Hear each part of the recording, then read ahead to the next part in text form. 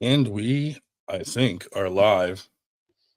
Let me check YouTube real quick. Make sure we are live and not having some weird technical difficulties. Oh, I just can't imagine YouTube would have weird technical difficulties. All the grief it's been giving us. Last time we had like a weird little glitch. So let's see. I don't know. It says we're live. It says we got two people watching. So. 2 people? 2 people. Holy Jesus. Well, that's one more than Eric had the last time he was on. I know, because I was one. Don't say that name. Well, that guy. Jesus Christ, dude.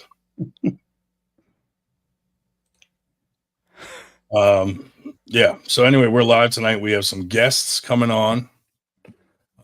We have, well, first we're going to have Ivan Marrero and Steve Fernandez on to talk about their event that's going on tomorrow. I think they're at their weigh-ins tonight, so that may be, we may be interrupting them a little bit there, but that's okay. They agreed to come on. Then Roger Bailey, Uncle John are coming on later.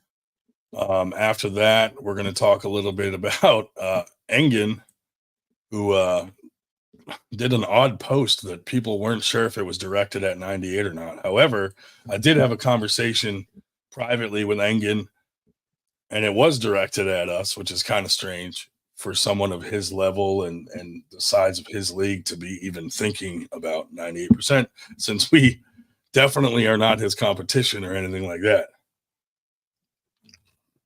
So that being said, that's kind of odd that he publicly went back and forth with me. And I think part of the problem is there's like a language barrier where I don't think he was grasping. Like, I think he thinks that we're saying we represent every 98%er in the whole fucking world, which is not the case. But our concept can be used worldly. Like, if you're not a 2%er, you're in the other 98%. So he said something like only like 1.1% of the world has even heard of us and all this crazy stuff. And I'm like, well, most people in the United States have probably in some way heard of 98 or know of us or something. So I don't know if he's saying that all the arm wrestlers in the United States are less than 1% or 1% or less or something. I have no idea what he was trying to say. But he was at first he was kind of weird about it. And I'm like, dude, like the 98%ers in the whole world, not saying we represent all of them, but those are the people that get your fucking pay-per-views, go to tournaments, are the ones competing. Like, that's where you're making your money. So I don't know why you would attack us or that concept. But again, I think there was a lot of like he wasn't grasping our concept, like he thinks like we're speaking on behalf of the 98%ers in the entire fucking universe. But that's not the case. But even if only one, by my math, even if only 1/10 of 1% of the world population ever heard of us, that's still 8 million people, which is a rather round number. Yeah, I mean, I don't know if maybe it's his eyebrows. I don't know. He just seemed to have a problem. You know what I think it is because we've been discussing the bands lately and the East versus West, and I think he fucking probably got wind of it and decided to do this post. But it is what it is. We got a lot of good feedback on the episode about whether TRT means you're natty or not. It turns out the majority of people say that you're not natty if you're on TRT, especially if you take a little more leading up to a tournament. Those of you that hide it, you know who you are. Other than that, we got Antietam coming up. Battle of Antietam. That's our next thing. Next weekend on May 4th. There will be no little old racist old people there or people making political statements and creating drama or people leaving because of it. We had an incident last year. That will not happen again because those people are not invited. Also, no rudeness. No rudeness from anybody on our 98 staff. It's all going to be pleasant and friendly. So we did have a couple complaints last year, and the people that were complained about will no longer be involved in anything 98 anyway. So you don't have to worry about that. We have these awesome cannons for first place. So that's going to be pretty cool. A couple different sizes, you know, a little bit bigger ones for pro classes and a little bit smaller ones for the under classes. So that's going to be neat. And then that's all for first place, and second place and third will be some of our, you know, medals that we usually have. You know, the longer we're in the game and the more tournaments we have, we'll be able to do better trophies, better, you know, medallions and stuff like that. But we're still fairly new in the game. So pretty much like we throw a tournament and that tournament pays, if there's any money left over, pays for the awards for the next one and so forth. So once we're able to have enough events, we'll be able to, you know, save up some money to really increase. It helps too that, you know, me, Josh, TJ Foley, we all have 3D printers now. So we'll be able to do some cool different things. I know some people like medals, some people get sick of them. So we're going to switch it up. You know, sometimes maybe we'll do something 3D print. Sometimes we'll do medals. Sometimes we'll do trophies. You know, it all depends on, really, it comes down to what we can afford. So like I said, you know, super chats right now, the only money income we have are like super chats. You know, our YouTube channel isn't big enough to really make any money. You know, we have some income from, you know, shirt sales, hat sales, stuff like that when we bring them to tournaments, and basically throwing tournaments, you know, if we have a little bit left over, it just goes into the next one. So, yeah, until we can build that up and throw more tournaments, which we're planning on doing this year, you know, we're always trying to make our tournaments better. So, you know, we appreciate you guys showing up. So hopefully a lot of you will come out to Antietam. And then on the 18th, we have a tournament we're helping out with Sean Hancock, the Mid-Atlantic, Mid-Atlantic State Championships in AC. That's going to be fun, and it should be good. Should be a good time. That one's going to be fun. So make sure you guys get out to that. And of course, tomorrow, Ivan Marrero and Steve Hernandez are throwing their tournament up in New York, and they're going to be on shortly, in about 5 minutes. So we'll have them on and we'll discuss what they got going on. You know, they're new to the tournament game, but they had a really good turnout last time and everybody loved their tournament. So Dave Shell's doing brackets at the tournament. So that's pretty cool. So two great guys doing some good things for the sport. So they will always have our support. Also, if you live in New York, Steve is the owner of New York Smoke. So if you're into smoking, that's the place to go if you're in New York. And I'll let him talk about it when he comes on, so he can give you like an address and some details. So let's see, who do we got in? We got the Drew in here. We got Tall Paul, Johnny Miller. Who else? Marilyn Devon. Yeah, if you notice on my David below my name says New York Arm Wrestling, Arm Wars rather, tomorrow in Fishkill. So tri-state organization. If you're in any of the tri-states, in that case, New York, New Jersey, or Connecticut, you know, get your rear there. I know we will have people from other states as well. Sounds awesome. 3 states, Massachusetts and Connecticut. And once we're done with our guests, I'll throw the link out there for anybody else that wants to join, so we can get some people on here. But let's get our guests on here real quick, because I want to keep it quick for those guys, because they are in the middle of their weigh-ins and such. So don't want to keep them too long. I know how stressful that can be on the night before a tournament. So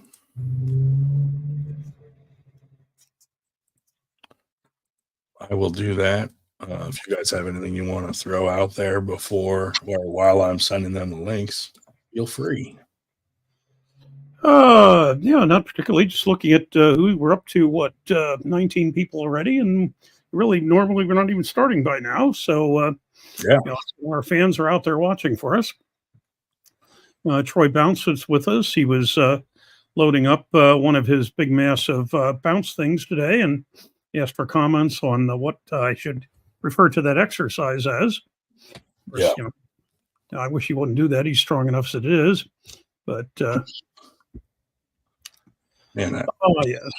After talking about not having these little mean old ladies at the thing, I feel like I have to floss my teeth. Anyway. So yeah, I just sent them the link, so they should be on momentarily. Dave Morocco did do a post this week, and we linked up on the phone directly. We discussed the situation, and Dave, he didn't. He feels like he got maybe involved prematurely, and he took the post down. So thanks to Dave Morocco, and I'm glad we could sort that out and put an end to a little bit of drama there, because we do frequent Dave Morocco's events and practices. So that was good. That was good. Meet all the most interesting people there. It's where I got to pull everybody from. Ron Beth to Damon Ransom at Dave Morocco's outfit. Oh, yeah. Remember? And then he made you leave early after telling you he was going to stay the whole time, and you had to bring him home early. That was a stinker. He, in this case, being Ransom, not Ron Beth. But, had to run Damon back to the train station. Yeah. I met a lot of people for the first time there.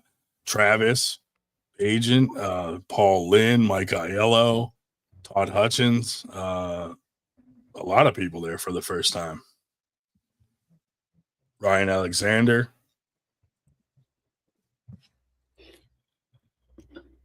Isn't that the guy that broke Dave's arm? Yeah, we had so much fun there. There was so much fun there that the neighbors called the COVID police on us. That they thought we shouldn't be breathing in the backyard or something. But they'll get over it in time. Other Paul Linn in the house. The other Paul Linn, the stronger of the two Paul Linns, is in the house. Mm-hmm. Paul Linn wants to come on the podcast maybe in a few weeks, but we have some guests lined up. Not next week, but the weekend after. We have a guest lined up. Sorry, hold on. Dave Shea's going to come on. Dave Shea's going to come on, and he's going to discuss his bicep tear. Look at who we have here.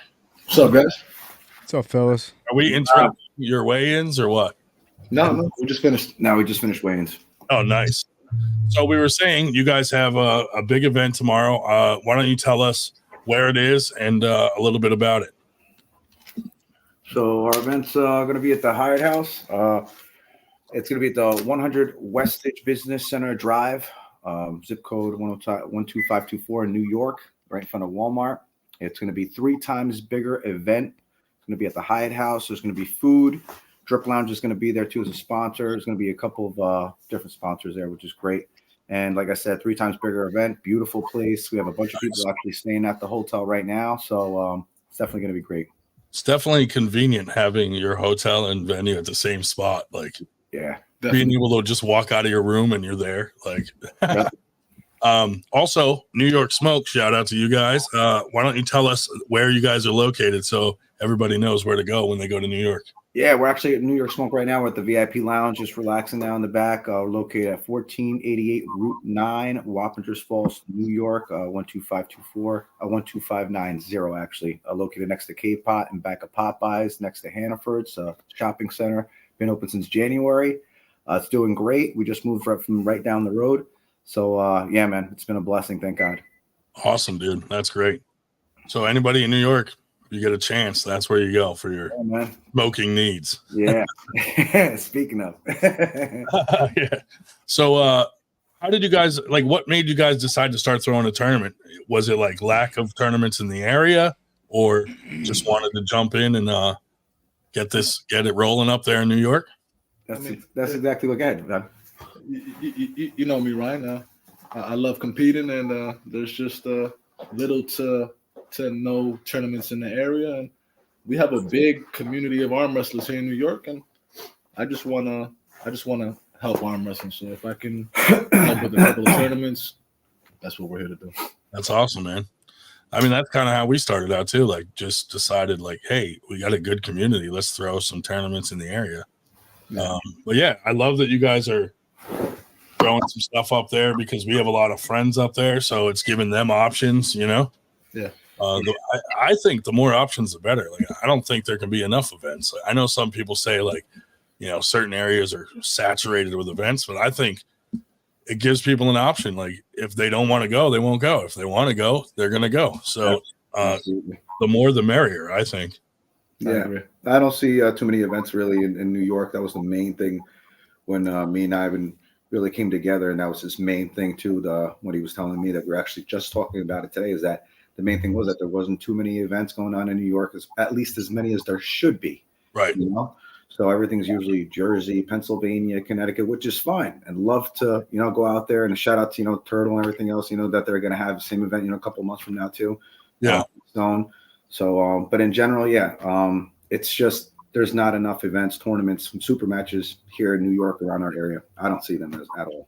I agree, and the ones that are up there, no offense to those guys, but like a lot of people don't like to drive to New York and then have to go an hour into the island.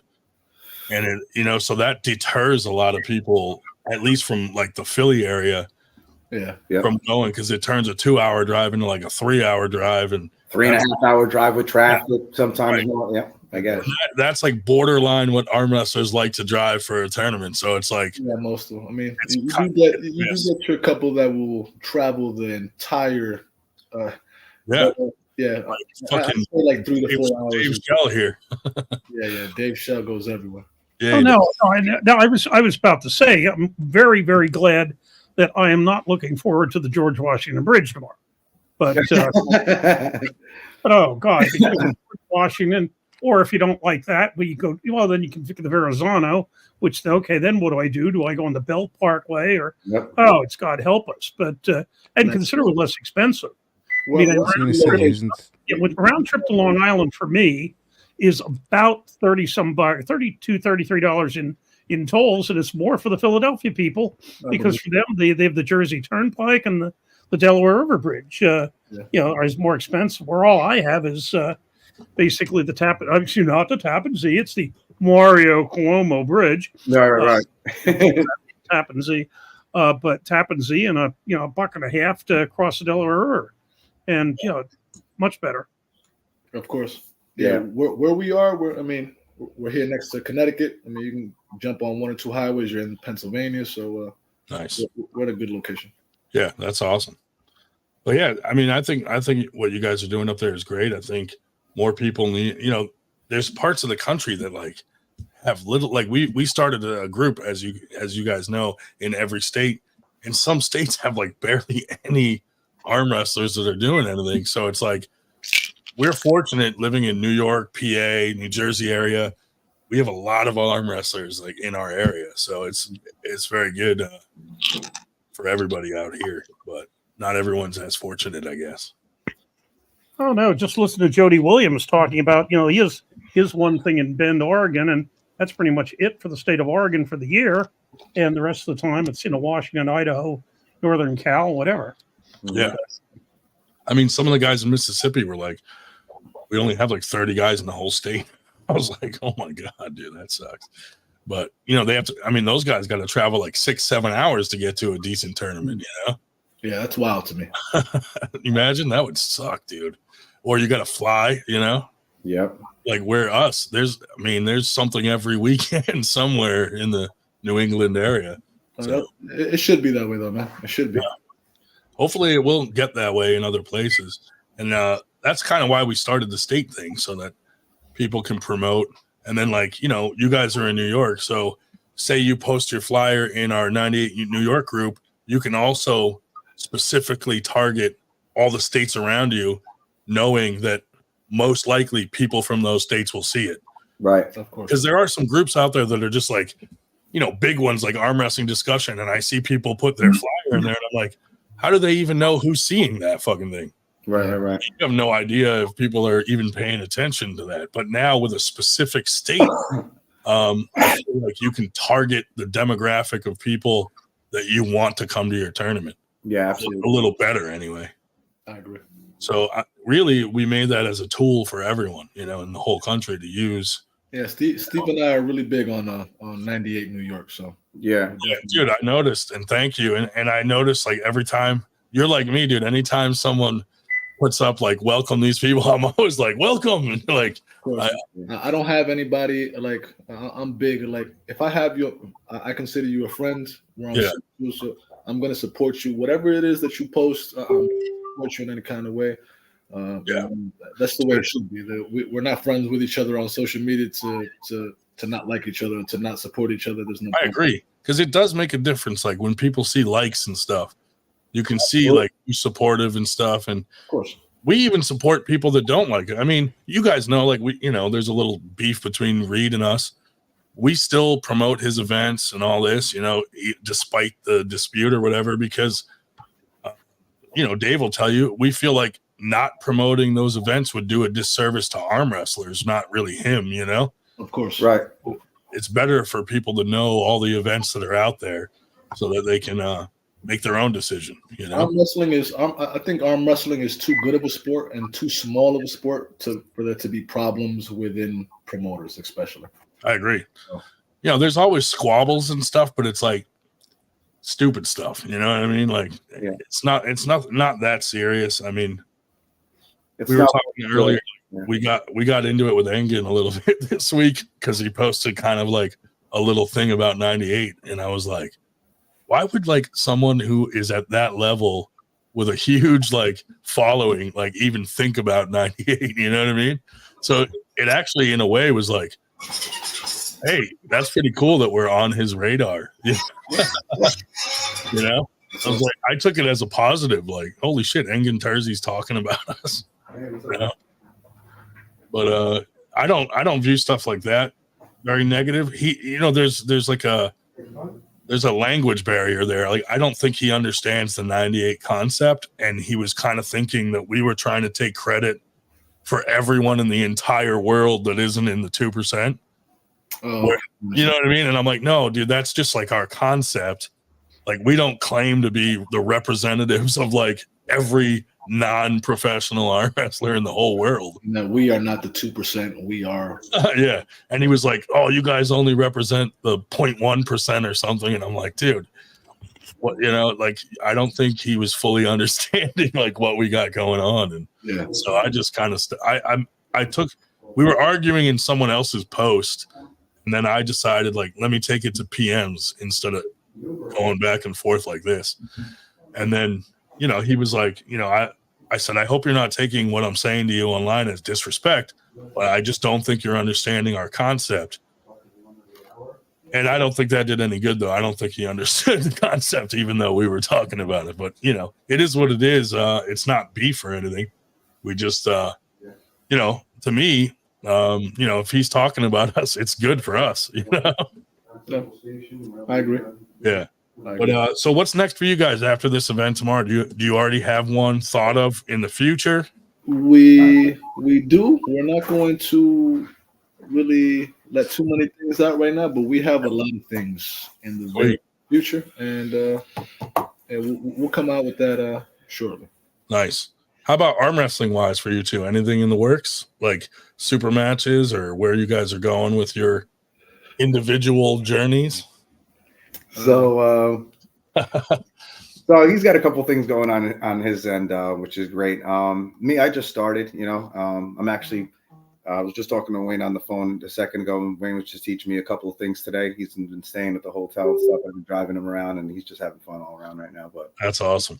Yeah. And, you have something in July, right, Ivan? Say that again? You have a match in July, do you not? June. I have a match at the end of May. That's right. Oh, it's the end of May is one. Out in Rochester. Yes, sir. Okay, I was thinking that was later. Yeah, that's gonna be my. I'm not really big into doing super matches. I took the super match out of respect for my opponent. I consider him a friend. I honestly myself want to be better at tournament pulling first. I want to make a name for myself, and then I'll consider more super matches. But and I just want to go to any and every tournament that I can and pull as many times as I can. Nice, good game plan. Yeah, I noticed leveling up lately, looking beefy there. Hey, I'm figuring things out, man. For a while, I got stuck at trying to be, as lean as possible, and I'm trying to compete at 200, walking around at 185 pounds, and I forgot. I'm forgetting about a diet. I'm eating what I want when I want, and whatever weight I'm at, that's what I'm going to compete at. So nice. That's probably less stressful. Yeah. Well, there's something every week. I mean, just looking at my date book, and I have not gone completely paperless yet. I only have one open Memorial Day weekend is the only open Saturday I have between now and the end of August. Yeah, I believe it. Next couple of months is going to be a lot of good arm wrestling. We have something going on in July. I don't know if I haven't told you, or we don't want to let out too much yet. But in July, we're going to have something big that's going on, and maybe even after that, something even, to liven up a little bit more arm wrestling, a little bit more, I would say tournaments, but maybe even some specifics going into super matches, maybe, So that's what we're trying to see if we can, or what we're going to do. We don't know yet, but kind of make it outside July since it's nice and hot, do a little kind of like a tent type thing, you know what I mean? So we can have a lot of people there and stuff. Do the summer thing, Yeah. Kind of like I like what those guys from Rochester are doing, like their little super matches they did, and they had like fun commentary on it. Yeah, that was so fun to watch. Rochester guys, I love those guys. JJ, Peter, Gunner, those guys are all super supportive guys. Yeah, man. Super cool guys. So shout out to absolutely. Shout out to them, man. They're absolutely phenomenal, man. JJ Jackson, man. Peter Brenna, they're just great people, man. They really are. Yeah, JJ's actually the one who reached out and said he was going to bring the Mac table down to Winter Blast, and I was like, dude, absolutely, that's fucking great. Yeah. JJ's the man. Let people check it out in person and stuff, and yeah, for sure. But those guys have been super supportive of 98 too, and you guys have. So like, I was like, hey, let's have them on, and they can promote what they got going on in their tournaments and stuff. And I think everybody that has a podcast or anybody in the sport that's throwing tournaments should all be on like good terms with each other. I agree. Yeah, absolutely. He has a strong 14-year-old son too that cleaned up at the kids' table at Winter Blast. Oh yeah, man, he's a beast. That little kid, man. Yeah, 14 years old, and I mean, he's only, of course, he's only starting, about 50 some years younger than I did. Right. He's very strong. I felt him at Battle of Tri-State, and he's got a very positive future. He's super strong for a 14-year-old. Mm-hmm. We got a fun thing we're going to try to do soon. We're going to try to film it if we can. We're going to have 10 arm wrestlers show up, and they're going to be like 5-on-5. And so say the two guys are arm wrestling first, and one of them gets an elbow foul or something, and you got to stop the match. Anytime you stop the match, somebody else, he can tag someone else in, kind of like wrestling. So like if I get stopped and they're like, they stop the match, I can tag in someone stronger than me to come finish it. And then that dude, if he gets fucking stopped, he can tag someone in, but it's still going to be double elimination.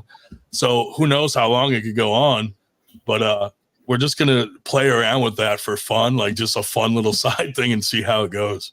Yeah, but who gets to tag who in though? The person that makes the foul or the person that got fouled on? The person that gets fouled out. The person the foul was any stop in the game. If you're the one that gets stopped, you get to tag someone in. Okay. And then we're gonna have some rules and stuff in there too. We haven't really narrowed it down yet, but we're just gonna have fun with it and just see like it sounds fun, dude. It definitely sounds fun. You know what I mean? I was gonna say because it could be like literally never ending. Keep on going back to back to back. That's sick. Or you strong, you tag in your strongest guy and he cleans house. So it could go any way. We don't know. You know, I'm not sure how it's going to play out, but it's just for fun. Like, you know, we're going to do some more stuff like that. We've already done a few like super match series things where it was just super matches in the past, and that was fun too. But yeah, I like what you guys are doing, and any attention that you can bring to the sport, man, we're right behind you. So Thank you. Yeah, absolutely. That's awesome. I hear Dave's going up there to help with brackets, so that's pretty cool. Are you coming? You coming, Ryan? I wish I could, dude. My daughter has a recital and freaking her end of the season soccer game tomorrow. Okay. So I'm kind of, you know, We'd like to see you there, man. If I'm torn between that, you know, but I will get up there at some point for sure, man. Good. I want to appreciate you, Dave, man. Thank you so much for helping us out with the brackets, man. Honestly, man, a shout out to you, man. You're been a blessing. Yeah, I was just talking to Corey Miller today. There's a new version of the software out that will make data entry easier, and he's adding features all the time. Yeah. It also will make it easier for him to get the results in. Nice. And and he's very prompt. I mean, he's he's usually asking us, okay, what are the results before we're even done polling? Right. So we'll get that in. Cool. Nice. Cool. Yeah, Corey's been great to us too, man. Yeah. Corey's a fucking beast, man. I didn't know how good of a fucking arm wrestler he was until I saw him at Winter Blast, dude. Bro, he's a monster. He's a fucking monster, man. Yeah. Yeah, honestly, he's really good, and not only is he good, I'm saying he's just in general, he's just a fucking very smart guy, a technical guy. You know what I mean? A professional. He really is at a professional at his sport, man, all the way around. You know what I mean, from front to back. It was funny. I was telling him how much of a fanboy I was at Winter Blast, and then I didn't even know he was competing. Man, my first pro match was Corey fucking. Oh no, that sucks. I'm not gonna make you say how that went. That's funny though. But dude, just the amount of work this guy puts into the air system, like he's on his computer like 24/7, entering data. You know what I mean? Like, and he's asking for like more work all the time. He's like, "Hey guys, send me your brackets. Send me your brackets. Send me your we're brackets." not even done the tournament, and I have a text from him like, "Send in your fucking brackets." It's still going. and he answers any and all questions too. He's able to pull us, man. So shout out to him, man. Bro, you can call him mid-tournament, and he will answer if you're having a problem with the brackets, and he'll fucking walk you through how to fix it. Yeah, he's awesome. Yeah, the training that was going on today he was showing me the new features. He was actually in the car heading to Montana for an event. But shout out to Johnny Miller. He just gifted 5 98 arm wrestling memberships to people. Thanks, buddy. Nice. Thanks, Johnny. Yeah, man. Way to go, he actually became a member of Self, then gifted. Became a membership. Oh, Johnny Miller in the house. Yeah, and what we will be doing, and we put up a post about that. We've been just in case folks didn't see it. We will be running a virtual session on training on this for folks that want to learn how to use the system. Now, obviously, since what he does he sells the system, he doesn't lease it. Once you buy it, it's yours. And so what we will be doing is if you have the system or if you have somebody with you that has the system, when we do this virtual training, you'll actually be able to follow along and do data entry. If you don't, you'll basically pretty much have to watch because we really can't, share the system out because he wants the business naturally. Although he did say that if somebody wants to purchase the system through this, he'll knock off $50. Normally it's 250. He'll cut it down 20% to $200 and set it up for you. And so once we figure out who all is going to be doing that, what I'm planning on doing is we're keeping a list of people that are expressing interest. And what I'll probably do is make up a messenger group and say, okay, folks, when are you available? And see if we can find a time, whether it be a weekday evening or Sunday afternoon or whatever, when more people are available for that. Okay. Yeah, I definitely think it's worth it, getting the Ayers bracket system compared to anything else, just for the fact that we dealt with the first, system before with brackets, and it's nothing like airs, comparison to what, now that we're using airs and kind of went through the system, see how it works. It's so much easier, so much faster. You don't have to kind of really do anything. It's you just kind of clicking and next. It's so easy. It's great. Yeah, and you can add people without, basically starting over in a bracket. It's not the easiest. So what we want to do is talk to everybody at the beginning, saying, okay, this is who we have in, for example, 198 Pro right arm. If you're not listed, tell us now. But if need be, you can actually add people as long as you have not started that bracket. Yeah. It's kind of a, you have to stop everything else, but it's doable. Yeah. He said it's doable, but not, I'm sure he told you the same thing. Yeah, and I could show you tomorrow if you really haven't taken that close a look at it. It's very straightforward. Nice. Yeah, I've been big on it since I purchased the bracket system. I've ran many tournaments myself just to keep myself. I want to be able to know everything and not just be told. So for sure. Yeah, I do the same thing. Like I'll create a fake tournament with all fake names and just run it through. Yep. So I get used to it, Yeah. But we want to train a bunch of people in our area so that, if you don't have a brackets guy, you can't run a tournament. So it's nice to have some backup people. Mm-hmm. Same with refs. Like we've been getting our refs certified and all that stuff so that we have a bunch of guys like, like Ray, Josh here, Gio from Philly. He's been a big help. So, if you guys need refs, we're trying to get a bunch of them ready. So, we got guys that travel around to help people. Well, Ray's been up there, Steve. Yeah. So I've gotten certified myself. I'm going to go for my second and my third too. So nice. Definitely there. Yeah, that's another thing. Sean Hancock's been a huge help with 98 and like really supporting us a lot. So, shout out to him for being very supportive of everybody up here. And Ryan, you still owe me one of those shirts, man. You see that 98%, the one that Josh is wearing? That's that shirt, man. That's that Josh is wearing. That's the one I want. Okay. We're going to do another batch of them soon. Yeah, no, that's a great shirt, man. Honestly, it's fucking phenomenal. Thanks, dude. It's so hit or miss with shirts. Like sometimes people like them, and then there's always a couple people that don't. So we're always trying to like fine tune it. We just did an order of like the dry fit ones that we had at Winter Blast because a few people wanted their names on the back. Yeah. So those should be in. Well, yeah, the one I'm getting one from you. Yeah. Yep. So hopefully those will be in. Right, you didn't forget my order, Dave, right? You got my order, Dave? He got it. He definitely got it. I was going to say, thanks, my man. I appreciate it. And then also we're starting to do a line of handles, like 98 handles. So that'll be cool too. Nice. But yeah, dude, anytime you guys want to come on here and promote something or anything like that, more than welcome. If you don't mind my asking, and if you do, don't answer, but who do you have for refereeing tomorrow? It's going to be Steve Walker. Ray actually was going to, but he's got an emergency going on. So, yeah. And then I got Ivan always reffing. I'll be doing the announcing. And then we have Aiden LeMay too as well. Oh, he's a good dude. Yeah. Yeah. And I think Mike Bisman too as well, right? We have Mike Bisman and we have another backup down ref and Yusuf Wilson in case we need him. Yeah. So. Nice, dude. That's what kind of screwed us at Winter Blast. We had 2 refs back out last minute.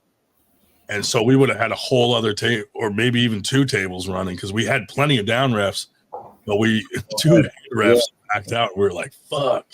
Yeah. But it didn't help with that whole fucking mid-tournament fucking crazy stupid super match thing. Yeah. That we'll never do again.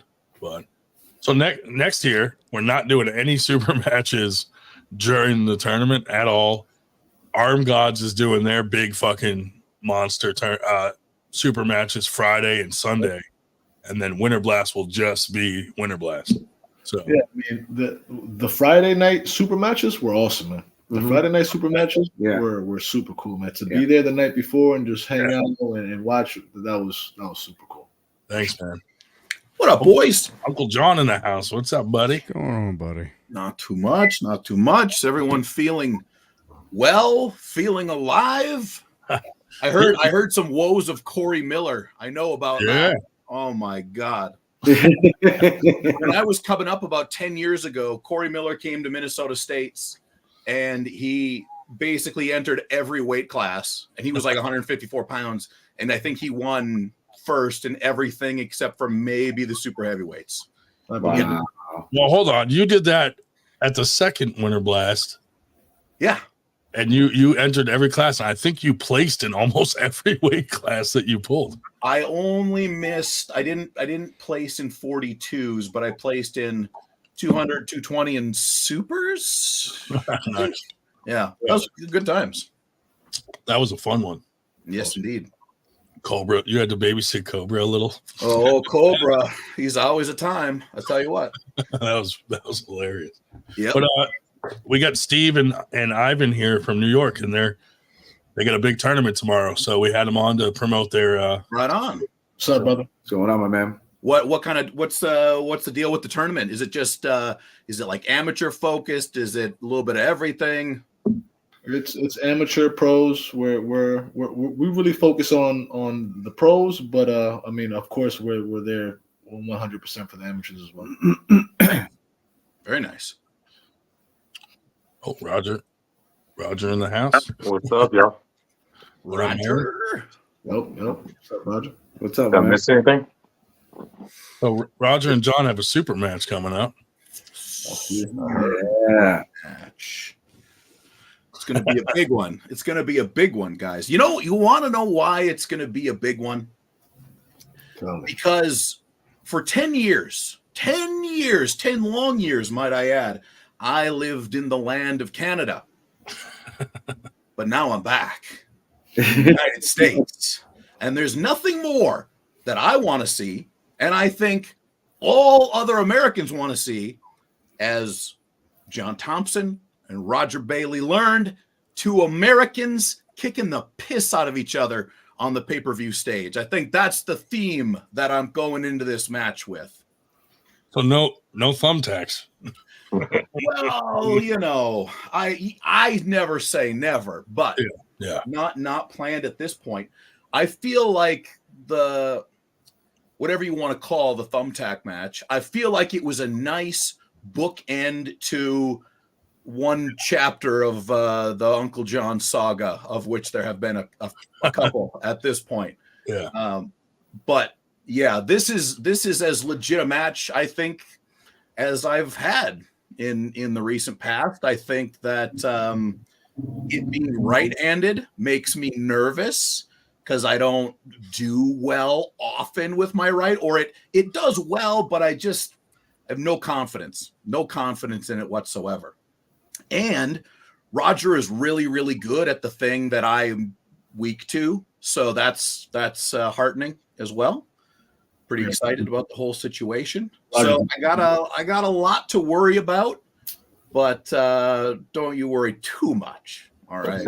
I see Roger pull at the New Way, man. He's a fucking monster, dude. Honestly, he's a beast. You know what I mean? And he's a wide guy. You really are, Roger. You're a gigantic dude, man. So, we're gonna have a width off Thank you. when we get there. Oh, look at that. Nice. Yeah. Pretty sweet poster, huh? Look at those beautiful profiles. Yeah. A couple guys just looking longingly into each other's eyes. Yeah.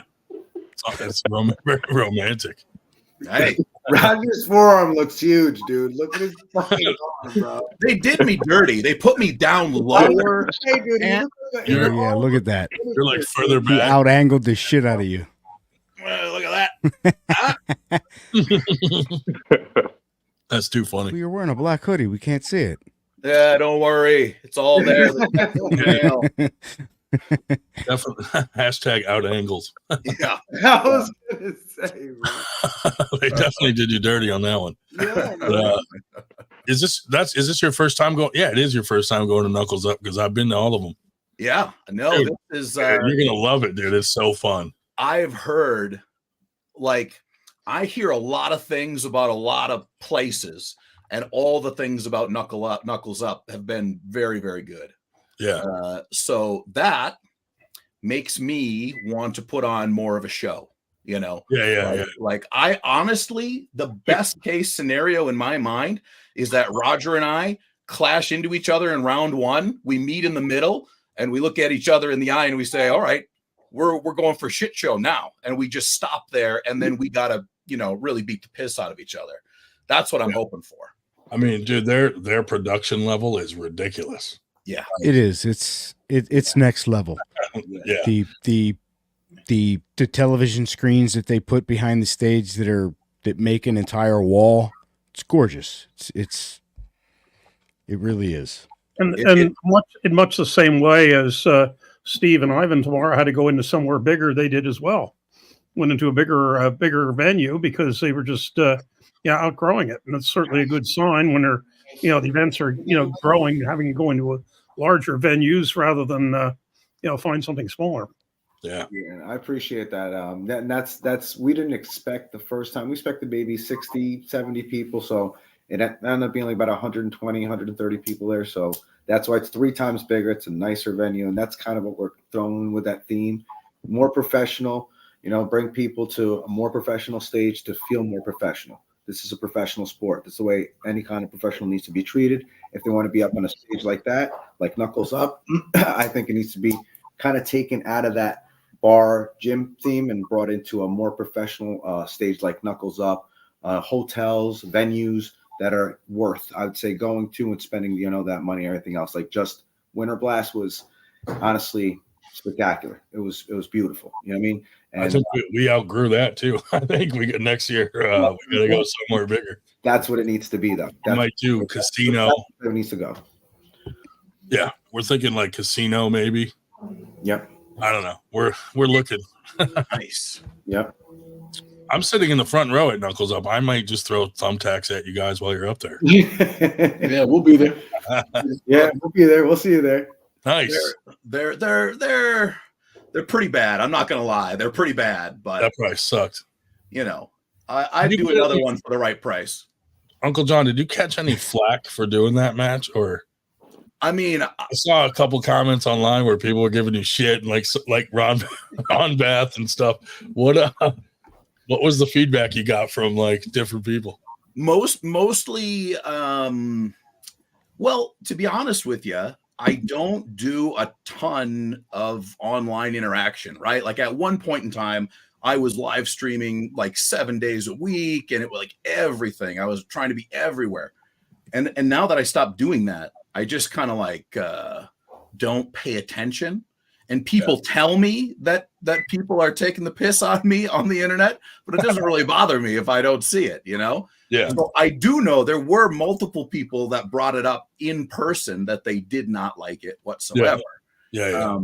But I mean, I kind of did it with that in mind, right? Is it in comparison with like the reaction of the javelin move, or? I think the javelin was worse because I didn't expect it. Like I didn't expect that to happen, and it was like, and you're like, oh shit, yeah. And so that was a good learning lesson out of the whole situation. Yeah. But how was it at Arm Gods? Did you love it? Well, as far as the match goes, it was everything that I hoped it to be. It hit all the notes that I hoped to hit with the press conference and all that stuff. They asked me to do the match, and I have a real difficult time not going overboard in the things that I do.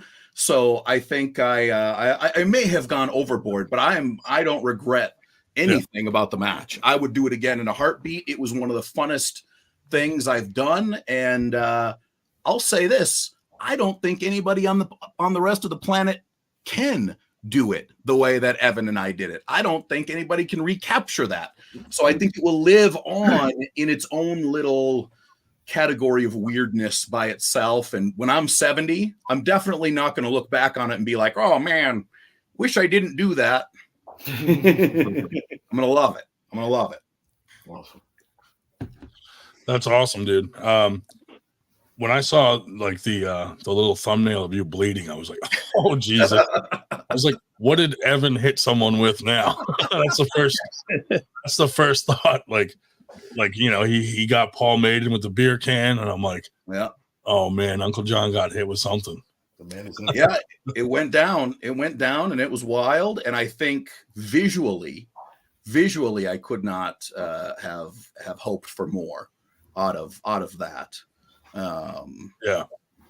And considering it was the whole thing was the first time it's really ever been tried. There's definitely things about it I would change, but only to make it bloodier. To tell you the truth, that's the changes I would make would be to make it a little bit worse, like over the top bloody, like I would actually put less pins on the pad because it was there was too many pins and it was almost creating like enough surface tension where it was actually hard to like a bed of nails. Yeah. There's too many nails you can lay on it comfortably, and when they're less, Now, don't get me wrong, it still hurt. Like we were still all scratched up and everything, but it wasn't quite as visually stunning. But I will say this: I am approaching this match at Knuckles Up 3 in a different way. I would say probably not the same way, but I can't help myself, regardless of what I'm doing, what the match is, who the opponent is. I can't help myself but get and do something ridiculous or something crazy or be really. Plus, how many people are going to be there? Like at least a couple hundred people in there, right? Yeah, so, I mean, could be, yeah. Like, and then when you got the live crowd, it changes things so much. Like it's so cool to ride that wave, and that's probably the arm wrestling drug for me now is finding that crowd and riding that wave. Whether when people are going crazy because you're having this banger match and the people know that you're injuring yourself right then and there because you're a stubborn bastard, but they love it. They love it even more. Well, and is my memory failing me, or is Roger the one that smacked the referee at Winter Blast? Yeah. I mean, he knocked fucking Badger. What? Glasses clean under the stage. Badger hasn't been the same since. Yeah. Did you see his going face? To counseling. Did you see his face? Yeah. Badger looked like, what just happened to me? I mean, that was an accident, though. That was not intentional. So it made it even funnier that it was unintentional. I thought Drew would have known not to get that close after I won because I always go off the handle like that. Yeah. Roger, what's your prediction? Do you have a prediction, Roger, for your match with Uncle John here? Uncle John, for sure. 3-0. 3-0. But no, for real, I'm gonna treat Uncle John like the best opponent because he's got more table time. So I don't know what to expect. I will see how it plays out. I'm gonna enjoy the show regardless. Will there be blood? I hope not. Jesus Christ, I'm a lover, not a fighter. I don't know if the Knuckles Up guys would like to see blood at their event. Well, what they will see is some pretty hyped up shit. I'll tell you that. Like when I come out, like I'm gonna be ready to go. Like I'm already I've already entered into the stage of probably 3 times daily. I remember that the match is happening, and you get that little jump in your system, and that's how I know that my body's ready to like start really, having this last 2 weeks be perfect. You might need to bring the stash out. We need to have a battle of the stash because it's been a while. I know, right? I should probably get mine back here. Maybe in the after pull. Yeah, the after pull is going to be at that restaurant out front of the restaurant. That's going to be cool. Yeah, I got Blazeski left-handed right away. He wants me right away. He's fresh off the match. Fresh. And so I really do want to put the challenge out there because I'm going to beat Will. And then, Roger, I'll beat you left-handed after I beat Will left-handed. It will not happen. Listen, I'm still thinking about the food at this place because last time it was fucking amazing.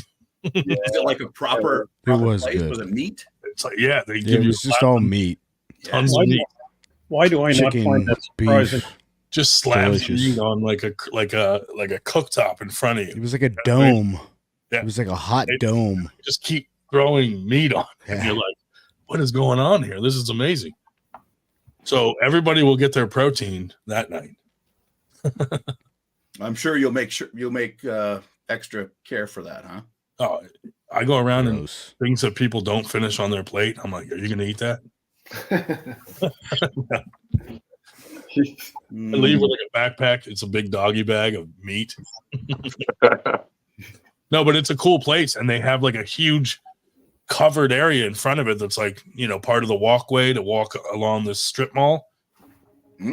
Perfect for an after pull. If it's nice out, it'll be really nice. Yeah. Beautiful. What's it like for weather out there right now? Actually, the beginning of this week coming up, we're going to be in like the 80s. So that's kind of cool. Yeah. That's too hot. Yeah. For this time of year. I was like, wow. But Yowzas. should be good. Hopefully it's good weather for that. If we're doing the after pull outside, it should be fun though.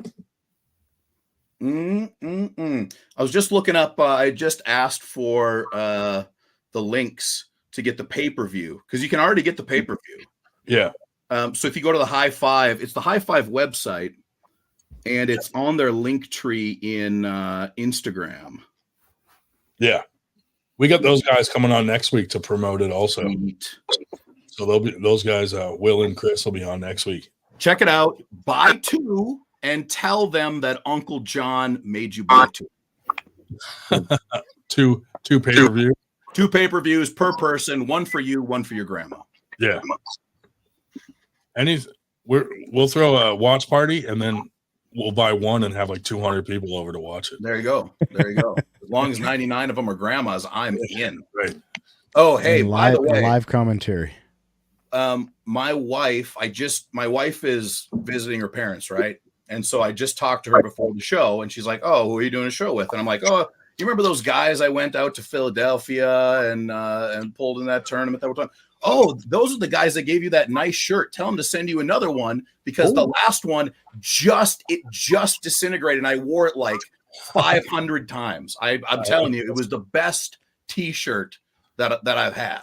Oh, nice. Well, hey, we can work something out. Yeah. Give me a pallet of them. All right. Eat, sleep, full, repeat. That's the one. That's the one. That's one you liked? Nice. Yeah. Oh, it's beautiful. I'll PM you after and get your size and all that. Sweet. And see if we have any of those left. Yeah. It's an oldie. If not, I got one in the closet. I'll bring for him. Ooh. The closet. You can wear my jersey to bed. I'll do. Hey, I will bring a shirt for you if you bring a shirt for me, and we will have an official shirt swap. There you go. Deal. Done. That's Done. Love it. All our shirts are made out of walrus semen. Real smooth silk that we get it made into silk. Are you the milker? Yeah. Oh, we got a super chat. Hold on. The medal. I think I am most looking forward to Uncle John versus Roger. Going to be great. Thank you. The medal. Oh, yeah. Another medal is he had a super match at Winter Blast. And Yes, he did. Dude, he was impressive. Yeah. That was the first time I ever saw him. I didn't even know if he really truly existed. Yeah. And then I see that guy. Yeah. That avatar give him life. And I'm like, I met him at the first Knuckles Up. He came up and he's like, "Hey, I'm the medal." And I was like, "Holy Jesus. Hey, buddy." And, great guy, man. Super nice guy. Love it. I'm looking forward to seeing anything in the future with him also. I believe I saw Metal in West Virginia at like a seminar like 3 or 4 years back, way before the 98% came out. So he's been in it for a little bit. Nice. Yeah, he looked strong. He looked really strong. But yeah, it's cool. It's cool meeting some of these guys that are like the regular like guys and usual suspect guys that like just pop up somewhere and they're like, you have no idea what they look like. And they're just like, "I'm so and so," and you're like, "Oh, what's up, buddy?" That's cool. It's classic. I love it. A bunch of the guys from the chat went to the Knuckles Up, and I was like, "Oh man!" Lucia Pagliassi, he was there. Oh, I got to meet him. He was there with the medal was there. So I was like, oh, two guys I never met before, but I talk to them all the time. So that was pretty cool. But yeah, I'm looking forward to meeting a lot of those guys. Yeah. So Steve, you and Ivan are going also to Knuckles Up? Oh yeah, man. We'll be there. Awesome, man. Yeah, man. Definitely. The more the merrier. It's so Looking fun. forward to it. Yeah, man. It's we went to the last one, which was great. I saw you there and everybody else, and then this one too. And then they're gonna have Camille Jablonski. He's a fucking beast. monster. Camille Jablonski is a fucking monster, dude. When he went through Dave Chafee, I was like, holy shit! I did not expect that. Yeah, his first Western just had it just now, and his last one, and even with them Larrett, he's just it's unreal, man. And he's super nice. Yeah. Oh, you just want to like hug him and squeeze his cheeks, you know? He's like a big teddy bear, bro. Yeah, he really is, dude. He's fucking impressive. He's a monster on the table, though, man. He really is good. Yeah. And his daughter's a beast on the table. He's been posting videos of her like crushing people. Yeah. I'm like, damn, dude. Wayne Withers is going to be there too. Wayne's is actually, staying with us and everything like that. And he's going to be at this tournament with us. He's going to be Knuckles Up too. And Wayne's, I was just actually, pulling with him back there. He's a beast, man. You can't even get your hand around his hand, man. Yeah. And he's super, super nice too. Oh my God. Wayne's awesome, dude. I want to party with Wayne for sure. Dude, partying with Wayne. We just partied last night. Yeah. Let me tell you something, bro. He was on a different level. We were back and forth. He'll tell you. If he tells you, he'll tell you. Yeah. Nice. But yeah, he's a beast, man. And he's nice too, man. He's like a big teddy bear, same thing. But his hand, he's got a paw. You can't even put your hand on his hand. It's like he covers your thumb. It's just like it's a mitt. It's on a different level, man. Yeah. All those big guys that have these ridiculous hands are really teddy bears, Yeah, they really are. It's a good thing. It's a good thing. Yeah. Like me and Josh we've been going right? A 338-pound bear coming at you. It's a good thing that they're nice, tell you the truth. He's a monster, man. Yeah, he's a really nice guy, though. Me and Josh go to Sean Latimer's practice, and he's another big dude. And dude, you grab his hand and you're just like, how is someone's hand even like, how do you even use your hand? Because I'm like, I can't even fit my hand in a fucking Pringles fucking thing. How's he getting a Pringle out without turning it upside down? Yeah, so far, luckily, all the nasty drunks, we've had to deal with them in lightweights. We'll be nice and not name them, but we had a couple of people we've had to deal with over the years of Winter Blasts. Like Evan. Evan at Winter Blast, he drank quite a bit, and then like nobody could find him. Like John, you know how we all hung out after we went to the diner. Yeah. We did a bunch of fun stuff. Like Evan was nowhere to be found at all. I was like, well, you don't have to look far. Either gutter, strip club, or gutter. Nice. I think he was in his hotel room, like just drinking in the hotel. Yeah. Like, that's possible. Sleeping in the stall, the men's bathroom. He was nursing his wounds. I assume he's probably going to come down when we team up with Arm Gods at the next one. He'll probably. I'd imagine. So I'd imagine. Yeah. We got to get him to be a little more social. I just realized the most important part of my match with Roger. Uh-oh. Because if there's like, I like Roger. Me and Roger, we just want to have a good match, right? There's no animosity. There's no like, I don't feel any anyways.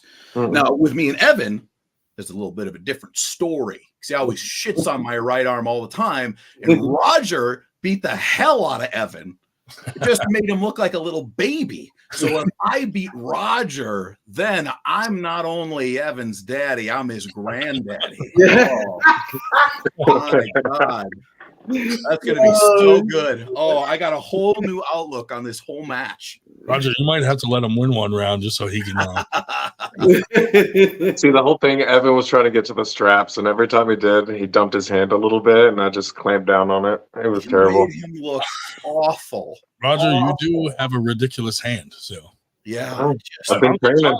Dude, Uncle John's hand was a lot bigger than I expected too. Uncle John is long as hell. I mean, it's ridiculous. Like for your size, your hand is way bigger than it should be. For my well, now I'm like 255, right? So it's for your frame. For my what I should be, which is like a 220-pound guy, is pretty ridiculous. Yeah. So, but like for Roger, like I only see Roger really do one thing, and that's what? And like he's so effective at that initial twist into a cup. I can't tell if all the guys you've ever pulled just suck horrendously badly, or if you are just that good at hooking. I can't figure it out. I mean, that's a compliment. Like, it's a good question. All you do is win. I mean, there's not a ton of stuff on Roger losing, to tell you the truth. Like I looked for it. There was a few, like from a few years ago when Roger was really kind of coming up. But shit, I don't know. I'm nervous, and when I'm nervous about a match, it makes it so much like more fun for me. If I just like I'm so cocky about my left arm right now, I'll go against Camille and I'll be like, Camille, get out my way. My right is like it's different. It makes me nervous, and I haven't felt like that in a while. I probably should have in other matches, but I didn't. And now to have that back, it makes me want to go harder. That's good. That's good. Cause how old are you, Roger? 38. 38. Why are you picking on an old man? I've already crossed the 40 line. Oh, I was feeling it. I'll tell you what, I drove 2 hours this morning. 2 hours. I was at my parents' house. I had to go visit them, come back here, and in 2 hours, I somehow managed to completely discombobulate the entirety of my hip just from driving. I don't know how that works, but I'm walking completely out of line. John, how dare you call yourself old in front of Dave Shell? Dave Shell is like, but Dave Shell's like so old that he got back to zero. I revel in it. Hey, I have a super match in June where our combined ages are 148 years. Yes, that's got to be a record. You know what's neat though is Dave's got the youngest knees on the fucking panel because he just had them both replaced. I was gonna say that's true. That is actually true. He's got the youngest knees on the fucking podcast. It is actually true. Oh man, I love it. And the left shoulder is going to be next. I think I'll have an even younger left shoulder. He's going to be like bionic. Like, all his parts are going to be new and shit. Yeah. Oh, that's funny. Oh, so you got to go to a chiropractor to get your hip back in place tomorrow? No. I'll just walk it off. I ain't got time for that. I'll just not do cardio for the next 2 weeks and see how it goes. Dude, Roger's so gonna trip you on your way up the stairs just so your hip fucking falls out of place. It's Georgie Svetkov 2.0. That's what it's going to be. It's going to be a Nancy Kerrigan, Tanya Harding rehash. What's up with the foot? Yeah, in fact, I think I will show up with the walker tomorrow at at their tournament because since I can't lay on the oxycodone tomorrow, so I think I'll show up with the walker in my. You could once you get there, Dave. Mm-hmm. Yeah. You'll be slurring everyone's names. Right? You guys should have put in your contract like no doing hard drugs during the tournament if you're running brackets. There are a number of people that I would definitely include that clause in the man. Oh, dude, arm wrestlers, the worst. Yeah. I've been getting a lot of death threats from Nanya. Why? Nanya, you won. Ascend, but he can't ascend because he just lives in the squalor. He will never ascend the squalor. I tried to be nice to him, but he came on the show the Friday after Winter Blast. And Dave put up the money for him. And he starts being like an asshole to Dave. And I'm like, dude, like we can't fuck off. Like, What a guy. Oh my God. He's like, well, sorry, Nanya, we're just not going to have you on anymore until you calm the fuck down a little. Chill out, bro. You don't bite the hand that feeds you there. Well, arm wrestlers. Yeah. Look, Yeah. That's the name of the game these days. Yep. But I'm definitely looking forward to your match. That's why I wanted to have you guys on, and definitely having Chris and Will on next week to promote it. Mm-hmm. So I think like this. We've had a lot of events over the last bit. I don't know. I've been back in this. I'm gonna bang this United States drum again.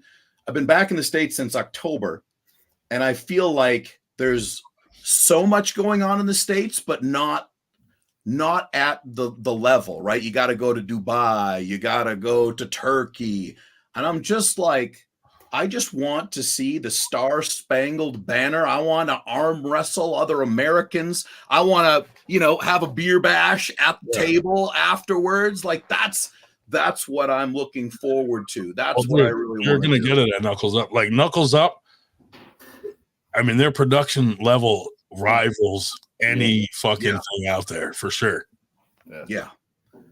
And I mean, they got a guy on their team that does this for a living. So he's got all the equipment and he's got a whole professional team. Like, it's amazing to see their fucking setup.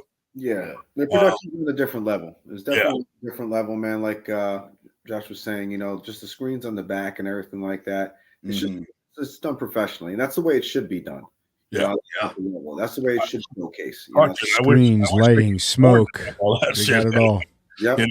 If I could afford to have that at Winter Blast, I'd fucking have all that shit too. But yeah, I mean, they're taking.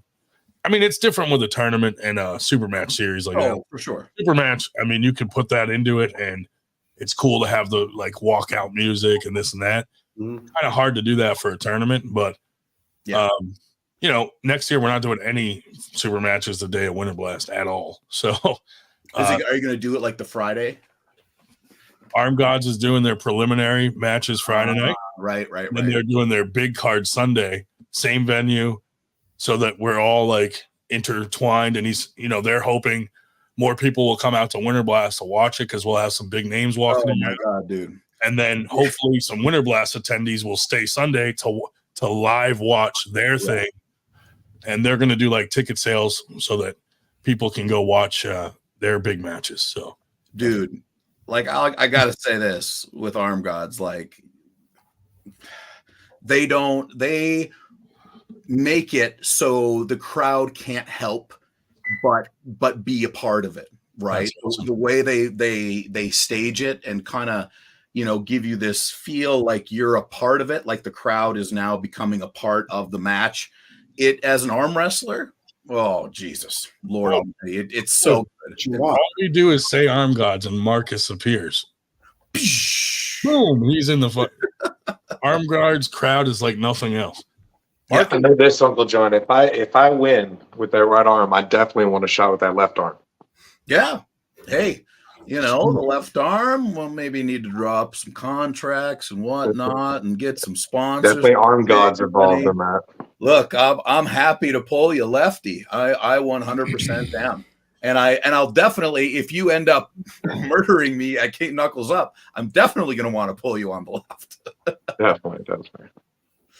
Yeah, shout out to Arm Gods because they have been nothing but great to everyone in the community that they deal with. So I'm looking forward to teaming up with them and doing this. And Marcus said they're going to come out with like an official release, like a video of our collaboration, and they always do really nice videos. So yeah, I think the shock table will be up and functional by then as well. So that could be something that happens there as well. Sign me up. We're gonna get off here. We got the tournament in the morning. Sorry. Good luck, boys. Good luck for everything. Thanks for coming on, guys. Yeah, Knuckles Up, man. Thanks for everything, man. We'll have you on after the tournament so we can talk about the tournament and how it went and stuff. Yeah, sure. definitely. Sure, man. Definitely. Right, cool, man. Thanks, man. You guys, good luck. See you, gentlemen. Thanks, guys. Yeah.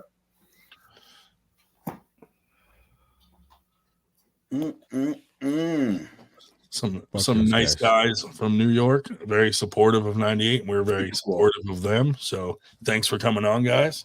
Well, let me just blow the 98 a little bit, because just in the last 2 years, like I was there 2 years ago, and it was like it was big, like it was big, but like you've like doubled it. Yeah. Did you see Engen's comment about 98? No, I did not. What did he say? So he kind of threw a little jab at us and was like, you guys don't really represent all the 98 percenters in the world, maybe 0.1%. And I'm like, well, we don't claim, like, we're not claiming, like, it's a concept. That's such a Engen thing to say. Yeah, and dude, I was going back and forth with him a little bit on Josh Grant's post of it, and it's definitely lost in translation what 98% is supposed to be. You know what I mean? Like, we don't claim that anyone that's not a non 2%er is in our fucking like, you know what I mean? Like, he's not grasping that it's more like a concept, and he's like, there's 1,500 people that pulled in the juniors here, and they don't even know you. And I'm like, dude, like, what? Calm down. We're not your competition, Engen. Don't worry. It's just like, bro, why can't it just be what it is? It always has to be a fight. It's always a fight. And we're not about the 2%, and that's all he's about. So it's like, it was unnecessary. But I thought it was cool because I'm like, oh, dude. And he was like, barely anyone knows you. And I'm like, well, you know us. Yeah. And are spending the time. Right. Supposed to, you know. But he did it in such a vague way that people weren't 100% sure that it was about us. But once I got in DMs with him, he made it pretty clear that it was about us. And I was like, that's fucking awesome. Like, I didn't take it as an insult because I'm like, this guy's running the biggest thing out there. Yeah. And he's throwing a jab at little old 98 over here. And I'm like, yes. Yeah. And somebody's watching these things because we go to tournaments and people say, oh, you know, we find out people are watching us from, you know, British Columbia, or, you know, where it's like, you know, hey, you know, we didn't know we had any fans out there, or I'll go to a tournament out of the area and people say, oh, it's nice to finally meet you in person. And I'm thinking, okay, who the heck are you? And once I find out who they are, then I know, but they knew me by face and I didn't have any idea what they were by, you know, their, you know, yeah, the only thing I didn't like about what he was posting is he's like, you know, we have tournaments here that have 1,700 contestants, not entries. And he was like kind of bashing Winter Blast. I'm like, dude, it's, yeah, but you guys probably have like a unified fucking thing for like the entire continent coming to, you know what I mean? Like, the United States is still squabbling. There's no unified anything. Yeah. So it's like, it was kind of, to us, it was impressive to have the numbers we had, 1,100 matches in one day. We were like, dude, this is awesome. And he just kind of tried to step on it. So I was trying to defend us a little bit. You know, I was like, why even do that? You know? Well, you pulled down your pants a little bit and he saw what you were working with. And clearly he needs to make sure you know who's got the big daddy dong in the house. I mean, I did talk about his eyebrows excessively on one podcast. Well, that'll do it too. Probably doesn't help. I love the East versus West product. I love all that stuff. It's great, but it doesn't have to just be that. Right. There's a lot of other things out there. Yeah, I don't know if you noticed, but there were a shitload of East versus West qualifiers in the United States over the last year. And it was like almost too many. And then that whole debacle at the finals where they just let people in. I was like, oh, that's not good, dude. You know? Hey, whatever. I wish them all the best. I wish them all the best. Yeah, I don't think he has as much control over what goes on here in the States, because he's just kind of like, let them do their thing and get people qualified and get to the finals or whatever. Yeah. It's more of a way to probably raise money to be able to do what he does, you know? Oh, for sure. Yeah. I mean, from a business standpoint, smart deal. He doesn't have to do shit. Yeah. You know, like let those guys do their thing. Yeah. And then there was all the turmoil about banning and stuff like that, which I kind of saw Sean Hancock's point. Like, the banning doesn't really matter because, like, it's kind of selective. Like, oh, for sure it is. Blonsky didn't get banned. You know what I mean? That's because it's just whoever wants to. If it's a big name, then they're really going to hang on it. If it's a nobody, they don't care because they can't get anything out of them. Yeah. It's completely corrupt. I know someone who has a letter that they got banned, and they were told, "Hey, let me know if you want to pull at WAF or anything or East versus West, and I'll have it lifted." And I'm so it doesn't really matter. Doesn't mean anything then. Yeah, it's a whole issue that we look. It doesn't affect me at all because I don't care about WAF. I'm never going to pull WAF, and I like IFA. I'm indifferent. I'm probably not going to be pulling IFA either. Like it's just not something I'm interested in. But just the way it's such a mess is what I didn't like. Go ahead, Dave. I was going to say nobody's denying it's a big sport over there. We put this up on our podcast last week. I mean, these are the referees all lined up for the Turkish National Championship. The number of tables they're running there. Yeah, it is a big sport over there, but we are not in competition with the Turkish National Championship, for gosh sakes. Yeah. Well, it's just funny because it's like we're just doing our own thing, and we're more focused on the 98% than 2%ers anyway. Yeah, and that's why we've grown so big. So I don't know why. I don't know. He doesn't like our business model, whatever it is. But I think what he's doing is great. I think the thing with the bands that people didn't like is, I mean, there were 2 people at Winter Blast that got text messages from someone that represents WAF, and it said, "Hey, be careful competing there. You might get banned from pulling in future East versus West." And I was like, why the fuck would you do that? Like, that's unnecessary. And the person who did it, I'm not going to say names. The person who did it is someone who has publicly said that they don't do that. And I'm like, what the fuck? That's weird. Surprised. Ask me how surprised I am. Yeah. 0%. 0% surprised. Yeah.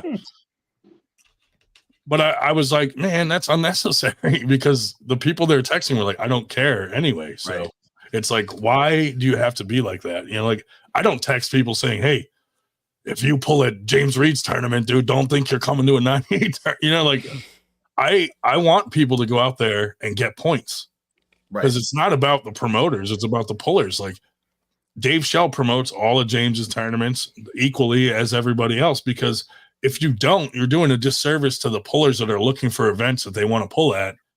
You're not doing a disservice to the promoter. I mean, it's just why you didn't have to tell people not to go to shit.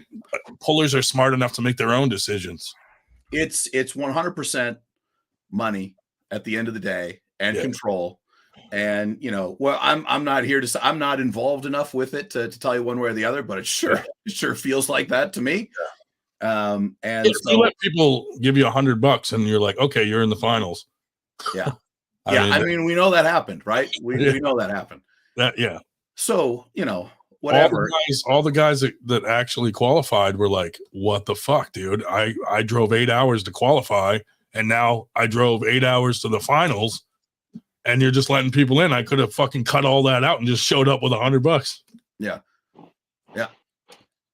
But I mean, it is what it is. They probably won't make that mistake again, I would hope. Hey, being in America, supporting capitalism, I think we should all be informed and spend our money however one would like to. Vote with that dollar, ladies and gentlemen. There's a lot of American organizations that will benefit from your arm wrestling.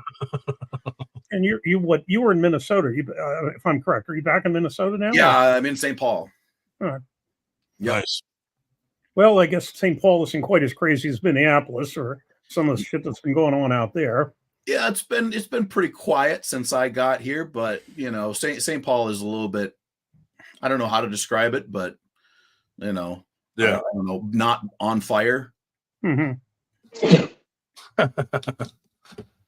But yeah, dude, this is one of the matches we were most excited about, so that's why we wanted to have you guys on. So thank you guys for taking the time to come on here with we're trying to be a little more professional around here. We cut out some people. Sure. You can't have people just coming on here screaming all night.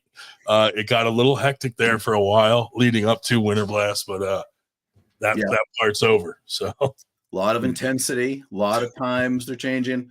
I will say this. I will be bringing my full toolbox to New Jersey. I will be bringing my my American flag underpants to New Jersey. I will be bringing absolute full power, Roger. So bring it, man. Bring it, because there's nothing I'd love to do more than have one of those matches with you. Like, so we can be looking back on it 10 years ago and be like, oh yeah, my arm still hurts from that. Thanks, Dick. Definitely. That's what I want to walk away with. And if you're thinking about buying the pay-per-view, look, there's a lot of good matches. There's a lot of good guys, high level pullers. But I will tell you this, I will give you your money in one match. Match of the night right here. That's my goal. That's Roger's goal. We're here because as much as I'm obsessed with myself, I do acknowledge that the modern arm wrestling fan is the key to the future. And so whatever I can do to have the type of match people want to watch, that's what I want to do. Yes, sir. And Roger and you have both been 98% supporters for a while. So we appreciate that big time. Always. And we're big fans of you too. So thank you. Looking forward to it. One thing I haven't really told anyone that we got in the works, and Uncle John, I think you'll like this. So there was a conversation on here about trying to get arm wrestling into schools. Yep. Which here in America doesn't seem to work that well. Josh Vinacourt had a school team where they'd meet after school, like an after school program. But once he graduated, no one kept it going. So part of the problem too is finding the volunteers to run it. So I reached out to the Boy Scouts of America, and we're in the works of discussing an arm wrestling badge for the Boy Scouts. Whoa. So because, there's a lot to that, but some of the ways that they can get a badge is, one, to go to an arm wrestling practice, a local arm wrestling practice. Two, as a group, they could build an arm wrestling table and donate it to a local practice. Cool. Or come to a tournament and compete. That's the iffy one. We're not sure yet if that's going to go through, but wouldn't that be awesome to get an army badge and the fucking Boy Scouts going? Oh man! So that's something cool that we're in the talks. Like I've already emailed their guy that at the top that like handles that. Yeah, and we filled out all the forms and stuff. So that, I mean, if that goes through, that would be amazing to get kids into it. I never did any Boy Scouts. You said Boy Scouts, right? Yeah. But my uncles, so my dad and his three brothers, are all Eagle Scouts. Oh, dude, that's the next level. Man. Now they can run for president. The Jedis. Actually, Scouts. That actually takes a lot. It takes years to get those. Yeah. Once I realized how much work there was to get that, I just quit. It's like, oh, fuck that. I don't want to get. I got no higher than second class myself. Cub Scouts I enjoyed. Boy Scouts, not so much. My wife's brother is an Eagle Scout, I believe. Nice. But yeah, so that's something else we got kind of in the works in the background, trying to pull that off. But that would be cool to be able to say we had a hand in that, Mm-hmm. Yeah, that's what everybody always, the question always kind of rotates through, how are we going to get more people in, yada, yada, yada. And the school thing always gets brought up, and it's always in the US, it's always like red tape everywhere. Yeah. Like way too dangerous and too difficult. And and I don't think there's enough people that would volunteer to go to. Yeah. It's like they'd have to go to like a practice every week. Yeah. I mean, I always thought it'd be cool, like just have your practice at the school, your team practice at the school and have the kids get involved. But, I mean, it would definitely be a different perspective. And I think we'd have to have the right people, I'm not the right guy. I'm not the guy for that, but I do know a few guys who are that guy. Yeah. Oh, there's some out there for sure. Yeah. Shit, I would do it. If it meant getting some kids into it. I'm not allowed within 500 feet of a school, but I'll try to go there. Just kidding. Just kidding. Yeah, you Oh, man. good on that one. That'll be clipped and all over the internet. Yeah, someone's gonna clip just that and put it out Yep. there.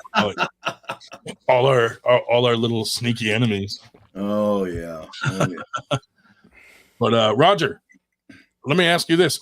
Now, when you have a super match like the one coming up against Uncle John, do you train specifically for that person, or do you continue your normal training?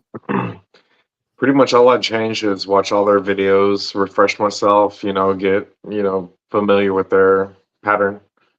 And yeah, I train the same. How about you, Uncle John? Do you change things up for specific people? Not really. Maybe sometimes, so my next left-handed match is Paul Passmore. Not until That's a big boy. September, and that's like the craziest, toughest guy that I've ever arm wrestled. Right, left-handed. So my starting as soon as Knuckles Up is through. All of my training will be geared towards that specifically and him specifically. I'm actually, after Knuckles Up, I'm going down to stay with Jonathan Brita for a week. Oh, nice. And we're gonna train, and he's gonna get me focused on power. Yeah, he's a good dude. Yeah. Oh, awesome, dude. He's helped me a lot already. So your boy Yakimovich said, "Big whoop." The Yak Man. Oh man. The Yakster. Hope you're doing well, buddy. He's in the house. What's up? Yeah, he's still doing his best internationally to try to save AW5 from themselves, but I don't know if that's going to work or not. Yeah, I haven't heard. I don't hear as much from them now, but I'm not. Are they still mostly on Facebook? Yeah, They got a group still that with all the local trolls in it. Right. But I don't know. Kotlau kind of stepped back for a minute. So, well, he was the only one with the mental stability to actually put things in a basket. Well, I think he was trying to get Nanya and Harlan involved and stuff, and that those guys ruined their own opportunities. Of course, Harlan, he's a wild one. Fuck that guy. But it's just that craziness. I think he didn't realize what level of crazy those guys are, and it just fell through. So he stepped back. But from what Yak said, he sometimes does that, and then he'll come back a couple months or a month before the tournament, and make it all come together. Yeah. So well, it could still happen. Could still happen. Look, I went to number 3. I think it was. There you go. From Yak himself. Wishy-washy lately. AW5 is on hold as far as he's concerned. Well, arm wrestling only ever goes on hold. It never dies. It's always somebody will resurrect it no matter what, whenever there's a need, it will pop back up. No, in fact, when I started over 6 years ago, I was in summer, and then they had a lot of the county fairs and all that sort of stuff, and I commented to Bill Runkle and Mike Runkle's mom that I was getting in on, just as the off season was starting. And she said, there is no off season as a sport. And there really is. Yeah, it slows down in January a bit, but there's something, going on all the time. There is no doubt. Oh, hey, Paul Cruz. Paul Cruz is in the chat. Paul, are you going to be at Knuckles Up? Because that's another guy that I just want to see how strong he is on the left. Yeah, he is super strong. Yeah, strong, yeah, really, really strong. So I just wanted to just grip up with him because I know he's been looking real tough lately. He might hop on. Oh, here he is. He usually hops on Friday nights. So. Nice. There we go, Paul Cruz. What's up, boys? Questions for What's you, up, Paul? Paul. Questions. Go ahead. Are you going to be at Knuckles Up? Yeah, I'm going to be there. Nice. I really want to grip up after left-handed with you. I know you're strong as a freaking ox, so I want to feel. I want to feel for sure. Yeah, I'll mess around a little bit. I'm not getting crazy. I'm pulling the following weekend. They actually asked me to pull that day, and I turned it down because we got the Jason Vale tournament. Oh, nice. Yeah, so I'm helping run that with Steve and Mike Bisman, and then my wife's, I think, helping out doing some stuff. So I was like, you know what, I'm focusing on that. I'm keeping my weight light right now. so I can pull in 2 classes, and it's a cash payout, so that's always a bonus. So it looks Yeah, like I'm absolutely. pulling second to you at the Ville. Yeah. You never know, man. You catch me sleeping. Whatever. That's funny. What's going on, guys? I'm looking forward to it, man. It should be a good event. Yes, sir. Mm-mm. So to one up Arm Gods, their shock match, we're gonna do acid bowls of acid. Whoa. Just kidding, Marcus. I have thought about, I haven't talked to Marcus lately, but I have thought about this one part with the shock machine. I think it needs to spray sparks. We have to have a visual, whether it's like real or not, doesn't matter. We just have to have a visual of the sparks shooting out while the guy is getting. What if you do like those Tesla coils where you see man.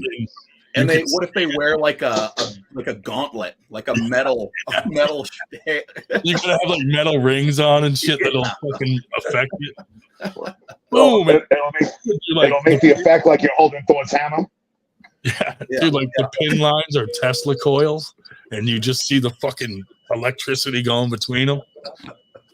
So dumb and so amazing. Or we were thinking, you pin each guy into the opponent's semen. Only you would think that. Only you would think that. You're making this match less appealing for me. Late night on 98, dude, shit gets crazy. So we were brainstorming like, what would be the next level after? It's not even 10 o'clock yet, Ryan. Come on now. I know it's too early, dude. My bad. You just got done telling me how you're really trying to be more professional, and then you're like, oh yeah, come match. He's pitching that off to the Boy Scouts. Where do you go? Yeah, no shit. Someone's gonna cut that out and put it together with the Boy Scouts. Like, okay, send it to him. Could be doing that. No, but you go from electricity. What's the next level after that? You know what I mean?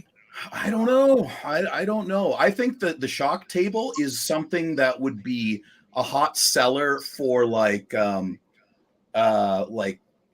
party houses at college. What about, do you know how you got the ones that have the rope that go across for the pin pad?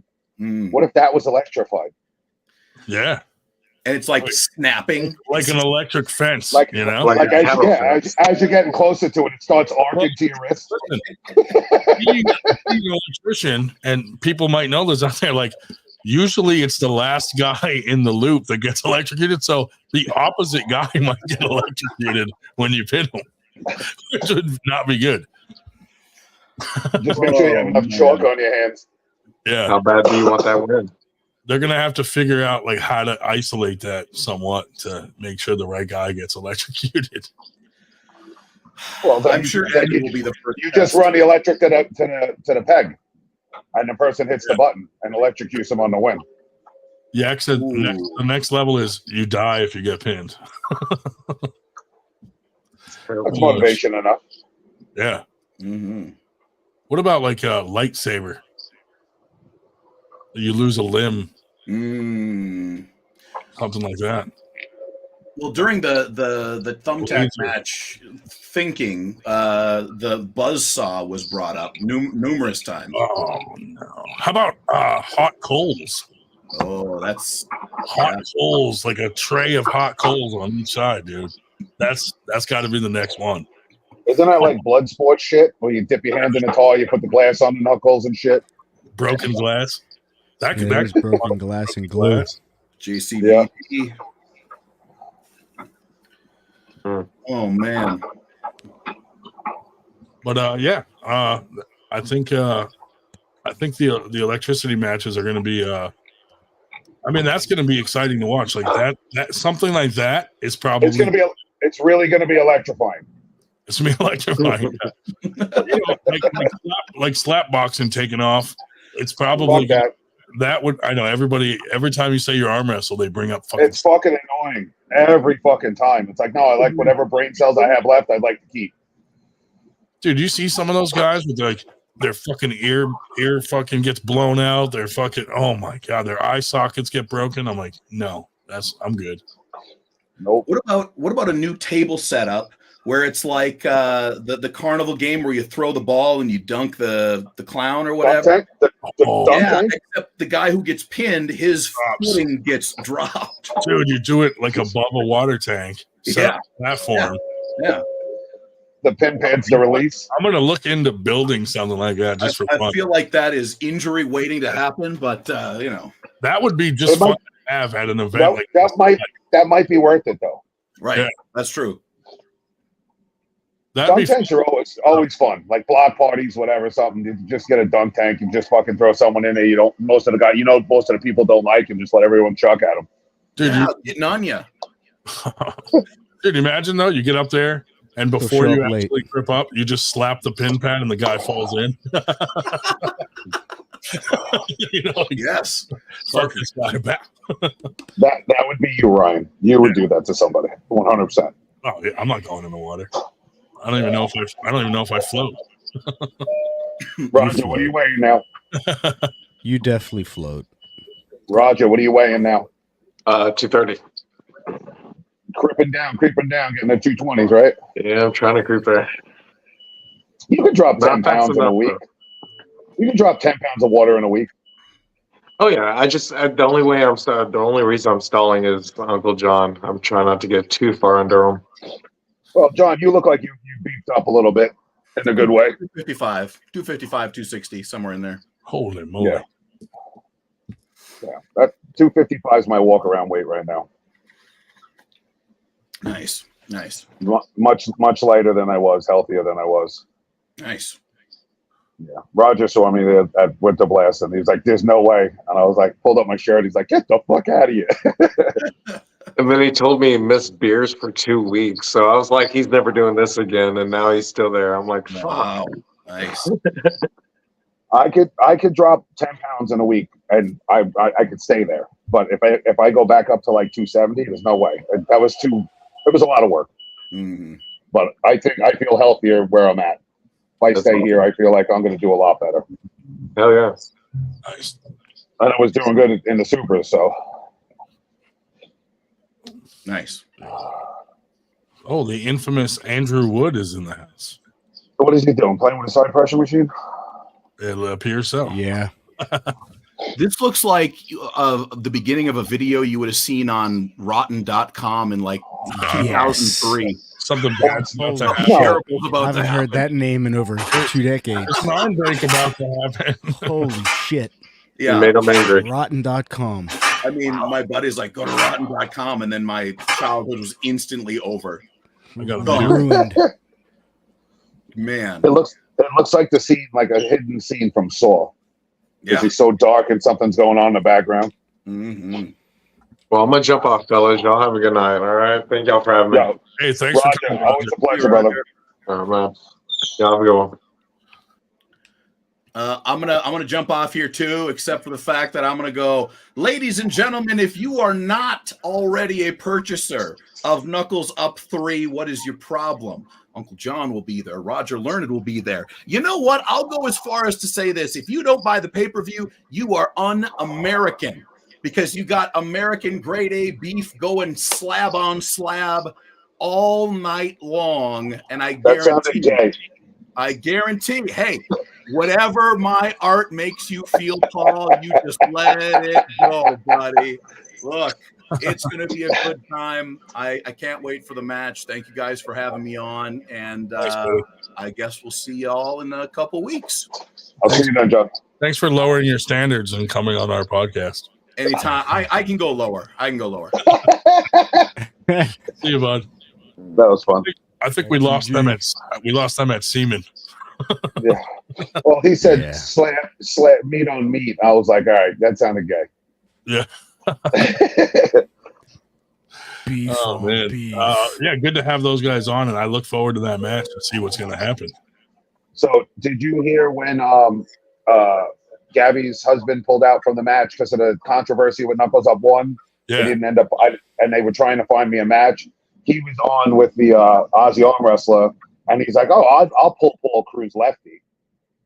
And I was like, "All right, whatever. I don't care. Whoever they give me a match is a match."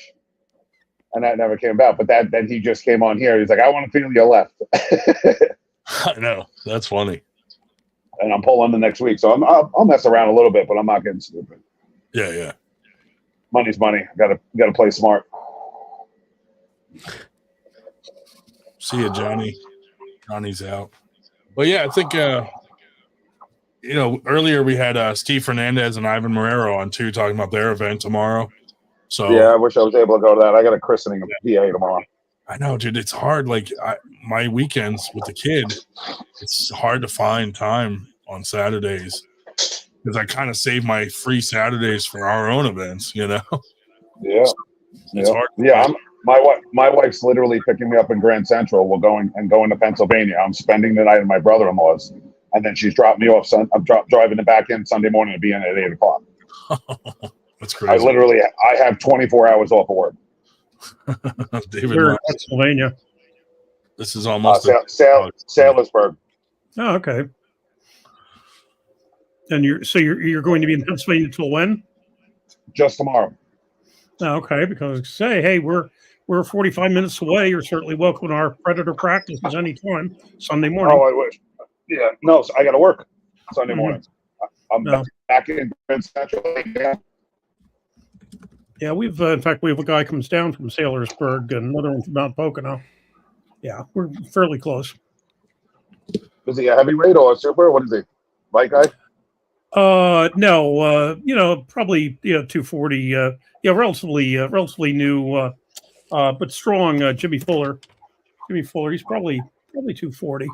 But I think I've met him before. I know the name.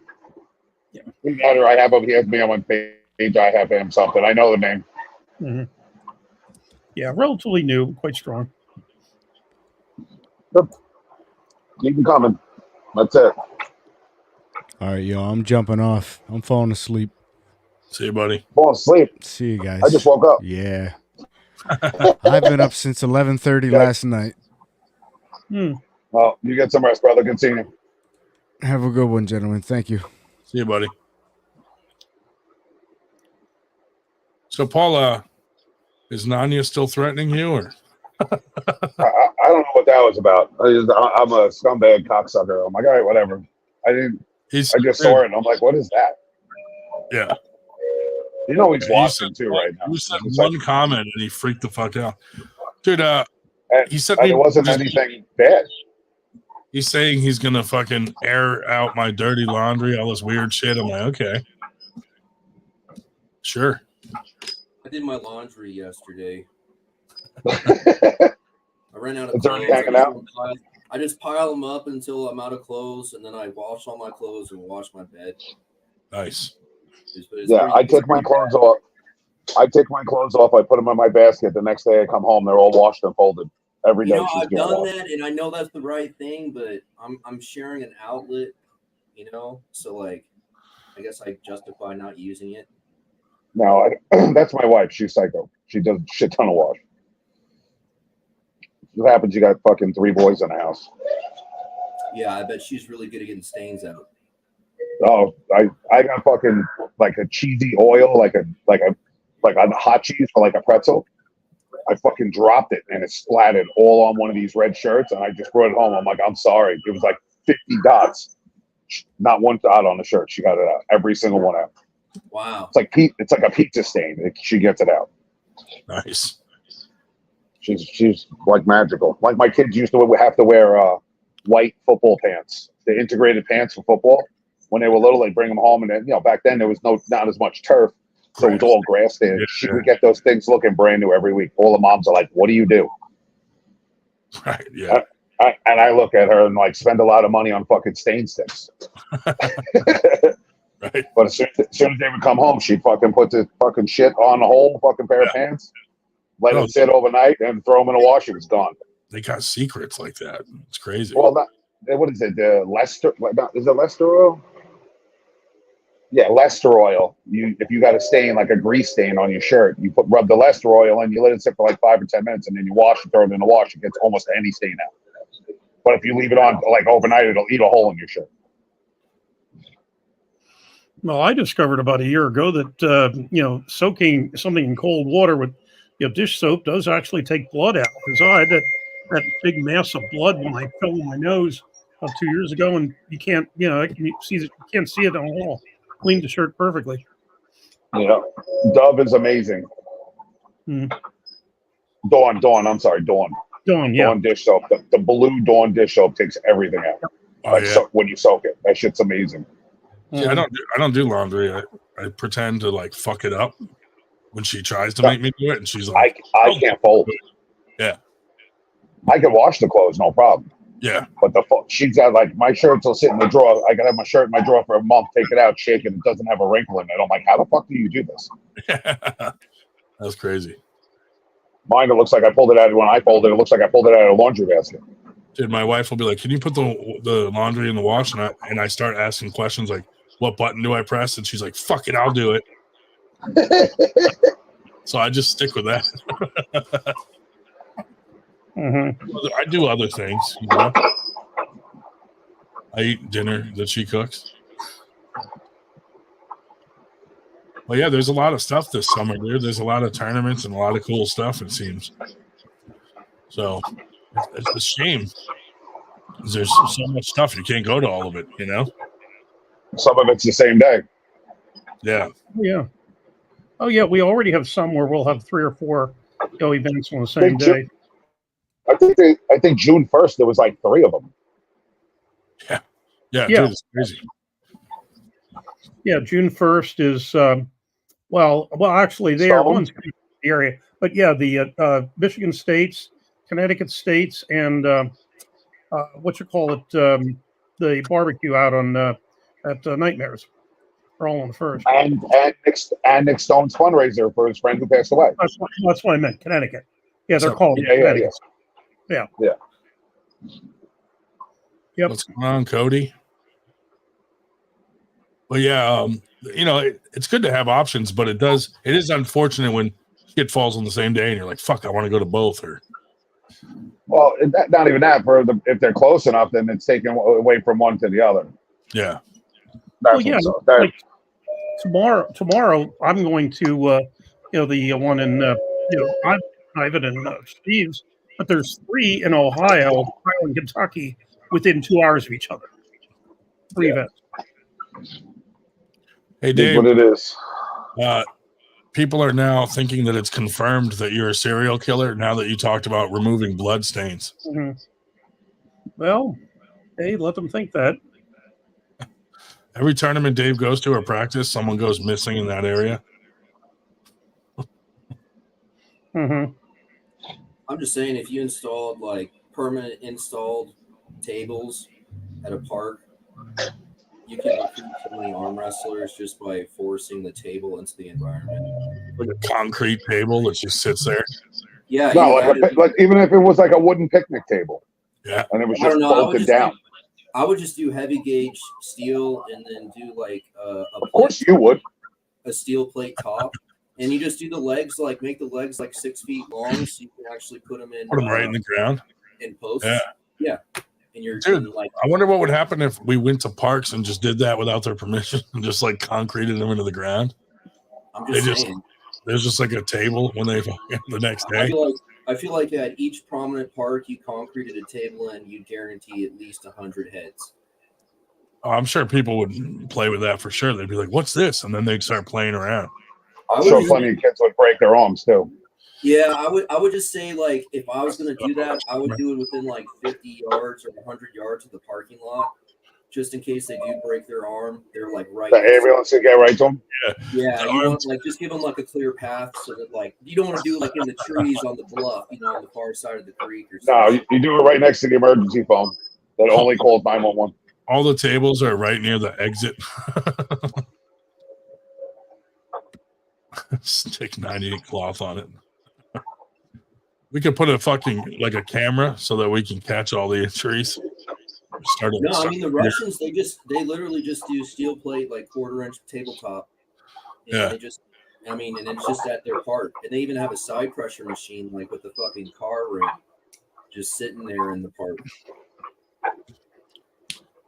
we're gonna do a bunch of jackets with 98 on it and go give them to homeless people so that they become like a walking billboard for 98. They just walk around the town, fucking 98 on the back.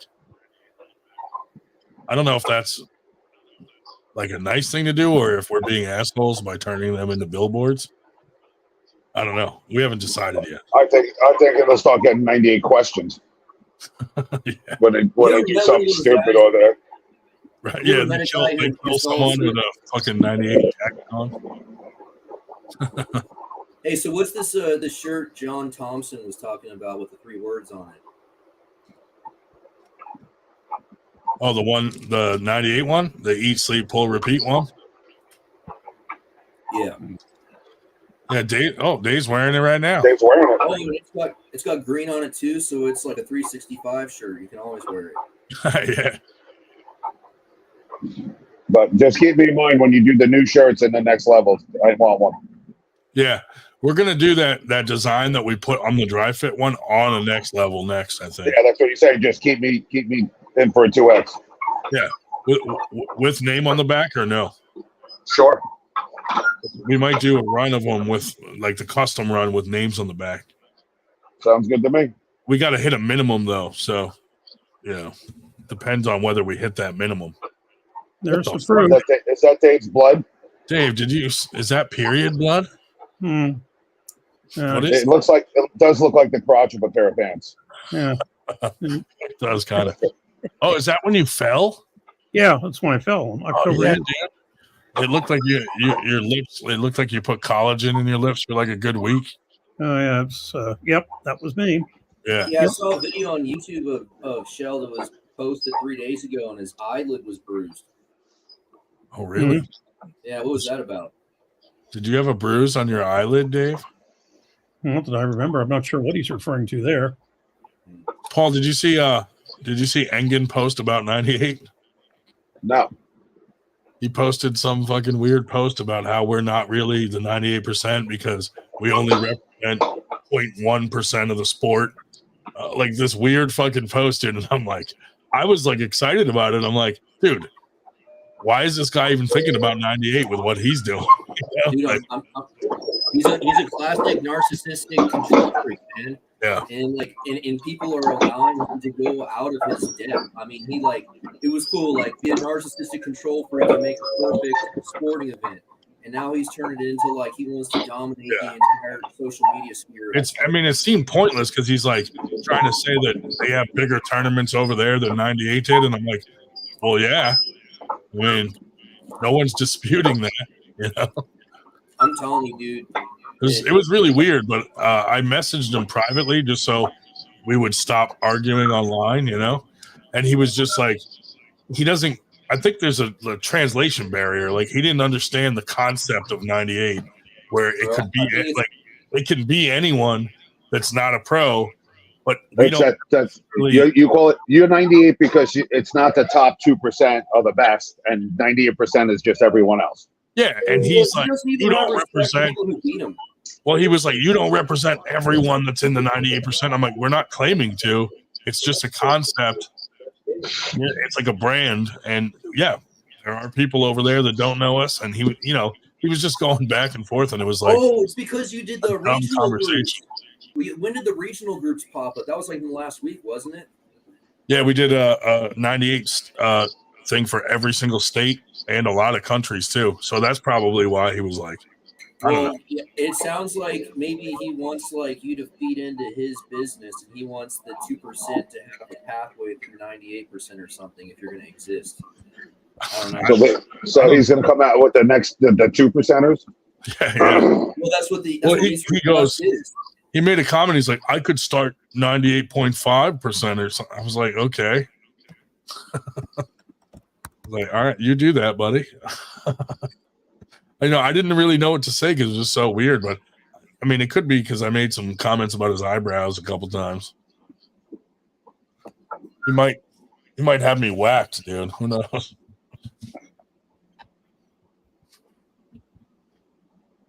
Any word on the? I saw something when Brandon Elsassa had like 2 pops or whatever, and he said he was like he started training again. Like few days later, he started feeling better. Jeez. That was the last I heard. I don't know if you heard anything else. No, I haven't heard. Yeah, man, I started eating food again. And I started training a couple days ago. It's been fun. You know what you should do is start arm wrestling. Are you planning? Is that why you're training to start? Dude, I'm pretty excited because my numbers have gone up 25 pounds on the side pressure machine with like the same level of comfort. So Yeah, well, that's huge. Excited. I mean, it's still like a baby in the grand scheme of things. It's still a baby step, but I'm pretty excited that there's like strength gains being made. You know, so. Dude, it's funny. Someone wrote a comment and said on the 98 one that we did for the 98 page where we have a map of the whole world, the top part of the 8 is covering the country of Turkey, where Engin's from. I was like, that's pretty funny. Maybe Todd did that intentionally. But, what do you work with, Andrew? What do you work with on the side pressure machine? What is your working numbers? I mean, honestly, I'm a 3 rep guy, but I've been trying to stay above 10, and I usually stop around 12. But like yesterday, I was hitting like 17 or 20. But yeah, I usually try to keep the load somewhere where like I'm either getting to 10 or I'm struggling to get to 10 reps. So what weight do you normally use? Right now I have 75 plus the 20-pound sled. That's great. I guess. I mean, it seems like nothing, honestly. Especially like when you like think who you're pulling against. There's nothing, dude. What do you weigh? I usually pull 198. But like I walk around at like 205, 210, depending on how. And sometimes I walk around at 185, depending on how hard I'm working. You know. Yeah, because I was actually playing with my cables today on my table, and I put 75 pounds on it, just dead holding, and just kept fucking just hitting it, and I was just holding it till my forearm. I couldn't hold my hand closed anymore. I'm finding that as much as I can move the weight, you know, that's not as much as it. A lot of times it's just taking that little shot. You know what I'm saying? That little hit. So yeah. Do you have any spring movement on that at all? I have a spring to catch it. Your shit's just like a tank. I have a spring to catch it, but at the top there's 2 pallet jack wheels that are rated for like thousands of pounds. And I have the top of the sled flat so it hits both of the wheels equally. So I can just bang the top of my rep into the dead stop. I got you. I've been practicing that. My last cycle before I added the 25 pounds, I was doing sternum starts, and I was just doing really slow controlled motions. And now I'm doing like shoulder line and a little bit outside shoulder line, and I'm doing hard hits at the end. Yeah. Now the other thing is your handle adjustable height wise? Like if you wanted to come down more, or is it just one direction? It's just the movement of the arm with like a little hinge, just be a little bit of height difference. The one I'm using now, or I have been using for the past 2 training cycles, is the one Travis Bajan uses, which is just like an eyelet on a 1-foot lever, and then I have a handle on a sling going through the eyelet, so you can like adjust up and down, and you can come back or go forward and do all that shit. And like today, I'm doing a little bit more palm up, you know, like outside, you know, and like, outside really driving through, like kind of like out. Yeah. But that, you know, if you get opened up. I do have a mechanical handle that has a back pressure spring. I'm probably going to use that on my next training cycle, and I'm going to drop. I don't know. I'm going to try to keep this 75 on there, but I'm probably going to have to drop down to 50 because the back pressure spring and then the side pressure is like a lot on the elbow, you know? Yep. You really want to build up. You what? You want to build up that tendons in your elbow and that pressure in your elbow. Just build everything up around it to hold it tight. Yeah, I'm pretty excited right now because I'm actually getting to hit, because I was doing that's just real slow stuff, just feeling it out, and it's nice to actually throw it around a little bit. Yeah. I've been doing the stupid keeping my body still and going like this. Really? Yeah, just because I feel like I never do that. I'm kind of just so used to moving my whole body, locking everything in. But I'm trying to just see how I can move the weight without the rest of my body, how strong just my arm will hold up. Yeah, that's scary, dude, because there's a lot of load transfer between different systems. Yeah. If you got a chink in your armor, you're going to find out real quick. Yeah. They find out, in my left, I felt it in the back of my tricep when I was just kind of dead loading and I was trying to do everything. It's really hard, I find, when I'm practicing side pressure on the table with a cable to not cut my wrist. And I want to try and keep my wrist flat. And I've been kind of going a little negative just to see where it goes. I try to keep my wrist back like a little bit negative in my starts just because I'm a count on my my ulnar head getting counted as a bent wrist, Yeah. Well, I've hit so hard, and I've taken my own hand. Yeah. Well, I mean, honestly, it is what it is. Starting here is actually more natural for the grip, and I don't want to be in the strap, so I'm already in the proper grip position, so they're not going to slip, So, it is what it is. But at the same time, it is, what's interesting is I actually train so much false grip or whatever you want to call it that actually. Well, like flop wrist? Well, I don't know. I guess you call it a flop wrist, but I guess it's called a fall or no. Whatever, dude. This is where the grip is. That's a flop wrist. If you look your up wrist an is anatomy back, that's chart, totally flopped. if you look up an anatomy chart, this is the position the wrist is in while your grip strength is at its natural peak. This is unnatural. At its natural what? Strength peak. It's back here? Yeah, that's grip. Like that. Yeah, because I have my gripper in my hand. So it's like when I go natural and I grip, I'm not turning in. I'm actually a little back and my hand's stronger. Yeah. See, I don't know if you can see the angle, how it's kicked back. But that's the deal with the gripper is you do them like this and your wrist blows up and you get a huge arm. That was the whole secret of arm wrestling is like you want to fully cup while you use the gripper. Yeah. Well, I'm not gonna crush. This is a 200. This is the Camel 2, Captain and Crunch 2, and I'm fucking closing. If I was gonna do that, I would need like fucking 45-pound gripper or something, Oh, yeah. It's just awkward. Yeah, it's really awkward. But apparently it pays off if you do it for a while. Eventually, you like feel it out. Yeah. Talking about his machine now, he can't help himself. He had to go back, Ryan. I'm trying to make sure I get like my reps in, man, because I found that like it's really easy for me to say, well, I got one big set in and that's good enough for the day, I don't know if you ever do that where you just like hit it hard once and you call it. Never. I'll spend 45 minutes on forearms and wrist and side pressure every day. So we just did a poll. Should someone ask for compensation for helping with an arm break at a tournament? So far, it's at 88% no and 12% yes. Okay, so what is considered helping?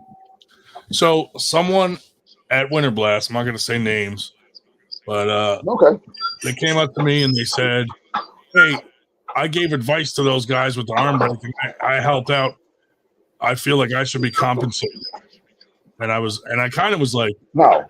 Yeah, of course. Why wouldn't we compensate people for just being a good human being? No. See, when I think of helping out at a tournament, if you're hosting a tournament, and one of your guys shows up early, helps you set up, sets up all the tables, helps you unload, helps you do all set up the whole thing. Should they be compensated? It's up to the promoter to say, okay, you know what, you're not going to pay your entry fee. You've been here all day. You came early. You did what you got to do.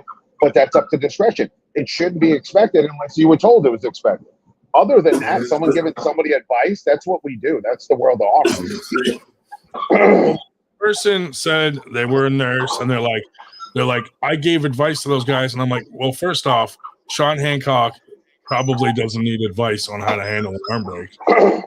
I'm just saying, if you get, I was like, thank you for your advice, and they were like, well, I should be compensated, and I was just there's a lot of legal obligations with getting financially compensated. You take a lot of responsibility. I kind of felt like, you know, you're asking for compensation for like being a good human being, like you saw an injury, you're a nurse on top of that or whatever. I was just kind of like, wow, that's kind of cringy. Actually, if they're a nurse or a doctor, they're by law they're entitled. They're supposed to help regardless. Same thing with a car accident. A doctor or a nurse or somebody's not allowed to drive past if they see somebody's possibly injured. They're supposed to stop and help as per their job. Yeah, bro. I mean, if they were the one that like did all the work and other people were ignoring it or something, then yeah, I'd be like, sure, I would absolutely compensate you. But asking to be compensated for like just get like following people that are already helping and just yelling stuff in the back, I was like, no, dude, that's fucking weird to ask like that. Yep. But anyway, I thought that was cringy, so I wanted to do a poll. So 92 say no and 8% say yes. But I think it's ballsy just to ask. Yeah. And they didn't just ask me. They went up to other people involved in the tournament too and said, hey, I helped with that. Shouldn't I be compensated? And we were like, was that why you did it? Like, that's kind of weird. Yeah, that's weird. As you got money, man, taxes really make people think about it all the time. There's we paid anyone that helped. I reimbursed tons of people because like we had a guy that was, you know, the guys that were with the people that got injured, like left with them and missed their classes. So I reimbursed those guys. And, like, we're not afraid to pay people for helping. That's not a problem at all. But that was a cringy ask, I think. But, yeah, I would never do that. Did you realize that there are legal implications of getting financially reimbursed for medical attention? You know, it was just like, kind of like especially if you're not a doctor, that's pretty dumb to ask for compensation, because now when they sue because they got their arm broken at this event, you actually might have done something that they can claim caused, you know. I don't even know exactly if it was like a nurse or not. They just said they were in the medical field or whatever. And then they said, oh, I told them how to wrap that guy's arm that had the bicep tear or whatever. I'm like, what the fuck? It's like someone wanting to be compensated for just being a decent human being. I mean, Siberian hammer. Wait, so we're charging now to apply ace wraps? Yeah, well, that's kind of what they were insinuating, and I'm like, holy shit. So I gave one of my teammates my my ice pack out of my cooler. Should I have been compensated? What did he charge you? Like, was I supposed to give him money to use my ice pack? Yeah, right. Dude, that was crazy to me. I'm gonna end the poll. We're ending it at 7% yes and 93% no. I'm even surprised it went to 7% yes. Well, I think that's just people joking around, probably. You know, I think it's whoever they're friends with. Yeah, probably. The person watching and not talking, so we don't know they're watching, is like, yes. It was the actual person. But yeah, that was kind of weird, dude. Well, it was 97. How many people did the poll go?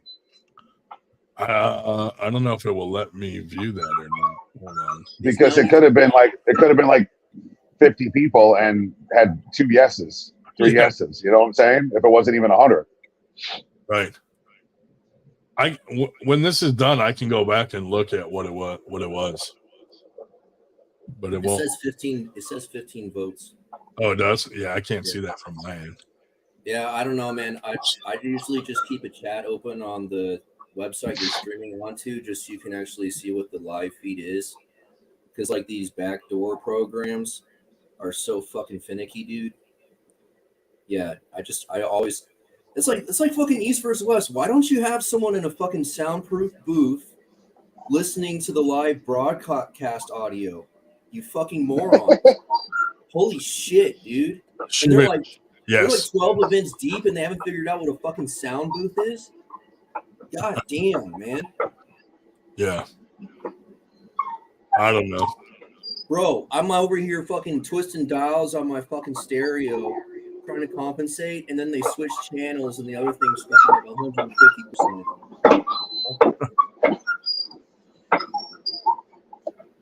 I'm so not tech savvy. I know how to use my phone. David Marr said he put yes accidentally. Well, the running joke with audio engineers is that only gays are lighting guys, you know?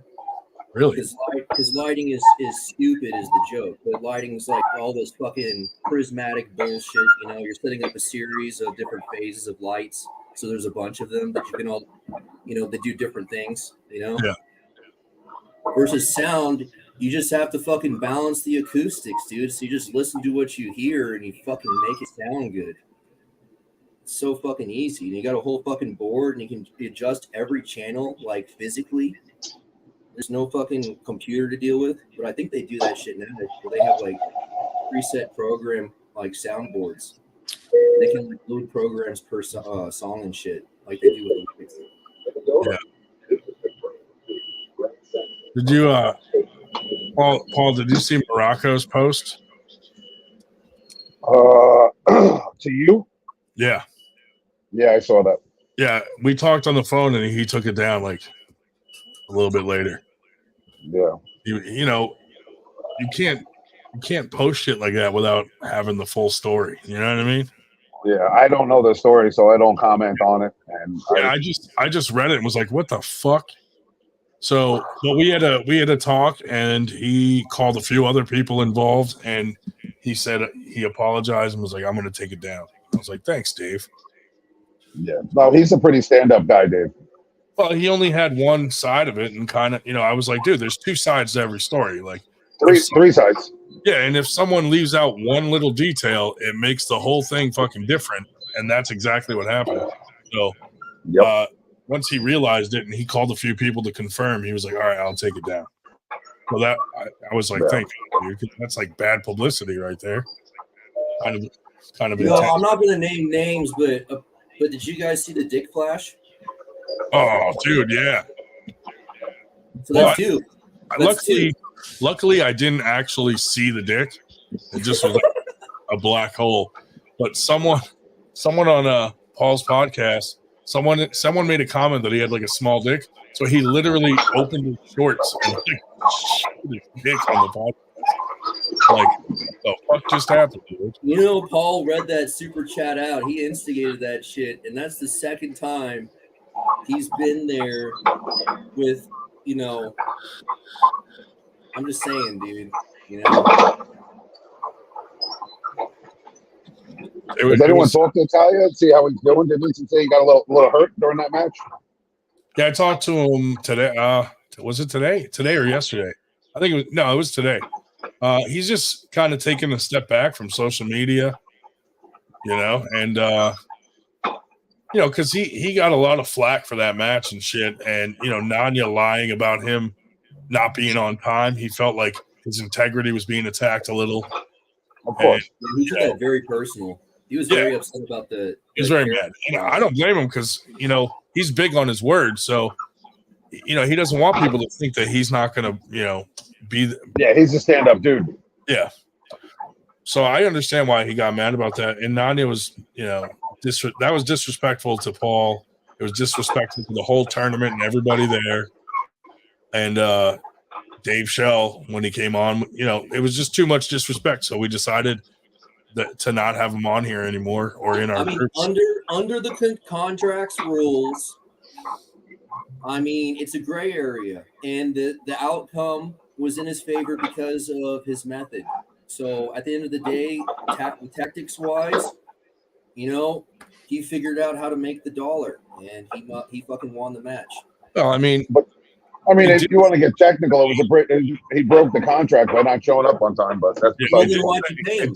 You guys are fucking weird if he's breaking the contract stipulations and you're still paying.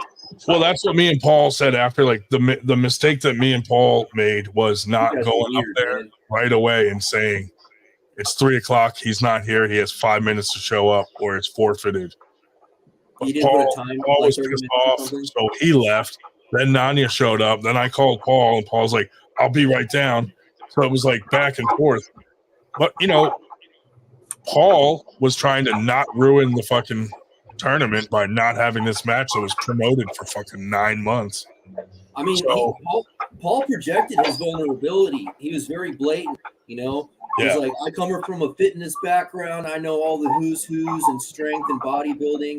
So that guy had all his hormone levels dialed to a T for that moment, yeah. 3:00. Because dude, he was side pulling and warming up, getting ready.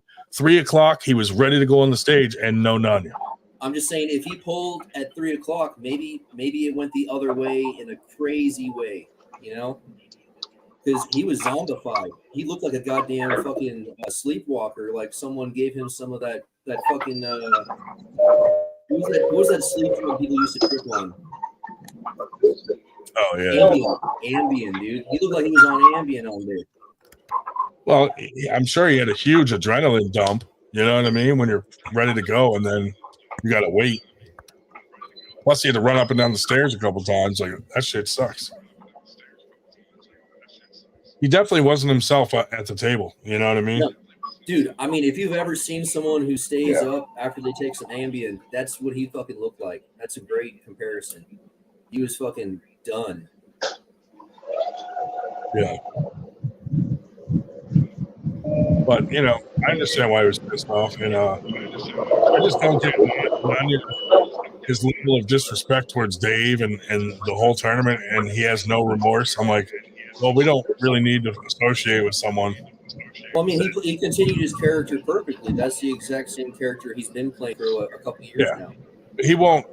I don't even think it's a character. I mean, he's like that outside of fucking. He says it's a character, and you guys got your turn at interacting with it.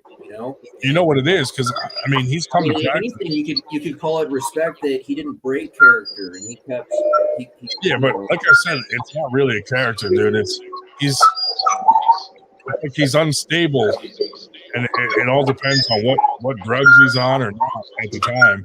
He's come to our practices before, and sometimes he's normal, sometimes he's kind of off. Like his fucking online persona that he says he has is probably just him when he's fucked up and acting crazy. But whatever. Either way, it's like. Yeah, you can have a character, that's fine, but he wouldn't have won anything if Dave Shell wouldn't have given him that fucking money. So I don't know. Honestly, at least don't disrespect Dave. I'm from the generation where the things I would say are more extreme in person than I would say online. Because online, there's a lot of bookkeeping and people read text chat a certain way. Whereas in person, you have a physical and emotional drive behind the phrasing. Well, and any kind of text can get, you can't really taken out of context. You can't read the tone that they said it in and all that shit. And while we're at it, and then you add the tone, and it's not the right tone. Yeah. While we're at it, how old are you, Wood? You're talking about generations. I think I'm 33 years old right now. A millennial. Did he say I think? He's not sure. He said. Yeah, I don't know. I think I'm 33 right now. I'm not sure. What year were you born? I got this fucking new shit. It's fucking. This shit's called fucking tiramisu, dude, and it's fucking slapping my face.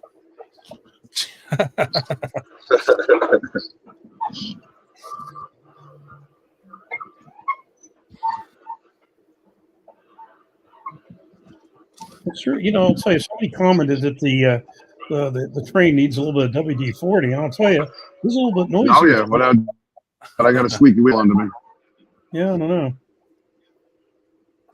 I can hear it here, but I can't hear it how it sounds through the headphones. Mm-hmm. Yeah, I definitely got an annoying squeaky wheel. Yeah, the first week of May, dude, everyone's having a fucking tournament on the same day. It's gonna be crazy, dude. I'm gonna spend all summer watching the fucking first week of May tournaments.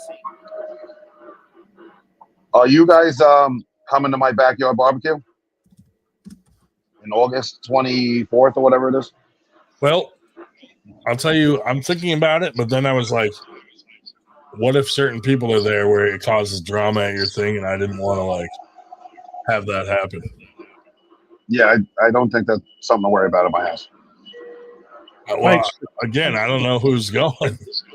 You know, I will. You know, if certain people go, there could be some tension. But if you think that won't happen, fuck it. Well, I think certain person in my area is going to show up and cause tension with other people. And I spoke with him already, and I told him, if there's tension, just leave. And he said, okay. Oh, we lost it. Nope, Can you hear me? You're definitely on my now we can in my date book for that date. But you're not talking about someone that has drama with us, right? Well, someone you don't like, and a lot of my guys don't like him. All of my guys don't like him. Yeah, but I wouldn't cause drama with him. It's just a fun. No, but other than that, I don't think anybody else that you have a problem with would even be there. Oh, okay. Oh, maybe I will then. I just didn't want to cause drama at your thing, Well, it would be one person, but he didn't come last year either, so I don't think so. Yeah. And I'm definitely not going if Ron the Don's there. Just kidding. And you can't come because Don lives at my house. No, I love Ron, dude. Yeah, Ron's good people. The person you're talking about that causes drama tried to cause drama with Ron the Don and me one night on the podcast for no reason. We were talking about someone else, and he messaged Ron, and he's like, "They're talking about you." I was like, "Dude, what the fuck is wrong with you?" But anyway, if that guy's there, I don't know. I've been having nightmares about it, dude. Is he going though? Like, is he actually going there? He called me, reached out, and he's like, "Listen, I respect you. I never had a problem with you. Would it be all right if I came?" I said, "Listen, that's up to you." I said, "I give you a lot of credit, and I would understand if you didn't want to come because of everything else that's going on. I won't hold that against you. But if you want to go there and possibly deal with all the bullshit, then you're more than welcome to come. My doors are open." But yeah. Personally, I wouldn't even put myself in that. I wouldn't put myself in that situation. Are the other people going to leave him alone? Is the question. No fucking way. Yeah. Not a chance. Yeah, that's not. I don't know if he should step into that. That's asking for something. I don't know. Fucking, my skin's stuck to my tendon. Pull it. Yeah, stretch it out. I've been trying, dude. It's stuck. My skin. Did you ever see those people that like pinch your skin and like snap it? Yeah, that's weird. It's like crack it like a knuckle. I'm like, I saw that on a TikTok. I was like, what the fuck was that? Fuck that. I'd be at the hospital if that shit was happening. I got enough clicks and clunks on my own. Right. You don't need your skin to do it. Nope. I'm trying to get my neck to do it the whole time we're on this thing. I just need a good click. Yeah. I've been going to PT. I don't go to any practices or events, man. I just train arm wrestling, and until I'm fucking putting numbers down in the gym where I feel like my fucking shit's not gonna break because the wrong guy comes at me, then I'm just gonna keep training. Yeah. Well, that's also good. So when you get to a table, you're not nervous about hurting yourself, because if you go to a table and you're worried about breaking something or hurting something, you already lost that match. Yeah. That's where I'm fortunate. I'm not strong enough for anyone to break my arm because they'll just easily go through me. Who is that guy down from the Gulf Coast in the 220 or 210 class? From the Gulf Coast? I have no fucking clue. Yeah, I'm not sure where He pulls with Corpus Christi now. But I mean, it's even worse because he super meshed Ryan Carter at one point. And I remember that dude wanted to pull me at a tournament. And I wanted nothing to do with him, dude. I was like, man, this motherfucker's going to snap my fucking arm, dude. That's how I feel about everybody. Luckily, I don't have enough resistance to get injured. No, everybody's got enough resistance to get injured. Number one. I know. I like to talk myself way down so there's no expectation. You know? That's the smart way to do it. And then you can shock people when you become the second worst arm wrestler there is. Yeah. I remember, Hey, when I one of the first tournaments I went to, like, I got bracketed against Dan Mosier, and someone told me to go straight sideways on the start against him. And I remember trying it, and I remember I lost my fucking vision. The dude fucking pinned me so fast, dude. Oh, Jesus. Holy shit. No, he's super fast. We you know Derek from my team, right? Yep. Okay. So Derek's first tournament was the New York Arm Wrestling Association one. Jack Aries. Oh God. What do you go against or some shit? Yes. Oh, I could have guessed.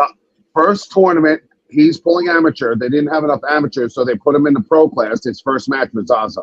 Oh, that'll make you fucking think twice about arm wrestling. I was like, I looked at him. I'm like, he's faster than anyone I know. You need to be ready for this because he's gonna fucking go right through you. And he goes, okay, bang, pin to the pin pad. I was like, told you. I told you. Was he like, holy shit? Yeah. Yeah. What's up, Lucky? Hey, how we doing? So I hear you got a birthday coming up. 2 weeks. 2 weeks. Oh my goodness. Yeah. She's gonna be 64. So old. 68. You're catching up to Dave Shell. Right, I'm just a few years younger than Dave. But no, it's fun because like that's kind of like my birthday present was that invitational that we're doing on May 17th. That's cool. You excited for that? I am. I think it's going to be a really cool event. There's a lot of pressure that surrounds that, obviously, and me being so new to the sport, I'm kind of like, yikes. But I've been working hard. Like some women like backed out. Is there any reason that people backed out, or was it just like personal reasons? So the only one that I can say for sure, because she mentioned it on my podcast, so I don't have a problem saying it, is Nancy Nations did bow out because she's dealing with an injury that's just reoccurring. I think 2 other people bowed out because of other events that are so close to that event, and much endurance is going to take 11 of us at one time. That makes sense. So, but I don't want to speak for anybody else, just because like I haven't talked to them and they haven't, said it publicly on why they pulled out. Yeah, we had Candy Passmore on last week, and she spoke highly of you, and she was telling us about how she got invited and all that stuff. And right, Passmore came on Paul for a minute. I saw that. He's awesome. Did you try and put anything together with that? With what? Paul? Me. Yeah, Paul already.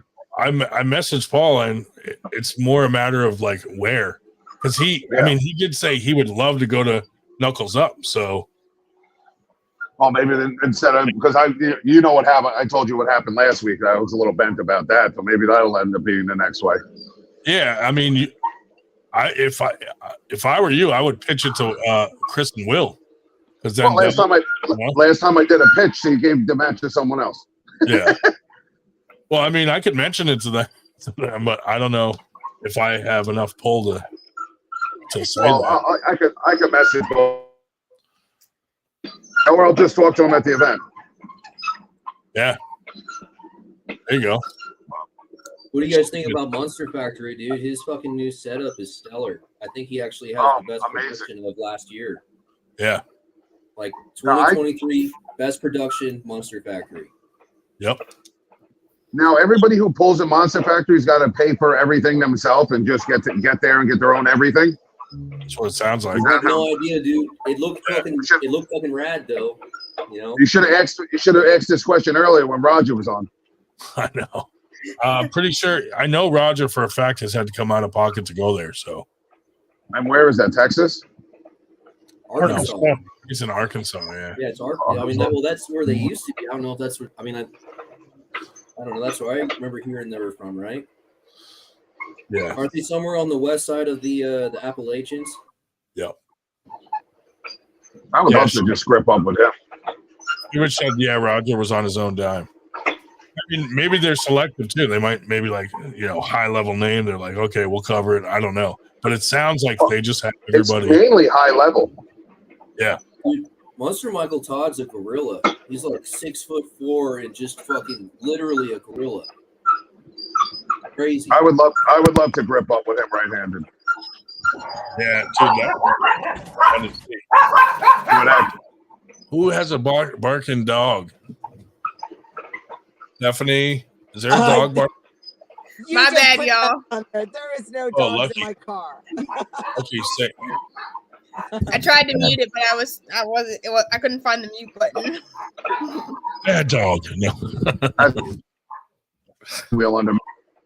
So Ryan, me and Lucky want some 98 t-shirt. Oh, really? Stephanie, before I forget, congratulations on taking third. Thank you. That was a tough. That I want to say that the strongman is way harder than powerlifting. It was so tough. I think it was the toughest competition I've ever done. I'm sure. Yeah, powerlifting is much more technical. Strongman is just fucking crazy. No, strongman is also technical. You have to have the technique to slowly shimmy that big bag of sand up your shoulder. You need the technique to how to get that circus dumbbell over your head. Yeah, but powerlifting is a single motion. It's not. Powerlifting is very technical too. Yeah, that's why I would say powerlifting is more technical because of the finite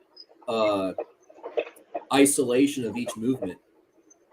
You know, whereas strongman is like a medley or whatever. You have like a multitude of motions you're going through. So, like, yeah, each motion is as more technical as powerlifting, but there's more of them. So because there's only 3 technical movements in powerlifting, I would consider it more technical because it's more isolated. You know, it's pretty much more of what you do more often. What you train more for. That's all it is. But just like everything else. Yeah. Did it seem to you like you needed more endurance for that? Definitely. Yeah. Definitely. That makes sense. So I want to be taking smoke breaks. I cycled smoking during. I cycled off everything in January. Like nothing. Like totally natural Stephanie jumping in there. So what's next on still got third. Yeah, What? still got third. What's next on the Lucky podcast? So we have Danielle Evanson coming on. Oh, she's our girl, man. We love Danielle. Tomorrow night at 10 Eastern time. So I'm really, really excited for her. And then May 4th, I'm actually, which is so annoying because Ryan, you're gonna think I'm like the flakiest person in the entire world, but I'm going to the I already know. I'm so sorry. I love you so much. Candy threw you under the bus, and I was like, I took your crown and I broke it in half. That's fair. That's fair. I'm kidding. I actually didn't make it yet. Well, it works for me. Save it for the next one. Yeah. But I have been promoting it. I have been promoting Maryland for you. Thank you. So we might do like a live there while we're at practice. Nice. I don't want to give too much away because there's so many people that are in the round robin, and so I'm not trying to get people to get like history on people or whatnot either. So we'll see how that goes. And then May 11th, or either May 11th or May 4th, we're having an invitational night where we'll talk to all the ladies that want to be a part of the podcast, and we'll kind of do like a mini pre-show with several of the, I think I have like 4 or 5 of the ladies already signed up of the 24. So, and then of course myself and the other hosts. So that's awesome. So you have 24 confirmed, or like you want 24 in the bracket? No, so there's 24 in the invitational. There's 12 in the 0 to 154s and 12 in the 155 plus. I invited everybody, but I sold them the RSVP, so I was not sending out mass messages to everybody who didn't want to be a part of it. So there's at least 8 And why are you going from 150 to open weight class? What do you mean? For women's 154 and up. That's Yeah, no so goes. I mean, you're basically like no girly Tevises are gonna show up at 176, you know, because a 200-pound is gonna show up in the same class, you know. I'm not the promoter of the event, so I don't know. I know Kylie and I are on the lighter side of the 155 pluses, but we're also pretty strong, so we should be okay. So 154 is very much even. We talked about this last week on the podcast. As 154, a lot of them have already pulled each other, and so those matches are going to be really cool with how they end up working out with each other. And what about like bantamweight, like fucking 118 or something? I mean, Candy said on the podcast last week that she's 125 and she's the lightest in the 155. Yeah. And she's the lightest one. Yeah. Yeah, and she's beaten 3 of those girls. If you start at, I'm just saying that there's a lot of girls running around with like under 120. A there's lot? Also a lot of, and there's also Not that arm wrestle. There's also a lot of full size girls that are like an easy 180, you know. And I feel like that's like a bantamweight and an open weight class should be a little bit more far removed than one class separating them. That's why I feel the men should have a 265 class. Yeah, I mean, we're over here nitpicking about 20 pounds, and the ladies are like, all right, if you're under 50 kilos, you're over here. If you're over 50 kilos, you're over there. What do you mean? You know, honestly, last time when I was in San Diego, I lost to 2 guys that were over 100 pounds heavier than me. Yeah.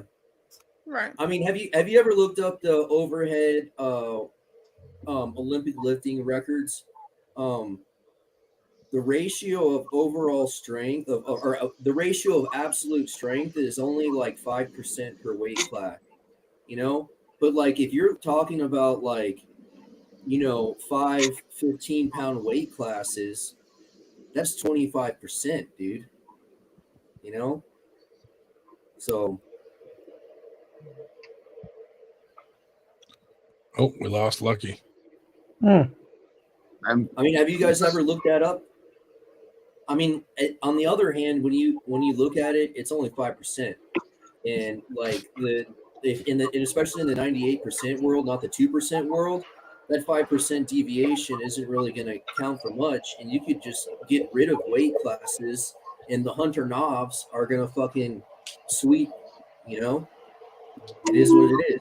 Well, like up here in our area, for a long time there was like only 2 women's weight classes, so a lot of women got turned off by that and stopped fucking arm wrestling. Yep. So I mean, now we do more weight classes for women to try to change that because, you know, it's kind of set up for specific people for a long time, you know? Yeah, if you want to be competitive and if a girl's going to arm wrestle, obviously she wants to compete, you know? You need 15-pound or 20-pound brackets. Otherwise, you're going to get most competitive women who are just to say, that's bullshit, unless they're in the weight class right on the line. Dude, and we keep doing like a bunch of women's weight classes, and, you know, they're not showing up. So we got to eat those trophies. So I have like stacks of trophies from that, but we don't want to stop doing it either because then it will never grow. So it's worth the loss to try to build that up, you know. I think the solution is to 3D print the trophies on the bracket completion. So once the bracket is submitted, the trophy is printed at the tournament. Yeah, like just wait in line. Yeah, I mean, then you can before I forget, trophy thing, I forgot to grab it from you. Which one? I grabbed a second place medal. And what do you need? A second place medal. Oh, I just forgot one? to grab a second. Yeah, I forgot to grab it. I grabbed the 2/3, the 2 dragons, and I grabbed one of my guys' third place one, and I forgot my fucking second. Oh, I can mail you one. No, I'll see you at just bring it. Oh, okay. Yeah. Remind me when we get close. Yeah, no problem. Yeah, you should sell those excess medals to posers like me, and then I can just show them off and be like, look at all the medals I have. You know what we end up doing? We like give them to kids and stuff. There you go. So like I'll buy some stickers to go over whatever one was for the tournament, and then just give them to like kids for whatever, you know. Well, all you have to do is end up in categories that have 2 or 3 people in it. You know, then you end up like with me, where I have more medals than I have career wins. And Dude, no, I'm you not making that up. don't even believe this. So we had like 12 dragons left over. Like people didn't grab their dragons. I'm like, what the fuck? We only ordered 4 extra, and a lot of people just left without grabbing their. Well, you had 3. Didn't you have 3 of them that the neck snapped off? Yeah, but those were the extras. That's why we always order extras. Man, I remember I had a whole shelf dedicated to soccer trophies. Shit was bullshit, dude. Like, you mean your participation awards? It's a whole fucking shelf you can't fucking use, dude. Oh yeah.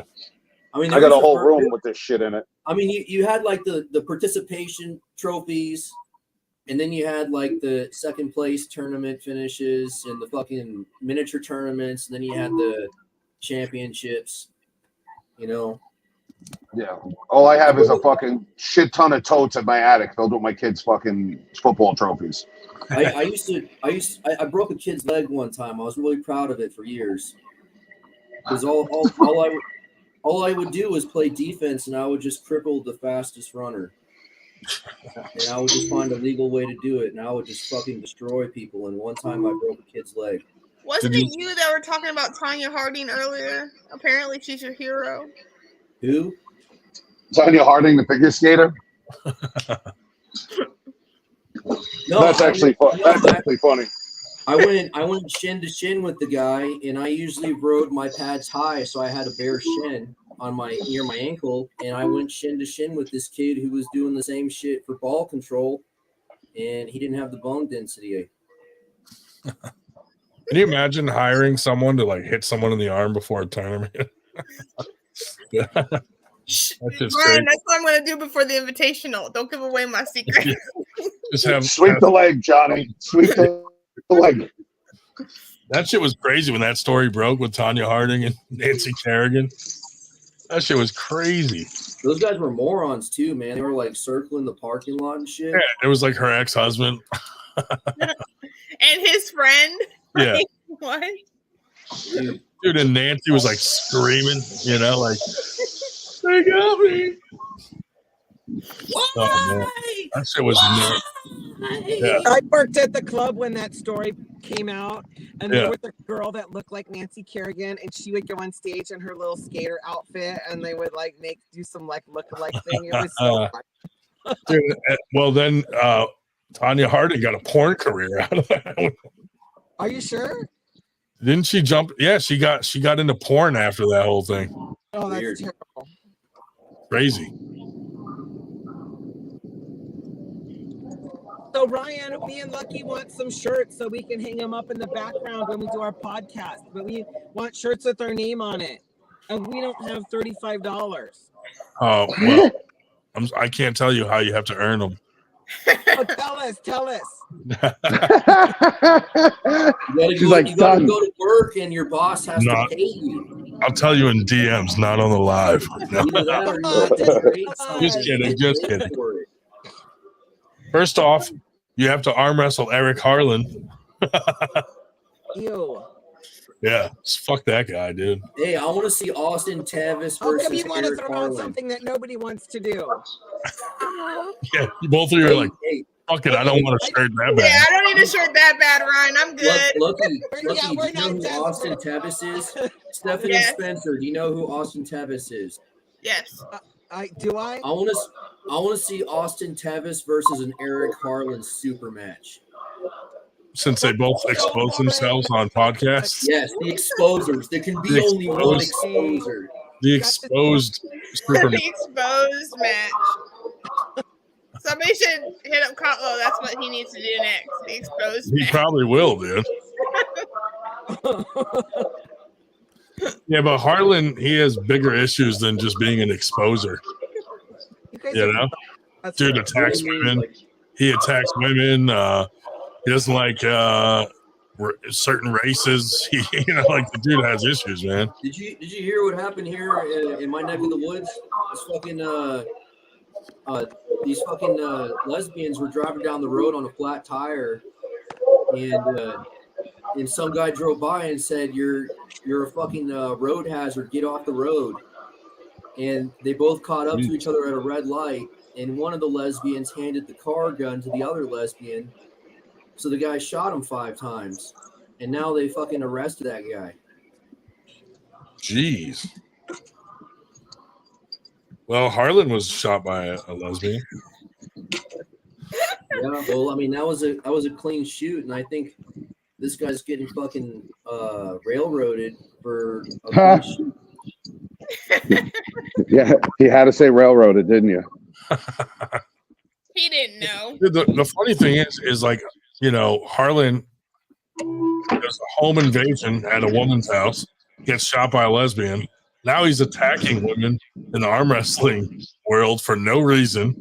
He's racist. Yeah, he attacks Lucky. Like, what the fuck is wrong with this? Grondin, are you a communist? No. Okay, well then find a better argument than racism for someone's character flaws. Well, Harlan, he has many other character flaws too. Okay, well then highlight those. But I feel like racism is a very dangerous character flaw to magnify. Well, I mean, there are more productive. There are more productive if he character flaws to point wasn't, I out. would agree with you, Andrew. I will say, if he wasn't, I would agree with you. But he is. So like when people need to be careful about that. So when you say he's racist, does that mean his racism is going to make him cause imminent harm to people that he's racist against? So like, yes. Let's say we don't know for sure. However, well, I mean that's the whole point of the argument is he said some racist things, but look what you're extrapolating by calling him racist. You're now insinuating that he's a violent threat, and you're saying that that's a high. I feel threatened. I mean, he did a home invasion. So when someone, so you feel threatened when someone discriminates against you. What bag was there? Well, I was like, "Where's that's not what I said. I feel like that's natural because I mean that's what racism is discrimination. Or do you think it's like he's actually going to do you physical harm?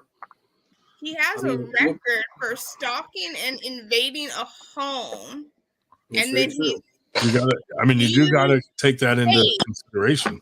Yes, and so those are literally against people who I have literally zero interactions with this man whatsoever, and for some reason I am on his radar, and it makes me.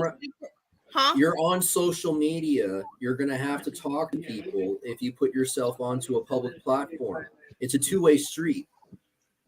No, dude, the things he said about her were unnecessary.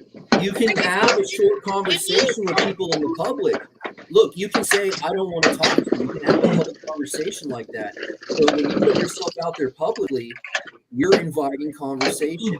So the initiation. Conversation, sure, not outright hate. Yeah, okay, Andrew. So now you're talking about hate. You're talking about vague insinuations again. You need to be definitive with what your concerns are. Andrew, until you listen to it, I don't want to have this conversation because you don't know what you're talking about. Is this the private message that people have been talking about? Because I haven't heard it. Yeah, dude, he called her like every name in the book, C words. Well, I don't understand why name calling is something that you feel physically threatened by. Because of his past history. His past history. So like in his vulgar dialogue, is he insinuating harm? No, but he's a violent person, and if he's saying things like that, I could see how as Was a that? Well, if he was a So, violent Andrew, person and if he I was saying had violent things, no, but listen, if I had any sort of altercation or back and forth or done anything to him, then I 100% agree with you that I've opened myself up to having that conflict online because that's what it social sounds media like is. it wasn't. Look, Can if you it listen? was, Stop interrupting me. Thank you.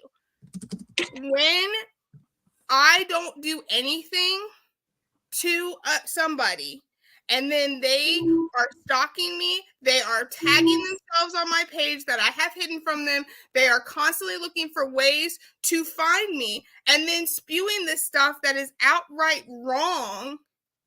he's not. First of all, no, listen, I'm not done yet. Well, you made multiple points, and I'd like to talk about each one. How many points are you going to make before I can talk? To him to lead to all this altercations, and You're a public figure on social media. Look, there's a difference between him talking to you directly and saying those things, and in private remarks saying some vulgar things about a public figure.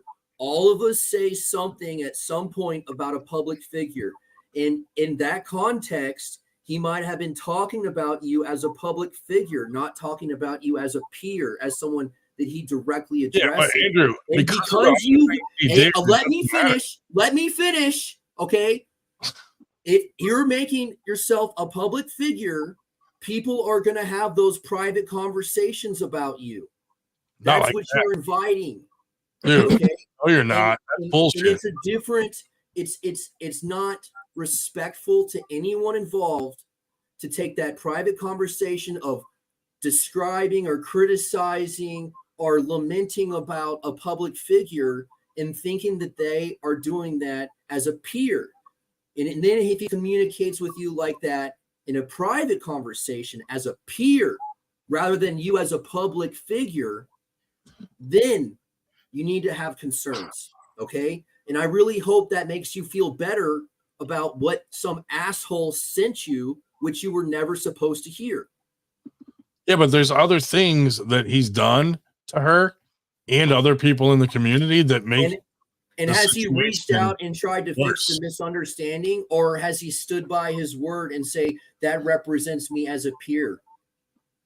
It doesn't matter. We don't need to hear his opinion. No, there's two. You've created yourself as a public figure. You've allowed this criticism to take place. And now someone is trying to stir your emotions up by recording a private conversation and sharing it with you so they can hurt your feelings. So whoever shared that with you is an asshole. No, dude. Yeah, and I think we know.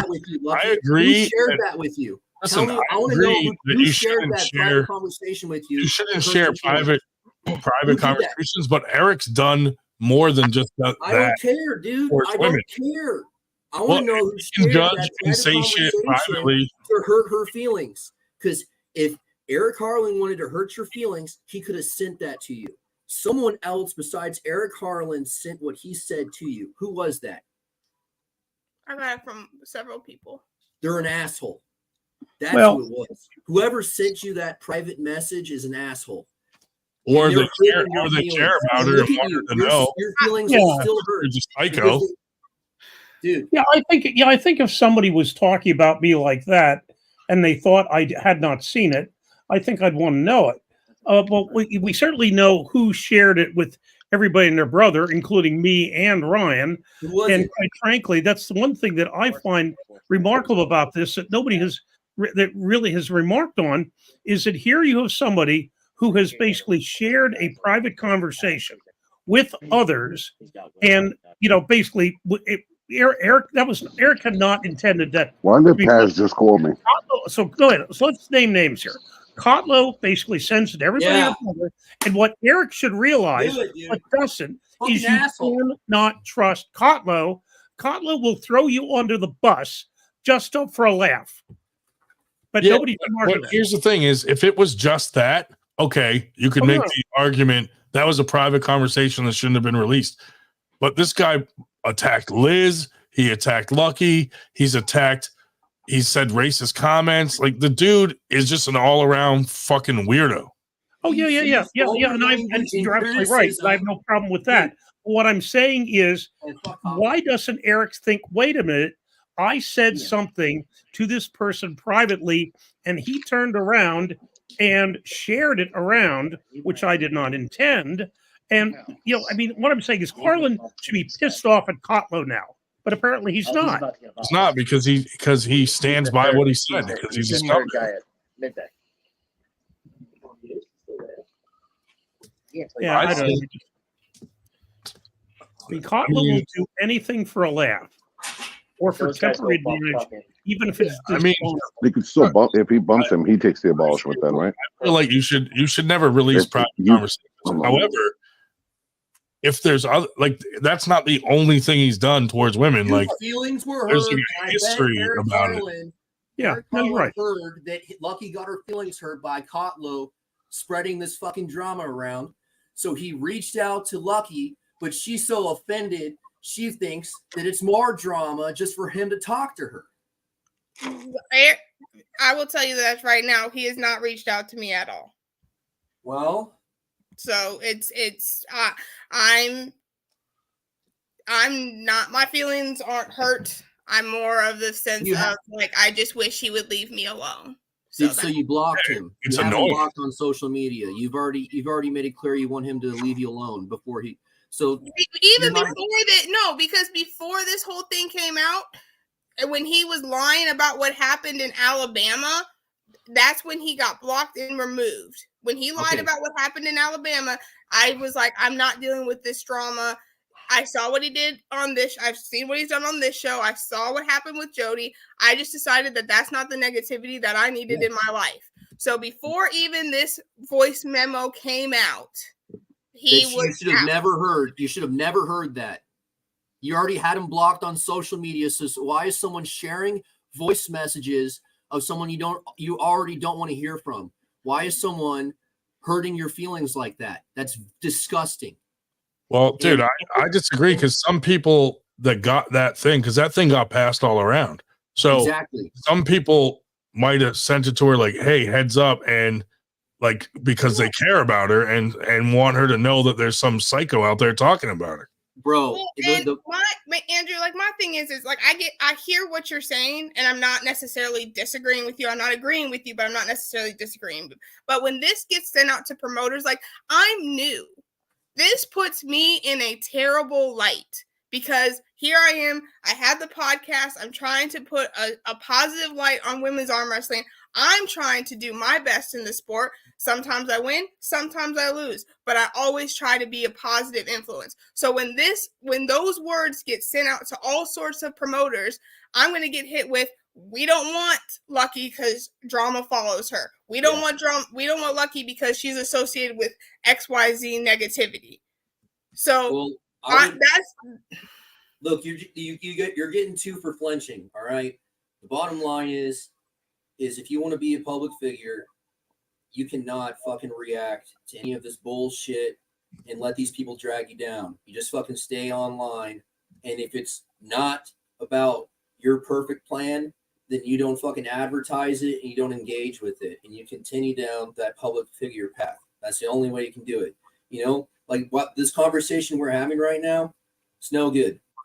It's no good for your public appearance. The bottom line is as far as you're concerned as a public figure, you've never heard of it, you don't care, and if you did hear about it, it's whatever, because it's not your deal, you know.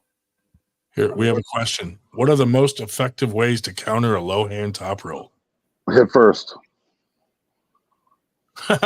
Yeah. Hit first. Be first. Hit hard. With another low hand top roll. The bottom line is if you have real concerns, I would inform. I would inform the authorities, you know. But if you have minor concerns, you can always reach out to the individual in question and try to talk to them directly. And it either is going to make the feelings worse, or it could give you some long-term registration to trying to get over these feelings that someone has tried to create. You know. Does that make sense? I mean, either that or you can it's done. It never happened. It doesn't matter. It's not part of you, you know? Next on the agenda. Sorry, Paul. It's all good. No, I agree with him, but in the same sense, I do certain things he says I agree with. Certain things you have the right to know that other people are talking about you. That's about it. Bringing it to light for everyone else to know that you know is putting it on you. That's all.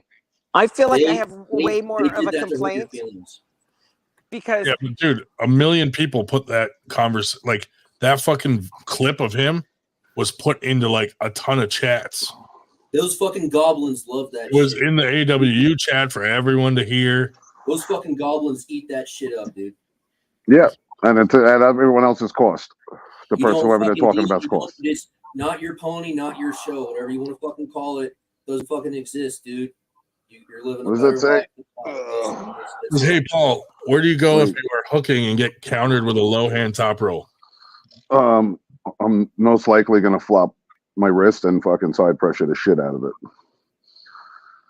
There you go. If the bottom line is if I was trying to interact with AWU and try to get involved with them for some sort of self-promotion, I would not listen to any voice messages. If someone actually has some business that they want to talk about, they can type it out. Yeah. Because I mean, as far as I'm concerned, I'm not doing Well, voice messages. guys like Harlan, like he wants attention. So if you don't give it to him, it drives him even crazier. Like if you don't talk about him at all, he fucking freaks out and then has to do a fucking video to try to regain your attention, you know. Like he's still talking about the like issues from like fucking 6 months ago and tagging Jody and fucking all kinds of people, and it's like, dude, let it go, man. Just fucking move on with your fucking. I saw a Jody doppelganger at a protest here in town. Oh yeah. Yeah, she was yelling at a state trooper. Did you get a picture? Yeah, I got a screenshot of it. Ah, nice. I don't know what I'm going to do with it. Are you door dashing? Instacart? She's doing something. She looks like she's in Walmart. She's muted. Probably is, yeah. She is muted. I always tell her that when she's door dashing, why don't you like taste their food? Take it to fries. If I was a door dasher, they'd get like half their food. Stephanie, well, you see where you can like cut the pizza like down the center and then like squish it together. Right. That's what Brian's gonna be. Eat half the fries and then try to like fluff them up so they look like more. No, you just stuck the napkin in the bottom of the fries. And so instead of the rest Oh, she got it down to a science now. Drink half of her milkshake, add some water, and shake it up. I'd have all kinds of tricks. Right. Ryan would be like driving around with like empty beer bottles, swapping out the ones. I'd be that guy taking a picture of it on their front porch and then bringing it with me. Taking a picture of the empty bag you left them. Hey, it was there. Hey, you know the inside pocket on a Carhartt? Yeah. It fits a liter of wild turkey. Sure does. It's probably intentional. I swear it is, dude. I mean, the fucking liter bottles are straight in that pocket. It fits the flats nice. How are you gonna do a review? How are you gonna do a review when you're not even the one getting the order? I've never been much of a flask guy. I've had a few, but they just kind of seem weird, you know? Because they don't come out fast enough when you go to take a sip. Yeah, it's real tedious, and you're really just kind of getting the fucking, you're just wetting your whistle, literally, like the old guy would say. No, all I did that. I was drinking out of a flask. I brought shit on the cruise because I didn't want to fucking deal with it. And I knew they wouldn't have what I wanted, so I just fucking threw a flask in my fucking shaving kit next to my cologne bottle. So if they scanned it, it looked like another bottle of cologne. Jeez. I was traveling on the day that idiot tried to bring something, some explosive in a liquid, and they all of a sudden, without warning, banned all liquids. And you should have seen the airports. Oh my God, just overflowing. All these people are really pissed off bringing liquor back perfectly legally, from the Caribbean. Everything kind of gets thrown out. I can't believe people allowed that shit. If you're a criminal, you're in prison in a fucking functioning society, man. Why do we have metal detectors at the airport? y'all suck. And you want me to go through that X-ray machine? I remember one of the last times I flew, the motherfucker swabbed me for bomb making materials, and he had a fucking machine to fucking That's swab probably a it steam to. call. I mean, you do seem like a guy that would blow up. Right. I remember Strangely, he was like strangely enough, 2000. the metal in my arm never sets it off. What always lights up on those stupid things is my crotch. Not really sure why, but it does. And no, I'm not making that up. Wait, my what? mother-in-law has a steel rod down her leg. She snapped the ball of a femur. We went through the metal detectors getting into the port, and she got fucking pulled to the side. She's like, "Do you have anything in your pocket?" She said, "No, but I have a huge metal rod down my leg." Did And they fucking they had a fucking wander, and they had made her pull up her pants, and you see the scar from like up on her thigh down her fucking leg. That's You know, fucked. you can see your dick on X-rays. Did you know I that? never looked at an X-ray to see if I could see my junk. Yeah, Dave you can has see. an X-ray of his knees, and you can see his dick tip in it. Yeah, you can see your dick in X-rays, dude. So like, they're literally looking at your dick when they X-ray you. Yeah, that's all they're checking out. So you're talking about like X-ray got into airports. My son he smokes pot, and his bag stunk, and he had nothing in it. And there was a sniffing dog, and they hit the bag, and they threw the ball on it, and they took my son to the side room. They went through his bag, Oh man, his carry-on.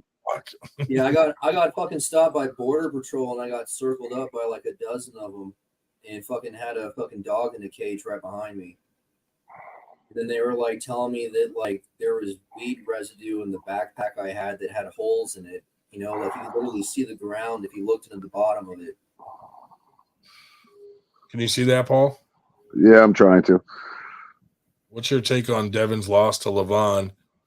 I mean, did you look at the aerial of the two of them at that table? He's like double his width. I know. It's I mean, it's just he's just massive. Do you and think he has everything it takes? He's just way too strong. Do you think Devin exhibition can give match, up dude. that goal? No, never give up a goal. I mean, But dude, like, unless he's willing to get as big as he is, then it's not worth it. But I can't see that being healthy. He came in leaner too. What? He Yeah, it came was shredded. than he did against like Michael Todd and shit. Well, look at how big he was the first time when they went, and it didn't do him any good either. He was just big, but I don't think he was any more powerful. No. And and that again, it goes to say that weight class. What is Levon weigh? What is Devin weigh? Yeah, bro, they got to be a 60 to 80 pound difference. Yeah, and that stop in the first round, I think Levon was just toying with him, to be honest. I don't know. Because when he wanted to go through him, he did just go through him. Yep. Yeah, I agree. The weight difference is stupid. It's like these super matches where there's no weight cap, and like that's all supers. At that level, like if he drops down to his normal weight class, he'd probably be number one and dominate. You know? Levon? No, Devin. I feel like Devin could drop down to the heavies. Yeah, if he dropped out heavies, he would dominate probably. You know, dude, Levon would ruin the sport if he was like 220 or 240 and he kept his strength. He couldn't keep that size and be that strong. Dude. That'd be crazy though. He'd drop fucking 50 kilos if he shaved his body. He's coming to New York soon, you know. He was here in Manhattan, and I freaking was 5 minutes away from him, and I had no idea. He's coming back. I was sitting in Grand Central. He was at Times Square. I could have took the shuttle over there and said, "What's up?" That's awesome. Only if I knew. Yeah, he's coming back. All those Georgian kids are trying to set up like a thing. That dude, you know that dude Levon that's been crushing people here, the skinny dude. No, he's like he's beating everybody in his weight class, like fucking crushing them. You're talking about Davitt? No, Levon, I forget his last name, but he's always with that kid DeVite. Yeah. So that dude is actually friends with Levon from back home, from Georgia. So Levon's coming to New York, and they're trying to set up like a meet and greet thing with him. Well, if you hear anything, please let me know. Yeah, Will. We may be involved. They might, but I have a feeling if we did, that Engen would shut it down. Can I just take a minute real quick to address the Drew 24? Look, East versus West cannot afford technical cameras or technical referees, right? You need to calm the fuck down, dude. They got 2 referees up there. Do you know how expensive that is? That's a high-value production, East versus West. And if you really are worried about centerline fouls, then go pay for a production that actually has technical referees. That's something I don't understand. Like, at that level, and you're doing super matches, you should absolutely have playback and fucking all that shit. Dude.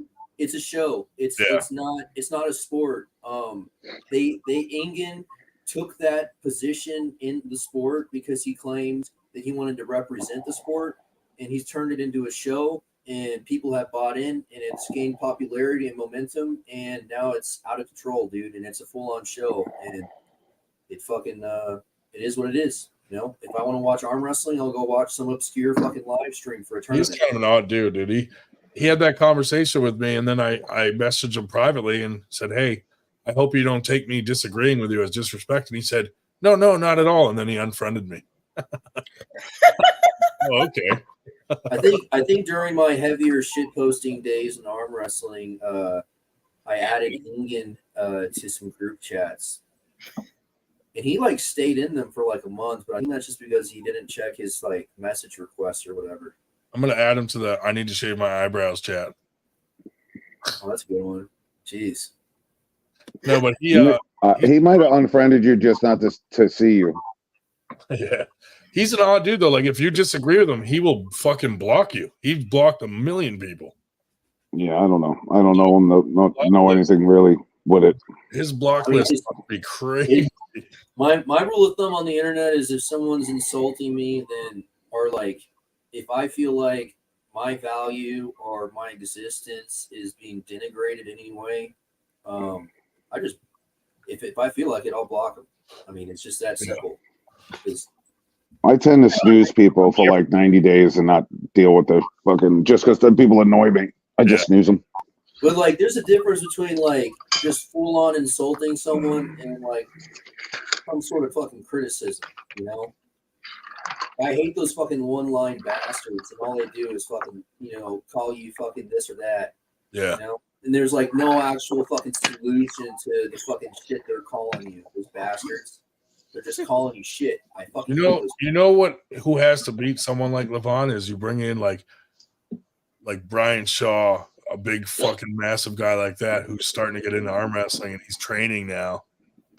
Like if he could put it together quickly and fucking with his strength background and shit, like that's the kind of guy where they're the same, you know, they're in the same realm of size. It's going to be someone like that comes along that has a good shot, probably. Brian Shaw versus Kurdecha could be cool in like 5 or 10 years. Yeah.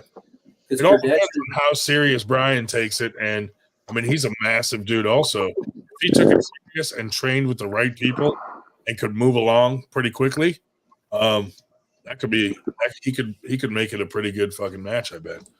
But he's got some work to do before he gets to that level. Because right now, Devin can probably go right through him. Like, oh, Stephanie left. Yeah, she said that. Fuck that girl. Shaw fucking. I think between him, Eddie Hall, and Half Floor, I feel like Brian Shaw would take second place right now. But I think like with proper training as an arm wrestling, advisor, I feel like Brian Shaw could supersede Eddie Hall because he's got the leverage advantage. I think he already probably beats Eddie Hall in arm wrestling. Yeah, I don't know, man. I mean, what's fucking Brian Shaw's pronation? Because it's going to be a lot of radial deviation and a lot of pronation to actually be advantageous with that leverage. You know? Yeah, I don't know. I know I've seen a lot of videos of Brian Shaw training arm wrestling lately, though. Yeah, I started fucking doing radial deviation pull-ups. Fucking, I'm pretty stoked. Like 5 years ago, I couldn't do that. Yeah. You ever tried that? I don't even know what the fuck you're talking about. You can't do it radial deviation pull-ups. Pull-ups? So like when you're grabbing on it. Your thumb is facing down when you're doing pull-ups? Yeah. Never tried that. What's up, brother? It fucking sucks, dude. It's like the reverse masturbator. Yeah. The stranger. I never had anything else. It's apparently like basically I the bread got and the butter machine of top like rollers, like 2010 or 2015. I think like the All first I had person was I heard YouTube about doing TV it and was then Sarah Bach. internet through Verizon. Yeah. But like you basically, I mean, I think Sarah Bachman can do it single rope, but I've been doing it double Yeah, rope. my sister just did that. Like just do like a proper 6 months ago, I think, because she saw mine and she was like, I just put my fucking legs through the roof. So she canceled everything. I don't know. It's something different. I've never even thought about it. Who the hell would think about grabbing it straight up and down, upside down? I'm happy my big ass could just jump up and do fucking like 30 pull-ups. Yeah. Damn. That's impressive. Oh, I'd like Yeah, to. and I do wide grip. It's one. Do you know Danny Gillian? Yeah, then they can use it. Use Dude, the. I am soda face guy. Names, I'm fucking terrible. He's been like I think he's It's been good for 6 TVs, but only 3 people can watch it. 198's in like Texas for like 20 years or something crazy. He hosts map practices up Dallas, north of Dallas, near like the lakes and shit. Yeah, like I only have 2 TVs. But he's got this gym and he's got twin ropes. So What about outside the It's house? the first time I saw twin ropes. It's so fucking natural. You just put the ropes shoulder width, you know? And just So one up and just climb. You can create Yeah, because like like with the fucking one rope, you're really fucking create like in there, you know. But with the twin ropes, you can have an account so like it doesn't interrupt what you Shimmy up. I like it. It's really neutral on the shoulders.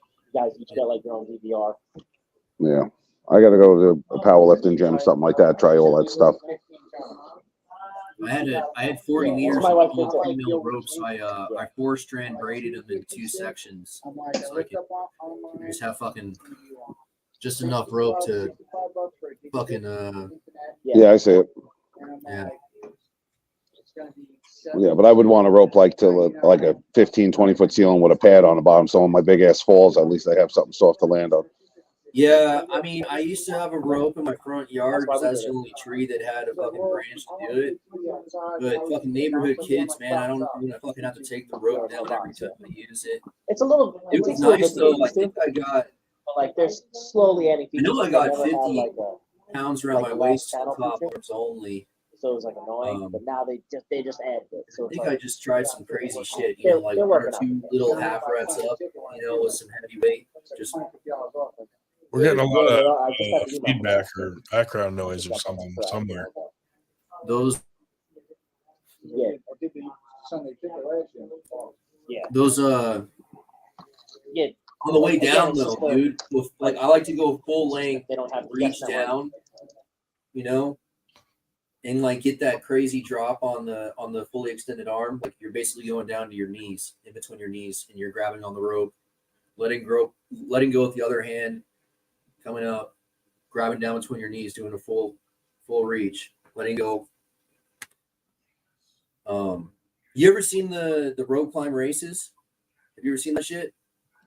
They got like a 10 like a 10 mil class and like a 15 meter class and a 20 meter class, and you have to start seated on the ground, and like the fucking records are like five seconds. Jesus. For these dudes, just arms only. Oh yeah, I've seen that.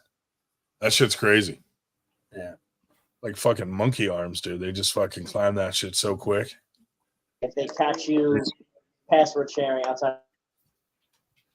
Paul, tell that guy to shut up. Are you watching a fucking safety video? No, I'm like 4 minutes. Like one of the other guys is talking, so I keep muting the mic. All right. Well, I'm about to pull a Ryan and fall asleep on this podcast. So. I do it all the time. Well, hey, thanks for coming on and telling us about.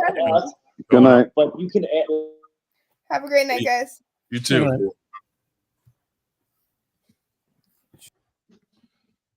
What a nice young lady, even though Andrew Wood almost scared her away. Yeah, I do that.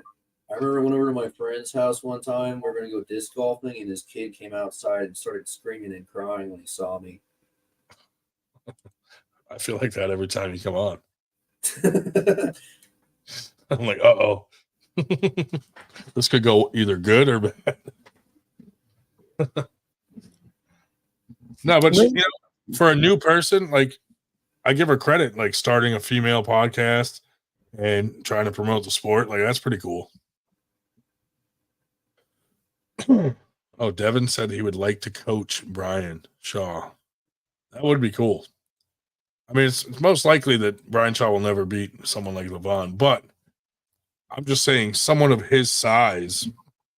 I mean, like, I would rather get Latimer or fucking Lupkus to train Brian Shaw. I feel like they have like a good strength basis to explain what kind of positioning to use for that kind of strength, you know? Dude, Latimer has taught a lot of like top level guys how to bench properly, and they increase their benches by like a crazy amount just from going to a couple classes. Yeah, but the problem with that though is, I mean, those fucking those pressers, they can't get their fucking shoulder here. They're never gonna get here. Yeah. Never gonna get here. They're gonna be here, and that's gonna be them like fucking coming in. Yeah, I'm glad to see Latimer making a comeback with his strength, and you know, he was down for the count there for a while. I was nervous. Well, I'll tell you what, gentlemen, as previously mentioned, I'm going to get up in the morning, which I normally don't like to do, and drive over to New York to help run a tournament. So I think I'm going to leave. So have a delightful evening, what's left of it, and we'll be seeing you whenever. See ya. See you later, Dave. Turd Burglar says Latimer can't pull in the straps, so he's a weak coach. Yeah, I mean, that's the only downside is like Latimer, like he has some chinks in his armor for sure, the way he pulls. I'm not sure if it's an injury on the inside of his elbow, but he gets opened up so like people top roll him, dude. You know, I've seen it. Well, yeah, in his off arm, maybe. In his off arm, he says like that's not my money arm. But he's been injured for a while, so. But I mean, dude, he's got wins on Travis. You know what I mean? He's got some legit wins. But at the same time, I've seen him wince in pain as someone's fucking top rolled him. So he's got some. Yeah, he's got some nerve issues going on. But yeah, he got surgery on his hand and still went and competed. So that's probably when you saw the wincing. Like he was fresh out of a hand surgery. Bro, I remember like I think I was like 2 or 4 weeks out of wrist surgery, and fucking some dude called me and he wanted help on a fucking climb he was trying to do by himself. And I remember fucking pulling on this 2-finger pocket, dude, and that shit fucking hurt so bad. Yeah. God damn. But I gotta say, Latimer is a good coach, man.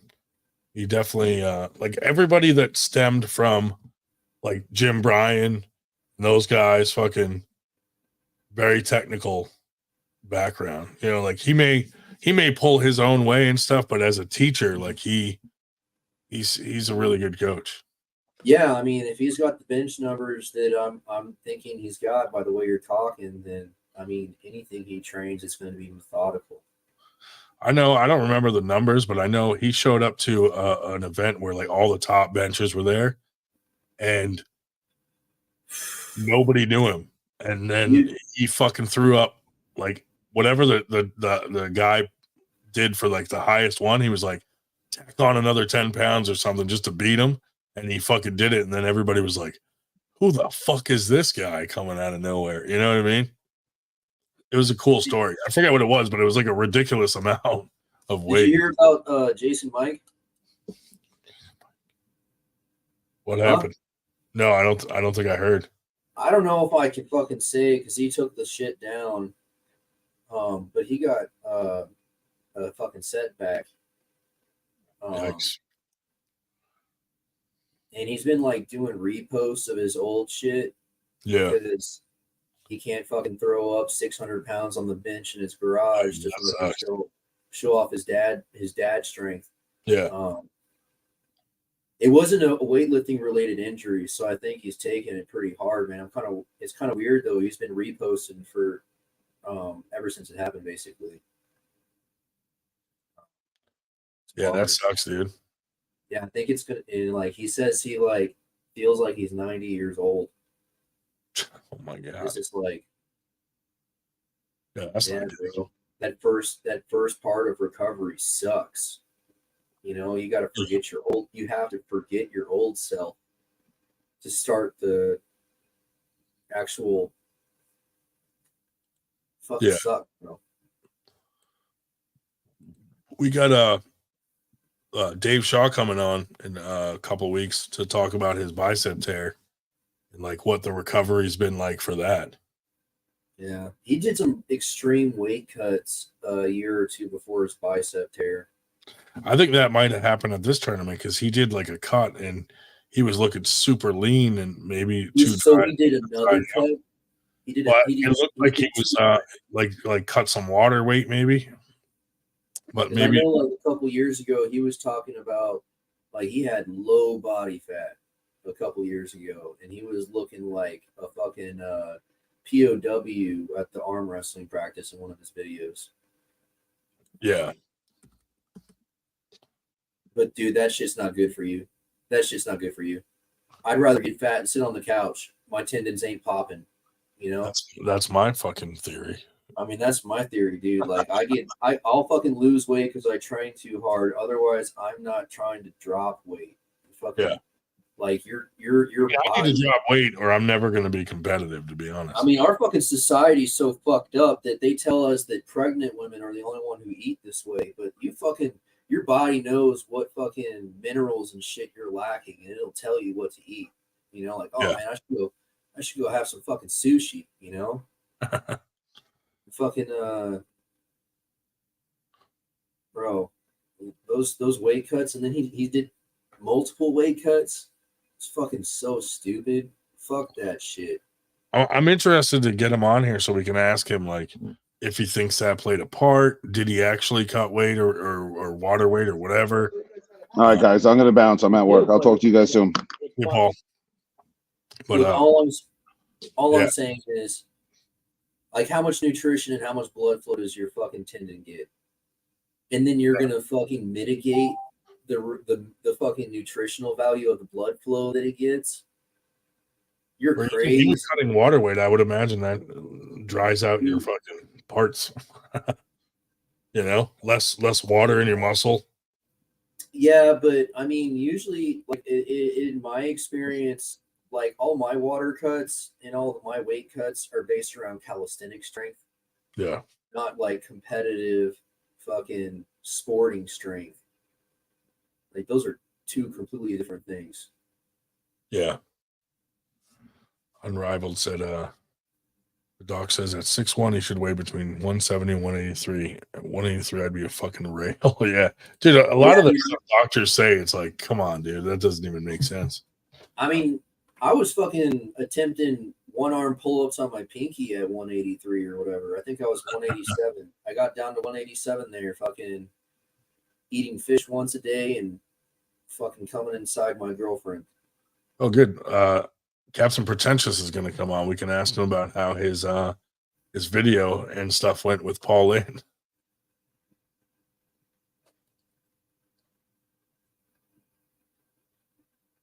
But yeah, I got a buddy who does 800 calorie and 400 calorie dieting, and he'll go do these fucking 100-mile fucking hikes and climbs through the mountains by himself and shit. Oh, fuck that.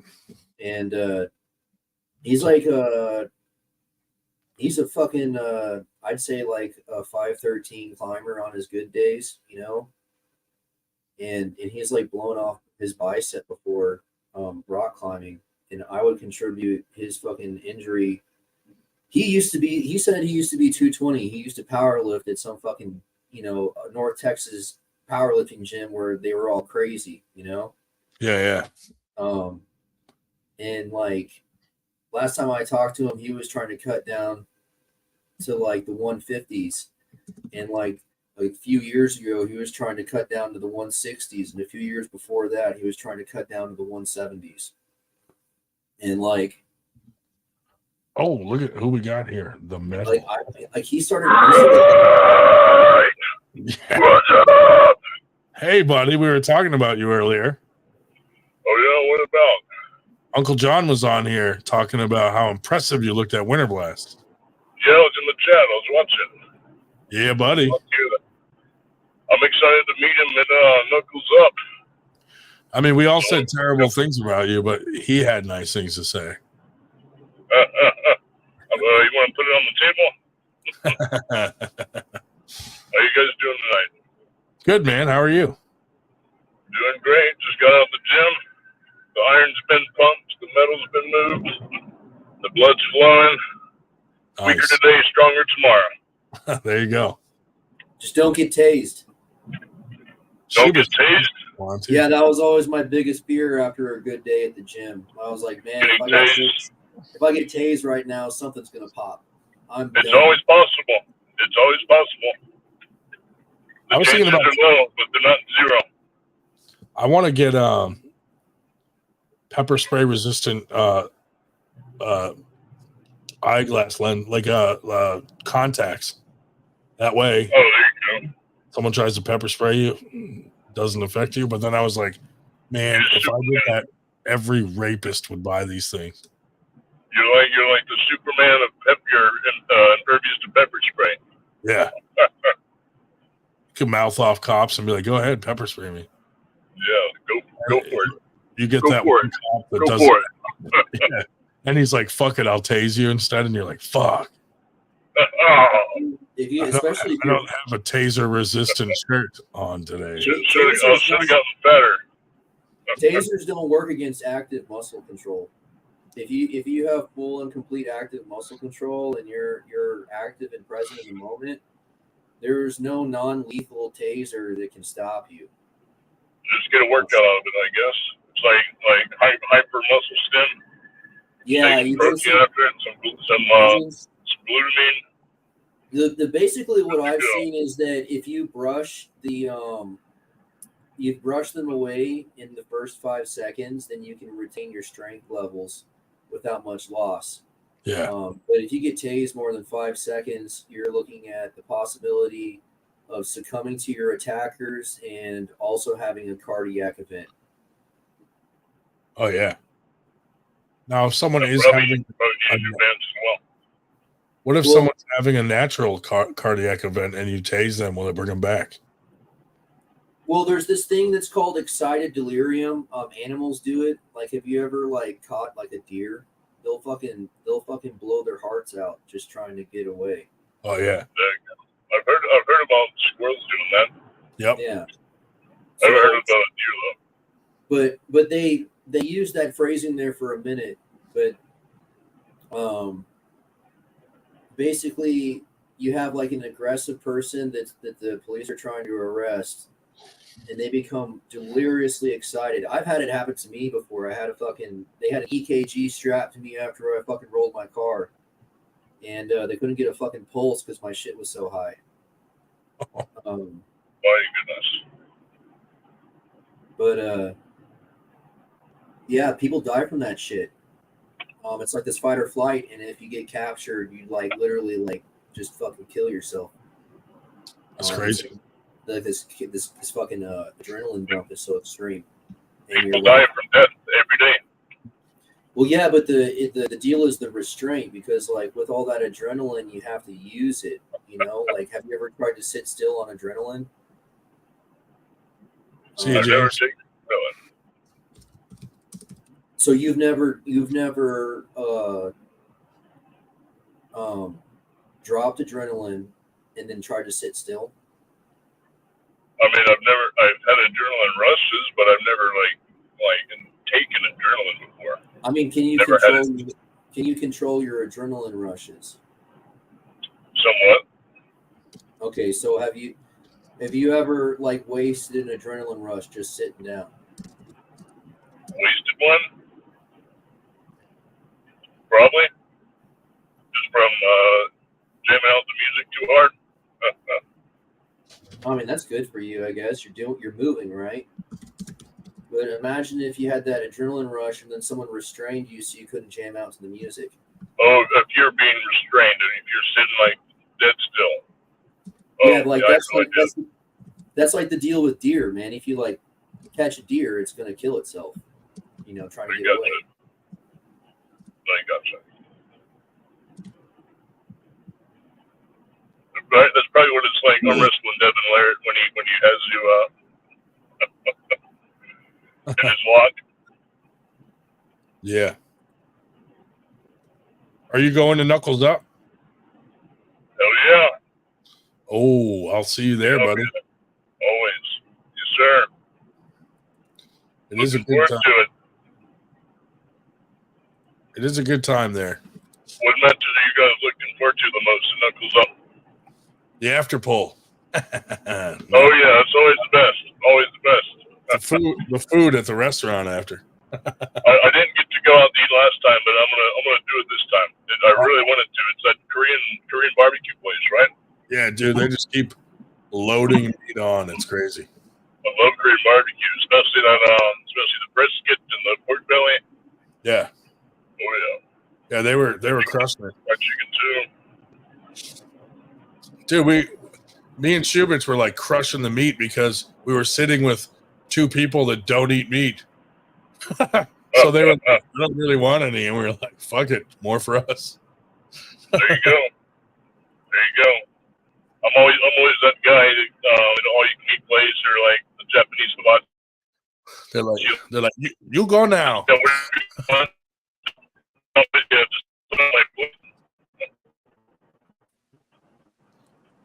They cut you off like, you go now. All you can eat. I get kicked out of all you can eat place. Yeah. Shubits, you can attest to how delicious that Korean barbecue was. Oh my goodness. Delicious, man. We were crushing it, dude. Josh didn't eat meat. Captain didn't really want meat. Yeah. We So fucking were surprisingly just enough. like, keep it coming. Keep it coming. Everything they asked for just sounded good.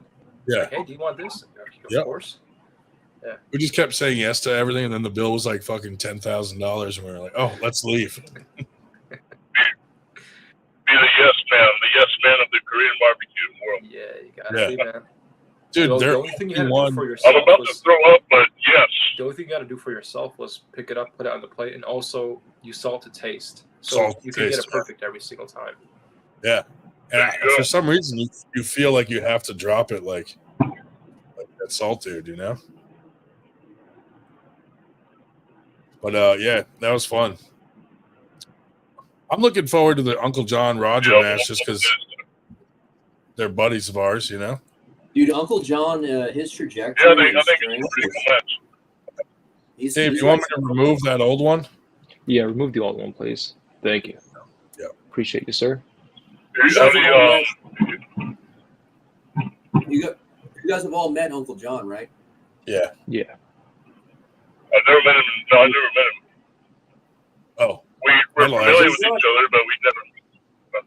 He's not the tallest, but he has like. He's short, He yeah. has like, the same arm I have. It's crazy. Dude, it's crazy that his hands are that big. And, like, he was a lot smaller than I thought he would be. It's like height wise. Yeah. What's up? What's up, Captain? Not much. How you doing? Good, buddy. Did you get some good footage of Paul dressed up like a weirdo? Whoa. No spoilers. No spoilers here, okay? No spoilers. Didn't you post something about it? No. Just to the group. Oh, my bad. Uh-oh. So I'm you sorry. have fun pulling with him? What's that? Did you have fun? Did you learn anything pulling with him? Yeah, I have like a really long story if you guys want to hear it, but it's a really long one. So if you guys want to talk for a little bit, go for it. But I'll just say one thing. We've been I would talking like to for a say little one bit. thing. Yeah, what's up? John looks like he has some spinal issues. And when he was complaining about his hip problem from sitting down, I'm pretty sure it has to do with pelvic rotation. All right, thrusting too hard while masturbating. I think for a while. So who do you guys think is going to win between John and Roger Bailey? Well, that's going to be a good match, I think. It's going to be Roger. In a I big think I way. had to actually actively tilt my pelvis forward for like 2 or 3 years. Okay. Like between spinal injuries and hip injuries, I think I had compensated and rotated my pelvis backwards. Interesting.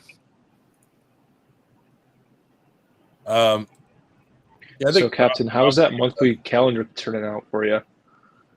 What are you talking about? The monthly calendar. Which monthly calendar? Well, the one where you every month you choose a new arm wrestler to come over to your house. You dress them up in something really cute, and you snap pictures with them. Yes, of course. We're on Yeah. April now, or is this upcoming up for May? We got one coming up for May. Yeah. Way to go, Gotcha. Schubert, throwing his idea out like that. That's not cool. That was a '98 idea. I thought he made that public. That was my bad. Nobody watches Thank this. God nobody watches our show.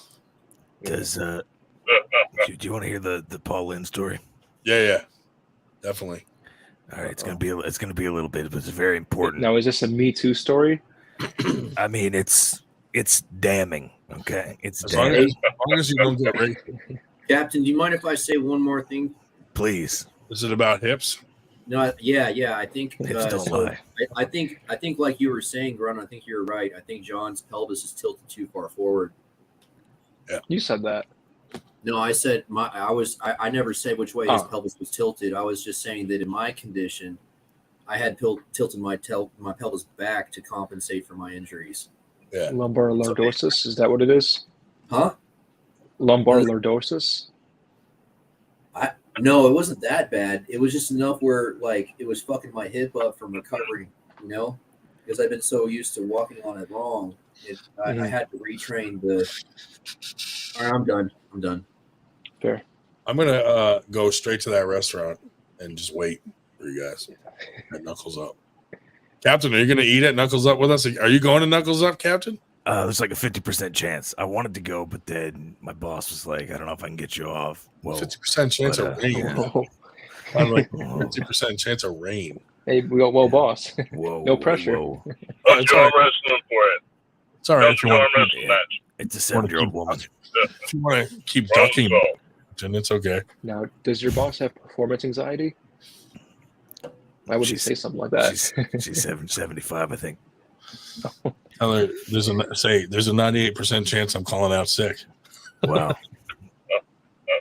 Well, Voodoo's going. I would like to meet up with him. We got some plans in the pipeline. Yeah. Is he? Are you going to shove him and then he's going to shove you back and then nothing's going to happen? Yes. We're going to call it Nothing's Up. You know what I mean? There is definitely a 98% chance of Korean beef, dude. Absolutely. Is the long story? That's spicy beef for the diesel police. Right. Is the other 2% a canine? Captain, I'm ready to hear this story, buddy. Okay. All right, let's hear the story, Captain. You're safe with us. We care about you. Tell us anything, okay? This is just this is like a Zoom call, right? This is not live, right? This is not live at all. This is not live. We're all here for you. All right, so this is secret information, guys. So. Yeah. This is a confessional. All right, so I get there. I get there to the school weight room thing because he coaches football, and I instantly get a headache. Like there is a smell permeating this room, and I'm like, "What the fuck is going on right now?" Yeah. So he's got this like curtain set up in the back corner, blocking off what's going on. He's like, I noticed that you smelled that, and the school isn't allowed to know about this. This is my thing. And I was like, all right, well, what's back there? And he opens it, and it's like these candles with his face on them, right? And a bunch of like potpourri that he's bagging up. You know what I'm saying? Shut up. And I was like, what the fuck is potpourri? Is like a bunch of like dead smelly, flowers. Yeah, dead flowers and stuff. Yeah. It was like big in the Cute shit. 90s, 80s, stuff like that. I was like, so what the fuck are you doing? He was like, well, I'm starting my own company, and I'm going to call it Paul Puri. Paul Puri. Yeah. Dude, I believe it. He's an entrepreneur. So our society is so twisted that we now have men who are selling candles. Well, let me just, you'll see here. Wait, it's a long story.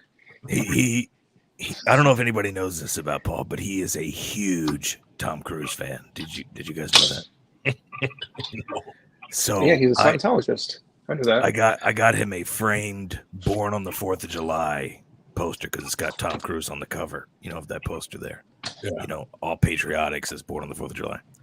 So I hand it to him, and then he fucking breaks it over his knee, and then he spits on it, and I was like, "What the fuck?" that was signed. Like, you love Tom Cruise. Like, what's the problem? And he was like, how in the fuck did the studios get this wrong? And I was like, what are you talking about? He's like, the typo on the cover, on the poster. And I was like, what T-O-M? I don't know. It's Tom. Like, what's wrong? He was like, anybody that knows Tom Cruise knows he was not born on the 4th of July. He was born on July 3rd, 1962. Okay. Yeah. And I was like, Paul, listen. You have to calm him down. These are movies. Yeah. These are not real. And he was like, what are you talking about? He does all his own stunts. And I was like, yeah, I know he does his own stunts, but the movies are like made up. He's like, you're telling me Top Gun is fake? And I was like, yeah. He's like, well, he has his pilot license. And I was like, well, that's a little confusing, but yes, he does, but it's fake. That's real, but it's fake, okay? And it took him a little bit to accept it. And he asked me, like, what about cartoons? And I was like, well, cartoons are completely fake. Uh-oh. So do you think like it's fake, like Tom Cruise never flew a jet, or do you think it's fake, like Tom Cruise didn't fly a jet and pull a bunch of G's and say his lines? Like the story's made up is what I'm saying. So you basically told Paul that there's no Santa. Whoa. So he was happy about the cartoon part. And he was like, I'm going back to school and I've been working on a thesis. And it's about cartoons. And I was like, oh, well, can you expand further on that? And he was like, yeah. So if you guys just give me a moment here, here's the lecture I got on cartoons from Paul Linn. He was like, cartoons teach kids many valuable moral lessons. You know what I mean? Well, they used to. Now they teach kids to have fucking sodomite sex. Exactly. They've been doing that shit subliminally. I think the millennials had that shit too in their cartoons. Yeah. They had all this, like in Hey Arnold, like there's all the subliminal fucking sexual content that was going on. Well, Hey Arnold's definitely coming up. Okay, god damn. So he was like, there's the Lie episode. You know what I'm talking about? SpongeBob has one. Hey Arnold has one. It's basically The Boy Who Cried Wolf, but in that universe. And he was like, there's the one where the kids have a tree house and a contractor comes to town or something and he's going to tear down the forest. And they're like, we're not moving. There was a Hey Arnold episode on this.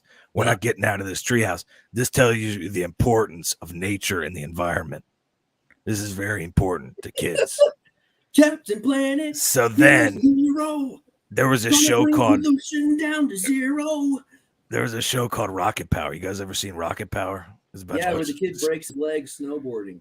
Yeah, it was like, extreme sports. Well, Tony Hawk comes to town in one of the episodes.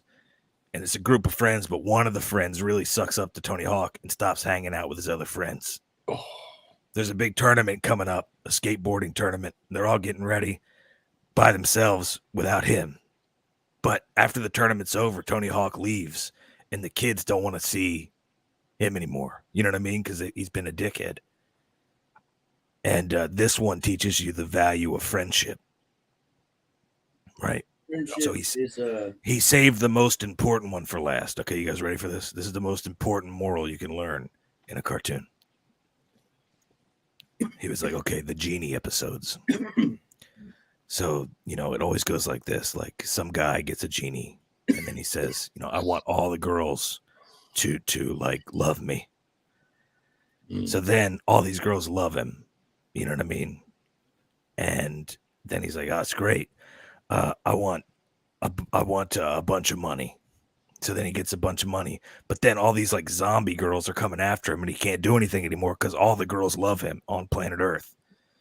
So inevitably, the last wish is always, I want everything to go back to normal, essentially wasting everything. And the moral of this and why it's so important is that it makes kids stop and think about what they would actually ask a genie for if they ever met one. You know what I mean? Because you don't want to waste your wishes. Yeah. So anyway, after he got done with that lecture, he was like, can you order me a pizza? My phone doesn't have any signal. I was like, yeah, man, what do you want? He was like, well, listen, I'm a little picky. I'm gluten-free. And I was like, okay, you're gluten-free. I was like, what do you want on it? He's like, I want no sauce. Isn't a normal pizza gluten-free? I'm not sure. He wants medium pizza, no sauce, pineapple, no cheese, and a bunch of basil, right? So I call up, like, hey, how's it going? The guy like, yeah, man, it's going to be about 30 minutes. 30 minutes, all right? So I was like, all right, cool, man. So then it comes, it gets delivered, and I open it up, and it's a pepperoni pizza. Oh. Right. So I call back. And I'm like, what's going on here? He's like, what you mean what's going on, man? I was like, this is wrong, completely wrong. Like, what's going on? He's like, man, I think you need to look at that pizza again. So I was like, okay, it's fucking a pepperoni pizza, like a standard pepperoni pizza. He's like, yo, man, you ain't giving me no credit. I was like, what do you mean? He's like, at least it's a medium. I was like, oh my God. So anyway, after that, Paul Linn was like, just leave, please. So that was the end. Yeah. He's like, he just told you to leave? Oh man. Yeah. That's sad, dude. No, thank you. That's a good story. Wait, Thank Captain, you are you mixed? What's that? Are you mixed? Which part did he touch you? I missed that part. Where did he touch you? I missed that. Man. What's up? Talk about hot air balloons in that voice. I would buy some Paul Paris. Some I can't do it. Yeah, I don't know. I channeled. Look, I channeled I just that guy. want like just give me a couple sentences about a hot air balloon event. Something's happening with the hot air balloon in that voice. I don't know. I don't know what voice you're talking about, man. I want Paul Paris' best scent, and I want to train myself to where I can't ejaculate unless I'm smelling that. I think you can do it. I think you can. This is where I want to go. Yeah. I respect that. That has to be burning in the background when I masturbate, or I'm not getting there. That's true. Then you know exactly when Paul is around. If you just spontaneously ejaculate, Paul's around. He's here. Yeah. Well, you know what they say. All right, guys, I gotta get going. I'm gonna go eat a giant steak. Go out of these muscles here. See you, Take care. All right. See you, Metal. You know they guy. skinwalkers in lore have a really rancid smell to them, a rank smell that you can smell. And like I thought it was interesting, and I was like, oh, kind of like a bear's mouth, because like a bear eats all these fucking raw meats and just has that shit hanging in its mouth all the time, dude. So like a bear breath is fucking horrible, So like a man-eating bear that's been eating a bunch of fucking pork, that bear's gonna have real bad breath. Or like a shark that's not in water. I don't know. I think a bear is worse than a shark. I feel like a shark at least has like plainer options. Only has certain motions. Like a fishy breath. Do you know how like somebody heating up fish in a microwave at work? At work, and everybody has to smell it. Or You like know they how- order tuna. like the news preys on our like fears and everything's always negative. Yeah. Imagine if bears had like advanced to where we are now. How many headlines do you think would say like bad news bears? Hey, do you guys want to hear a story about You know what I mean? media influence? Or four bears? Have you guys seen a shaved bear? It's fucking scary as fuck. Wait, I think I did. Yeah, because it looks like a man. Anyway, it has like ball sack skin. I'm gonna with muscles. I'm gonna post. Elizabeth, what's up?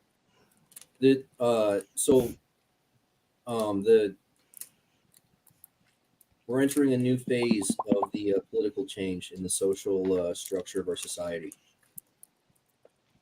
It's pretty interesting. The last phase is it's weird, man. It's weird how they put it in phases, but the election season seems to have a physical presence in modern times.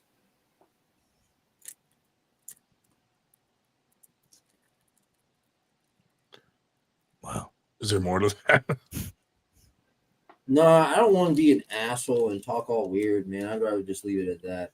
Too late. No. Hey, dude, here's a shaved bear. If I saw this, dude, I would fucking run like a motherfucker. Damn. Nice. Yeah, it definitely looks like a That's not walking creepy. scrotum. Yeah, dude, it's like a huge nutsack. Like they I'm don't pretty look sure as that bear has a they don't look as scary as shaved. They're scary in a different way shaved. You know what I mean? Mm-hmm. Like you see a bear and you're like, oh fuck, I'm fucked. But you see that thing and you're like, you're in a nightmare or something. You know? Chupacabra! Yeah, exactly. So, Captain, it sounds like you and Paul had a hell of a time. Yeah, it was very interesting. That's very awesome. interesting. Yeah, we're gonna have to clip that out and have that as a separate story about your time with Paul. That's yeah. definitely I think you'll appreciate it. I hope he doesn't care that I talked about his business. Told and the all truth. that. Yeah, I mean, you put his business out there, but I mean, I'm promoting it. All right, Paul Purry, you get it now. Yeah, dude, that Oh. dude. I don't know, man. I feel like Paul's running a good show here, dude. I wonder who his private investors are to get people to whip all their dicks out. You know? Whoa. I want to know what pizza place you ordered from. It was called P.D. Pablo's Pizza and Dough. Oh, nice. I'm glad you had a quick answer to that. Well, I mean, that's what it was. So, you know what I mean? I mean, of course. That's the pizza place, okay? Was that? Never mind. I'll ask you off air. Yeah. Well, hey, so you guys didn't even get to grip up. That's a damn shame, dude. Yeah, you know. Maybe next time. Maybe next time, yeah. Wow. It's crazy, dude. You know what's crazy is who's gonna report him to the school for fucking running a business out of the fucking gym like that? I know. You know? Maybe he can give some to the principal. Harlan's some gonna get word of this and fucking blackmail him. Oh, he'll understand the truth. We can't say blackmail with Harlan in the same sentence. Black. Hey, Captain Pretentious. What's up, man? Do the other accent you were playing and talk about hot air balloons. I can't do it, man. Yes, you can. I'll do it in Believe that me. one. I'll do it in that one chat we're all in. No, come on, man. Come on. Just hot air balloons. Something in an event, you know. It took me. Listen, I had to do a ritual to channel that. All right, it's gone now. The spirit has left me, You're or scared. the soul, as they say. You're You know what I mean? scared to expand yourself as an artist, and I understand it is intimidating to In this expose day and age. yourself. Yeah, It is- this day it and is age, trying It is times. past you midnight. you can't even exist without offending someone. I tell you. Steven Crowder, cancel culture, Mud Club. Canadians. Ben Shapiro destroys college student. Oh, I haven't even which I got so much stuff to update you on. Oh, that off you're- air or on air? Yeah, off air. Oh man, it's gonna be so. Maybe if we end the show, I mean, we can all talk. you asked me about my fault. Wait, we're live. Oh, Captain, I forgot we are still live. I'm sorry. Oh my god. That I'm went. sorry, off Paul. the feed. I'm so sorry. Paul will never forgive you, dude. I'm also sorry to the guy at the counter at P.D. Pablo's Pizza and Dough. I'm sorry. Hopefully, he's not watching an arm wrestling podcast. You never know. He was Chinese too. It's a good thing. Korean barbecue. Chinese pizza. P.D. Pablo's Captain, Pizza. are you going and to come? If you do come, are you going to go back to the Korean barbecue with me and Shubich, or are you going to stay away from us? I'll come, but I don't know. Maybe we'll see. I didn't eat a lot last time. I know. I felt bad, dude, because like you and then Josh, of course, didn't eat any. So it was Dude. just me and Dave like fucking taking meat off this fucking thing. I did not know it was all you can eat, and then it was like $50, and I was like, "Fuck!" I had like 1 ounce of meat. Yeah, you got screwed big time. If I'd known, I would have eaten a lot more, but I didn't know. Should have filled your pockets, dude. Should have put some under your mask. Where the fuck did Shubich go? That fucker. Shubich. Shubich did it Hey, up. so that's it. The next stage of the political change. Okay, so this has happened in history before, all right, but basically, story goes that you have political factions that want you utilitarian control of society, right, as a group, and excuse me. they instigate things, and they want changes that will create chasms of civilization. Right? Does that make sense? Yeah. Um, and so on May 30th of 2020, a bunch of people wearing masks stormed the state capitol grounds in Texas and dousted a bunch of state troopers. Like there was a single column versus 3 column assault on the road, and then there was like a few more state troopers on the south lawn leading up to the doors to the building. Well, what happened? And so before this event took place and all of the things that happened that day happened, I mean, to the extent of like people in hoods trying to steal a backpack from a black state trooper and call them the N-word while they do it, you know? Before that, I could ride my bicycle to the state capitol grounds, and they had spotlights set up, and they had mockingbirds, the state birds. So they're all hanging out in the trees that are lit up, you know? So the mockingbirds are singing, and there's a fucking water fountain. I can put my foot down on the ground, and there's a fucking spout that goes straight down, and you can just fill up your water bottle right there. That's been there for like 150 years. And so these fucking masked hoodlums tore it down, right? Anyways, sorry for going off topic. The National Guard showed up, shut down the Capitol grounds to public access. After the year or 18-month-long lockdown of the Capitol grounds, the state troopers now carry long rifles instead of sidearms. Their rank and file is tripled or quadrupled, and there are hours of operation for public access to the water fountain. And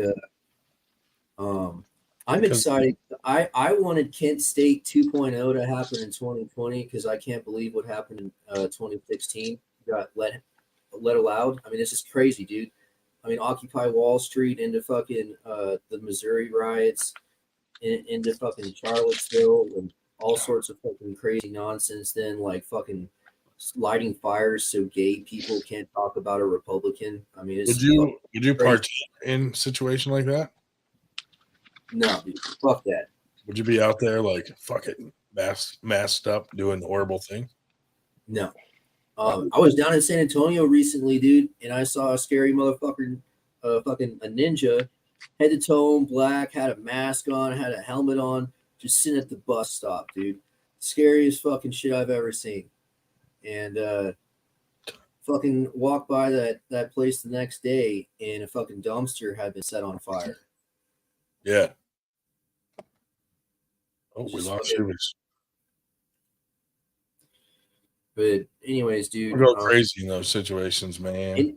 In 2020, they attempted to incite a Kent State University. They even like recreated the scenario. They had the high ground over the officers, and they were throwing rocks down on them.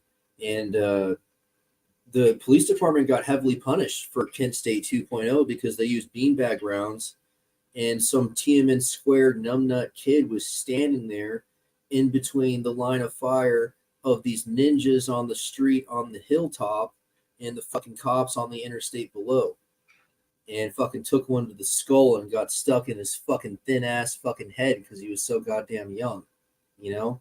Yeah. And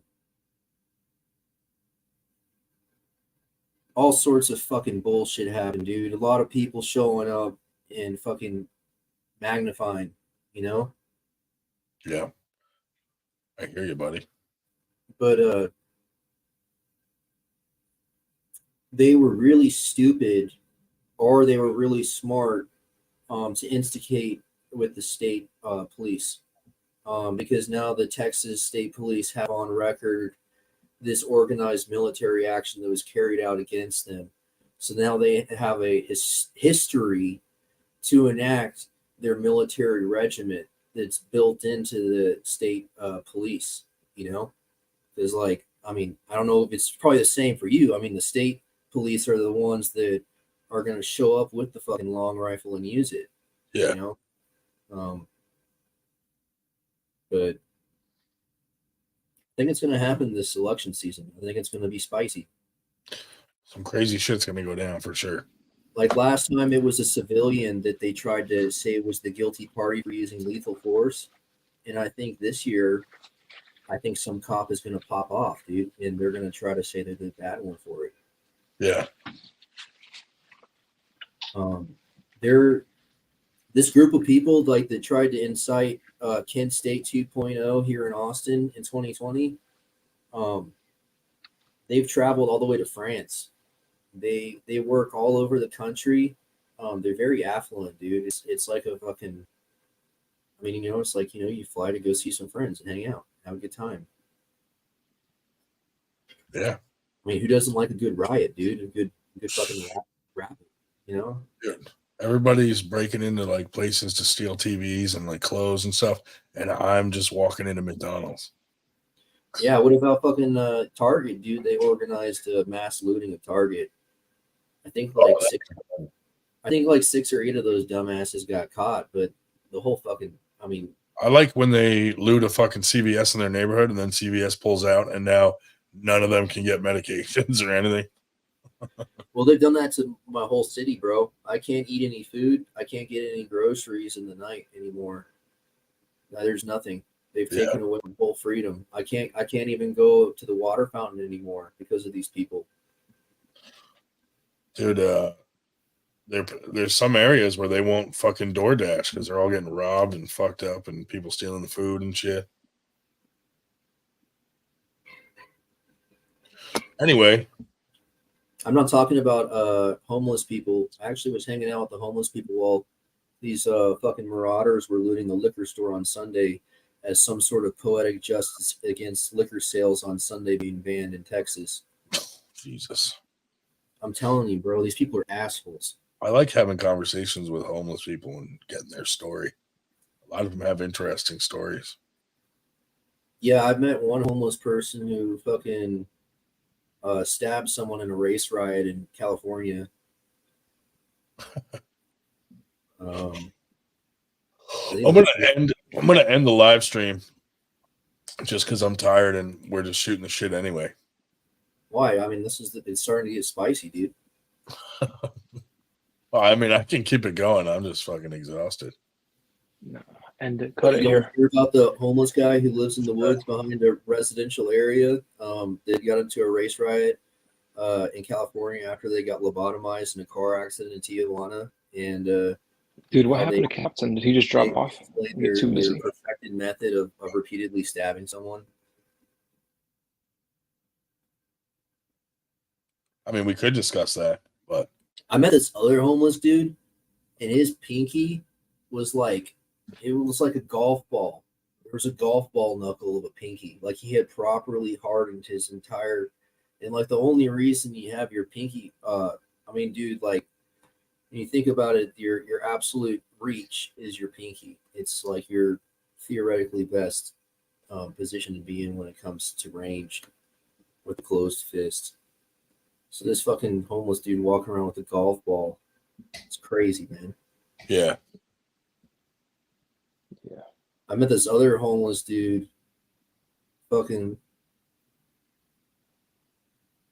walking around this huge old fucking slash in his face.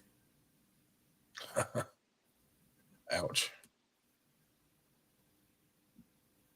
I would have tried to have sex with it. It's a slash. All right, I'm ending the stream before this shit gets out of hand. Peace out. Ending the live stream. Bye, everybody. Later.